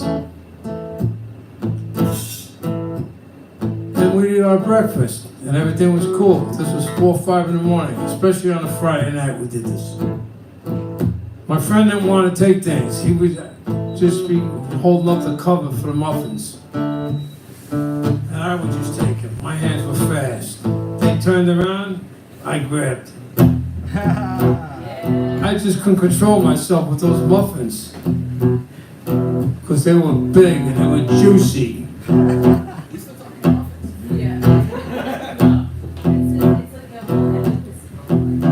Eggs would come, we'd eat. Guys would come and look at the thing and they see half the muffins missing out of the little trays on the counter. And we would just laugh amongst ourselves, or we were actually laughing at them for looking for muffins that disappeared.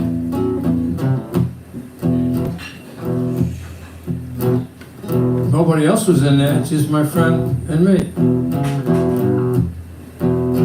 And what happened was, this went on for about 3 years. I must have got about $4,000 worth of muffins. Do the math. $2 each. A couple times a week. 10 muffins disappearing.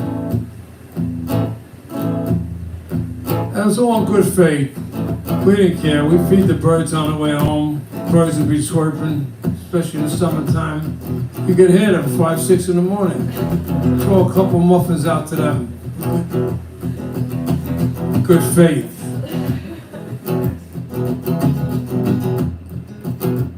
Then all of a sudden,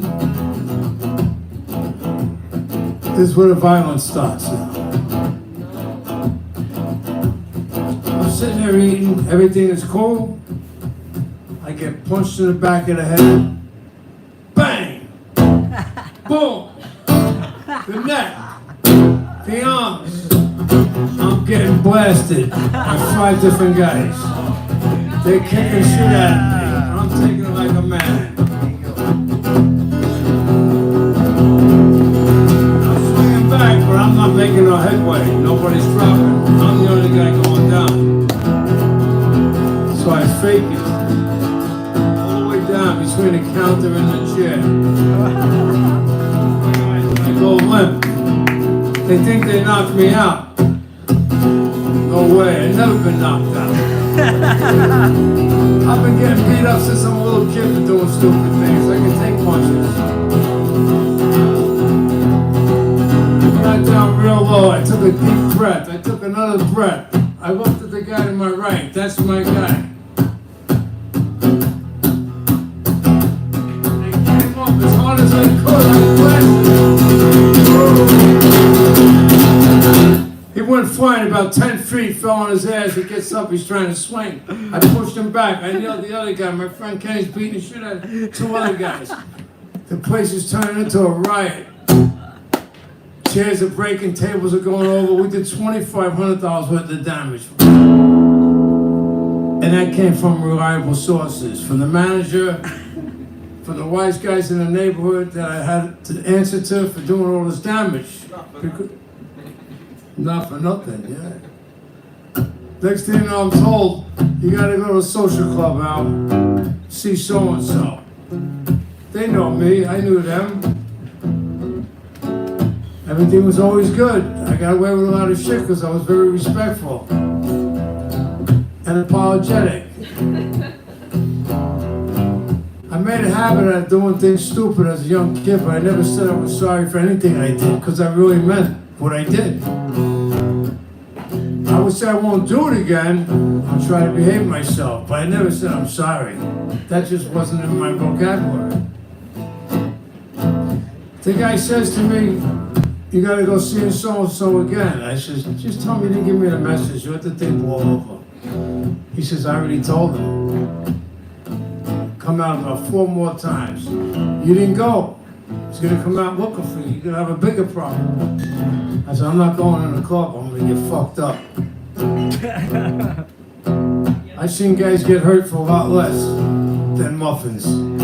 I said, I ain't going. Don't forget about it. Summertime.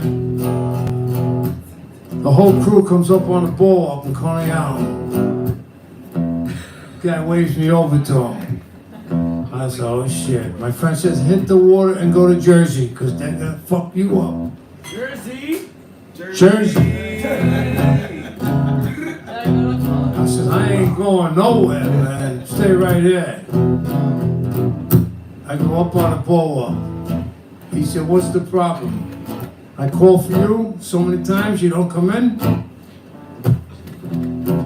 I was busy, man, I'm telling you. I don't know what it was all about. I tried to act shy. He told me go and see you, but I figured, I really didn't do nothing wrong. I figured it was a mistake. I don't know. You figured wrong, he said. And he's standing all serious and tight. What's the problem? You had a problem a few weeks ago in a diner? I says, yeah. Fucked up a few guys. He said, why? I said, we were stealing muffins. And they attacked me. Muffins? He says, are you kidding? Are you fucking kidding me out? gives me a rough tap on the face. She says, that's why I like you, because you're an honest guy. You tell the truth. Well, what the fuck are you taking muffins for? I said, we just did it for fun, man. Yeah, but you were doing it for a while, man. The guy told me they just didn't see you, but they knew it was you.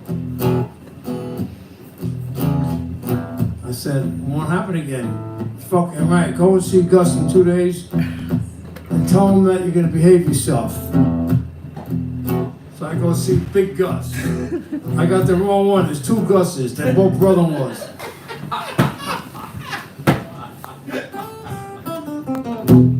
Can I help you? He's looking at me like he wants to kill me. He knew I was the guy. Well, he heard about me. He knew of me. I said, I'm here to see Gus. I gotta talk to him for a minute. All right, come back later on. You must be the other guy. I said, all right. So I come back in by myself. I walk over to the guy. Before I say anything, I stick my hand right out. I say, hey, you're Gus, right? I start shaking his hand. I said, I'm the guy that had a problem in your restaurant. Your workers attacked me.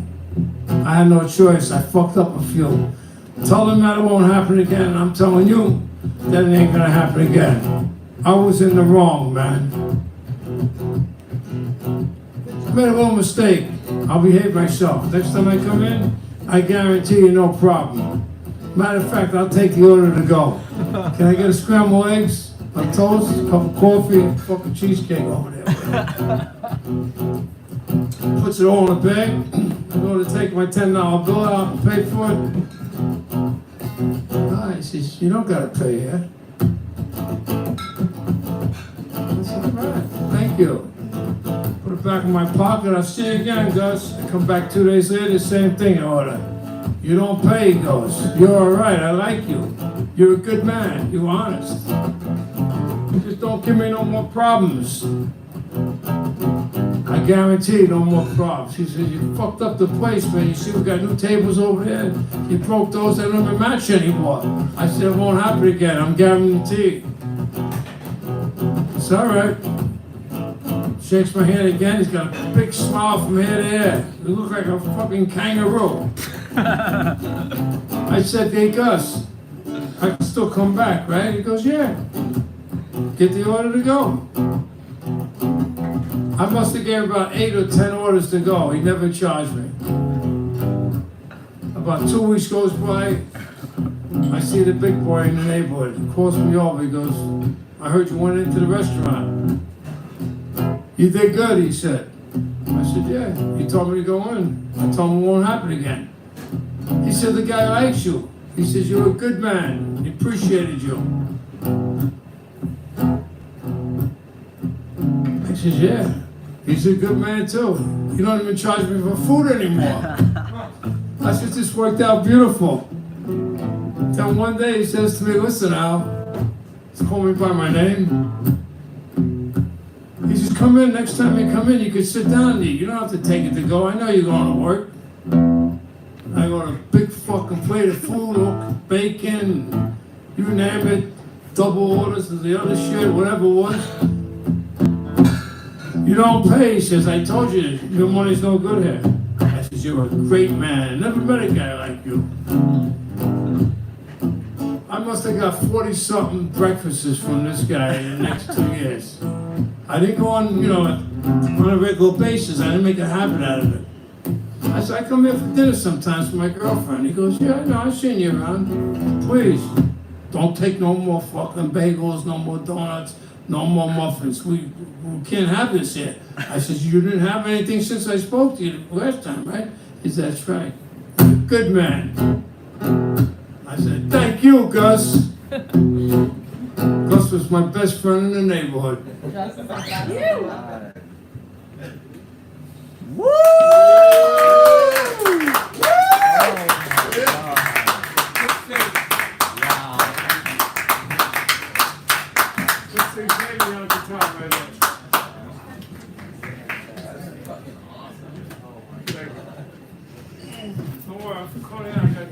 That is my favorite Lou Reed song. That is the greatest Lou Reed song about the fucking muffins and kicking the guy's ass 10 feet in the air. Dude, that was killer. That was one of the all-time. Give it up one more time for Al Barco. Cherry Grove Organics, that was one of the all-time greatest fucking open mic moments. That was legendary. Wow. Wow, what a storyteller. Holy shit. And all this free breakfast with Gus, Big Gus, memorable characters. Because we're nice to the pigeons. Oh, give it up one more time for Al Burko, everybody. And Cherry Grove Organics. Check out, he's a producer, he's in the film industry, he's here a lot, he's very supportive. Give it up one more time for Al Burko, everybody. That was magnificent. Was that on Street Hassle or was that on the New York album? That was after Halloween Parade, I think. Yeah. All right, let's get Daniel Green up to close it out. Give it up for Daniel. You're not going to want to miss this. I am stoked about this. He's been waiting patiently, and he has dope music that we're going to fucking party to, everybody. Get ready for a joyride. Give it up for Daniel Green.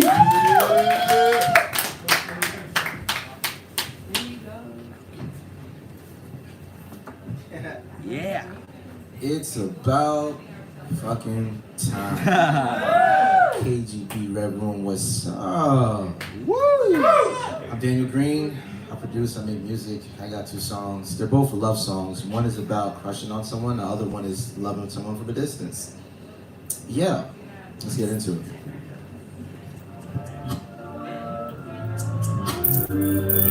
Woo! We've got a problem. I've been feeling alive for dreaming about you, just like winning the lottery. Give me a bottle, sweet to the bottom. Bring me to life and let's go out.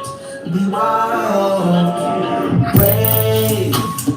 Be my little ring like the sun. I'm cold every day without you touch your wall. Whoa.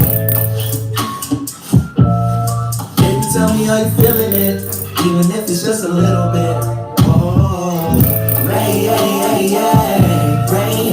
rain, rain down on me, rain down on me. Hey, rain, little rain, how you feeling it? A little bit, little rain.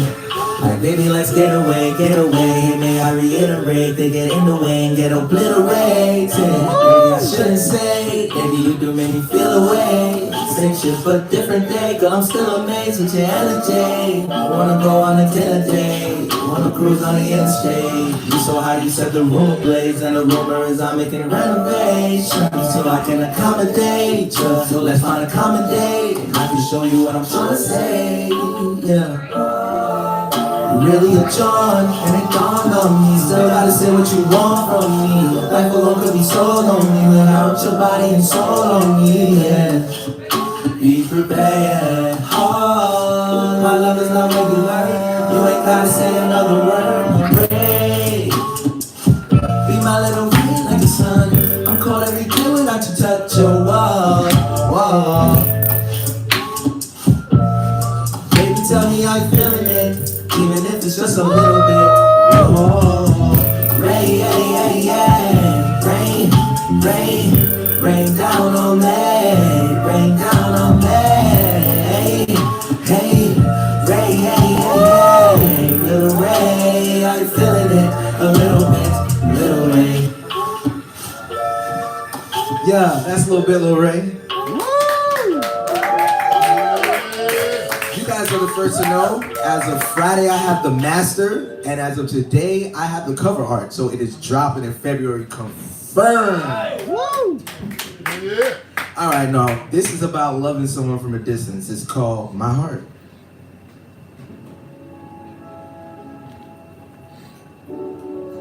Y'all familiar with Baia Funk? No. Some Brazilian dancey shit.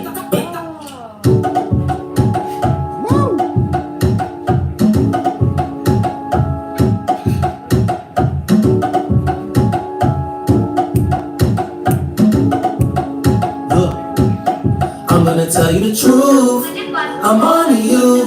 You're moving very dishonest, with symbols in your responses. I don't got nothing to prove, not to you. You're still a child at heart. You'll never get what you want, because you're afraid of the darkness. I'm a monster stuck in your closet. Just wait till you deal with the dust, swept under the rug, swept under the carpet. Just wait till you see all the bugs, the fur and the fuzz, the bodies and carcasses. You really could have been cautious. You say that shit all that you want to. You still gotta deal with the problem, cause if not, who else gonna solve it? And it ain't like you really got options, cause it ain't you to aim in the target. So miss me with all of that dodging, and don't miss me with shit end up dodging. Should've been miss me with you really taught me. Now you talk is bark is nonsense. If you can't put your foot in that shoe, then it's not for you. But if you're just gonna make your assumptions and literally trip over nothing, then I don't want nothing to do, not with you. You're still a child at heart, and I'm not trying to play my heart. I just can't let you play with my heart. Now my heart, that's expensive. Like why would I give you my love when seeing me up is not in your interest? Pay attention, I never falling on you, but when push come to shove, I'm a pension. And I seen you with your little henchmen. Did you play me cause you couldn't bench him? Never mind, that shit none of my business.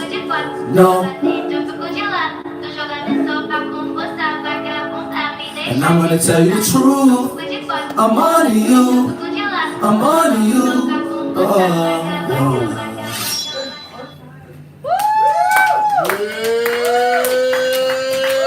Yeah, the socialist Daniel Green like the color, and yes, add like the color once you finish typing spinach. Once you finish typing out like, you will see that I am the only Daniel Green like the color around. So, fuck with your boy. Appreciate y'all. Thanks for sticking around. Good night. Spinach is green. Spinach is green. Popeyes. He needs me. I couldn't see shit. What a night, everybody. Thank you for your insane talent. All the performances were absolutely magnificent, sensational. Give it up for yourselves. Give it up for Jack. Give it up for New York. Give it up for Dr. Martin Luther King Jr. Day. Give it up for Bob Uecher, everybody. The voice of the Brewers, the catcher in the rye. Just a bit out. I mean, he's the funniest part of the Major League fucking movies, which were a big part of my life when I was a child. He is. He's absolutely worth watching his Tonight Show appearances. There's a reason why we love Bob Uecher. He is funny as fuck. He's just, when, you know, baseball, the boys of summer, everybody. So Uecher, we love you, brother. We had you for 90 years. I mean, we were so lucky. He was calling fucking games. He was literally the announcer. And then he died at 90 years old, so. Give it up for the Uke Man, and give it up for Laura Palmer, and David Lynch, and Transcendental Meditation, and Candy Colored Clown. A love letter is a bullet from a gun, fucker. You get a love letter from me, you will fuck forever. Candy Colored Clown, Candy Colored Clown.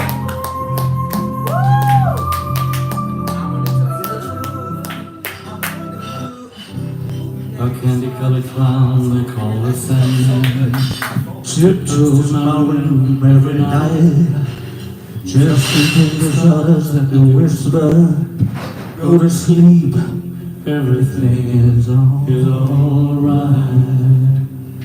I close my eyes, then I drift away into the magic night. I softly say a silent prayer, like dreamers do, and I fall asleep to dream my dreams of you. But in dreams I walk with you. In dreams I talk to you. In dreams you're mine. All of the time we're together. In dreams, candy-colored clouds.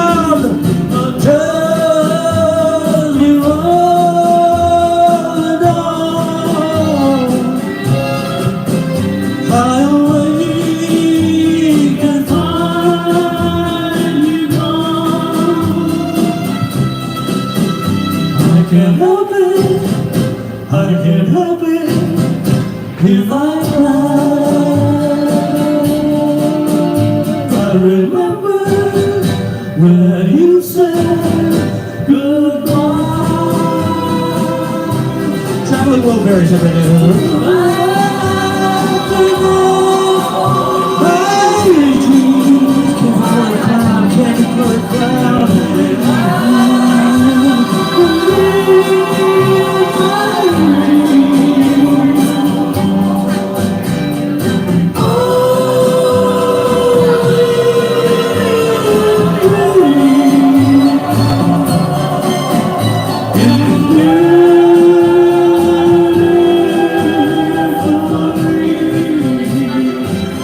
We love you, David Lynch. We love you, Martin Luther King. We love you. Oh, we love fucking Bob Uecher, Oliver Bear. Everybody, thank you for staying. Have a beautiful night. We'll be back next Monday. It's my birthday. It is my birthday next Monday. So come back, everybody, please. I'm gonna be 40 fucking years old, everybody. Yeah. It's sad and pathetic. I'm ashamed of myself. I know. That's why I'm not gonna tell anybody. I'm gonna tell everybody I'm 30. Yeah. It's over. It's done. Strangers in the night, up to the moment when we said our first hello. David Lynch, we love you, brother. I'm glad you didn't make airplane noises during that song. Oh, I mean, I had to. Thank you, have me up there. Awesome. Thank you. Yeah, thank you for sticking around. I'll get you on a clear next time. Hell yeah, I love the polka on David Lynch too. Thank you. Hell yeah. Hell yeah. I mean, thank you for doing that as well. That was awesome. Thank you, oh Jay. my God, incredible. Absolutely incredible. I loved it. I gotta get up there more often. Yeah, definitely. I mean, I told that once before that story, but it lasted a lot longer. Right. And yeah, I said I'll bring it up this time over. I was up there quite a few minutes. Over too, right? yeah, I mean, later at night we kind of let people go a little bit longer. How many minutes? It was probably, it was between 10 and 15 minutes. Right. I think you went up probably around 12:40, and you got down probably around like 12:56. Okay. I can get it down to about 9. I'm gonna fine tune it. Yeah. Have you played with him before? No, first time. That thought went really well. Yeah, well, I had a little meeting before it came out. I gave him the story. What did you say? Oh, really? I told him what the story was. But when I got up there, I kind of twisted it. Not that I twisted it around. I came up with different words for it. Really? Yeah, but it was the same story, same basis, the foundation. But it's not the way I told him. But then I went with him. I let him lead a little with the guitar. I don't know. Yeah. We both together with the hitting and yeah. He knew what I was going to say because yeah, it was good. I thank you. I enjoyed Of course, yeah, it was dope. Yeah, sometimes I need that push. I was telling you a while back. Yeah. I'll get up there, and I did. Yeah. And I'm going to get up there again. I got fucking more stories. Hell yeah. No, that was awesome. Yeah, that was great. Was I cursing too much? No, I mean, no. You didn't. The thing is, you didn't say anything offensive. You know, if you get up and you say, "Oh, Jew" or something, people go, "What the fuck is that?" But I didn't specify on anything. Right. Yeah, exactly. It was part of the truck driver's life. That's his character. I remember this. It was just like yesterday. Yeah. When did it happen? Just 1980. Okay. It happened fucking 40 years ago. You got free breakfast. Free breakfast many times, man. He says, "Don't worry about it. It's all right." He thought I was one of the boys, I guess. So he just, and plus he gave me a break because I came like a gentleman. He did what now? I came in like a gentleman. He probably thought I was just a wise guy because he was paying off for that. I see. And he complained to them. That's why they came to me. Like, what the fuck did What you do do? you guys dress like? Do they just dress in normal clothes? Yeah, Or? and they're still around. Yeah. Right. Oh, really? Oh, yeah. Some they're up there in the 80s. Their bosses down there. They fucking collect money from anything they want. Anything, any legal shit, any legit shit, they get paid. They'll just take a little skim. Yeah, it's up. Got the rides down there, all the rides gotta pay. Oh, okay. Now that I've been singing about it years ago, you had to pay. Otherwise, they fucking burglarize the place. Really? Oh, yeah. It's serious shit. But if they know you, they like you, you know. Yeah, they leave you alone. They leave you alone. Right. Okay. I see guys get beat up. Night, everybody. Yeah. A lot of words. Right. Are you picking my voice up on you? Yeah. Yeah. So Okay, you I'll got a check record it of out. what we did today? Yeah. It's a permanent record? Well, I can take things out. If you want me to take you out, I can take you out. No, leave it on this. Now, what do you do? You broadcast it It's on just on YouTube? YouTube. Nobody watches it, to be honest. No, I just don't want to.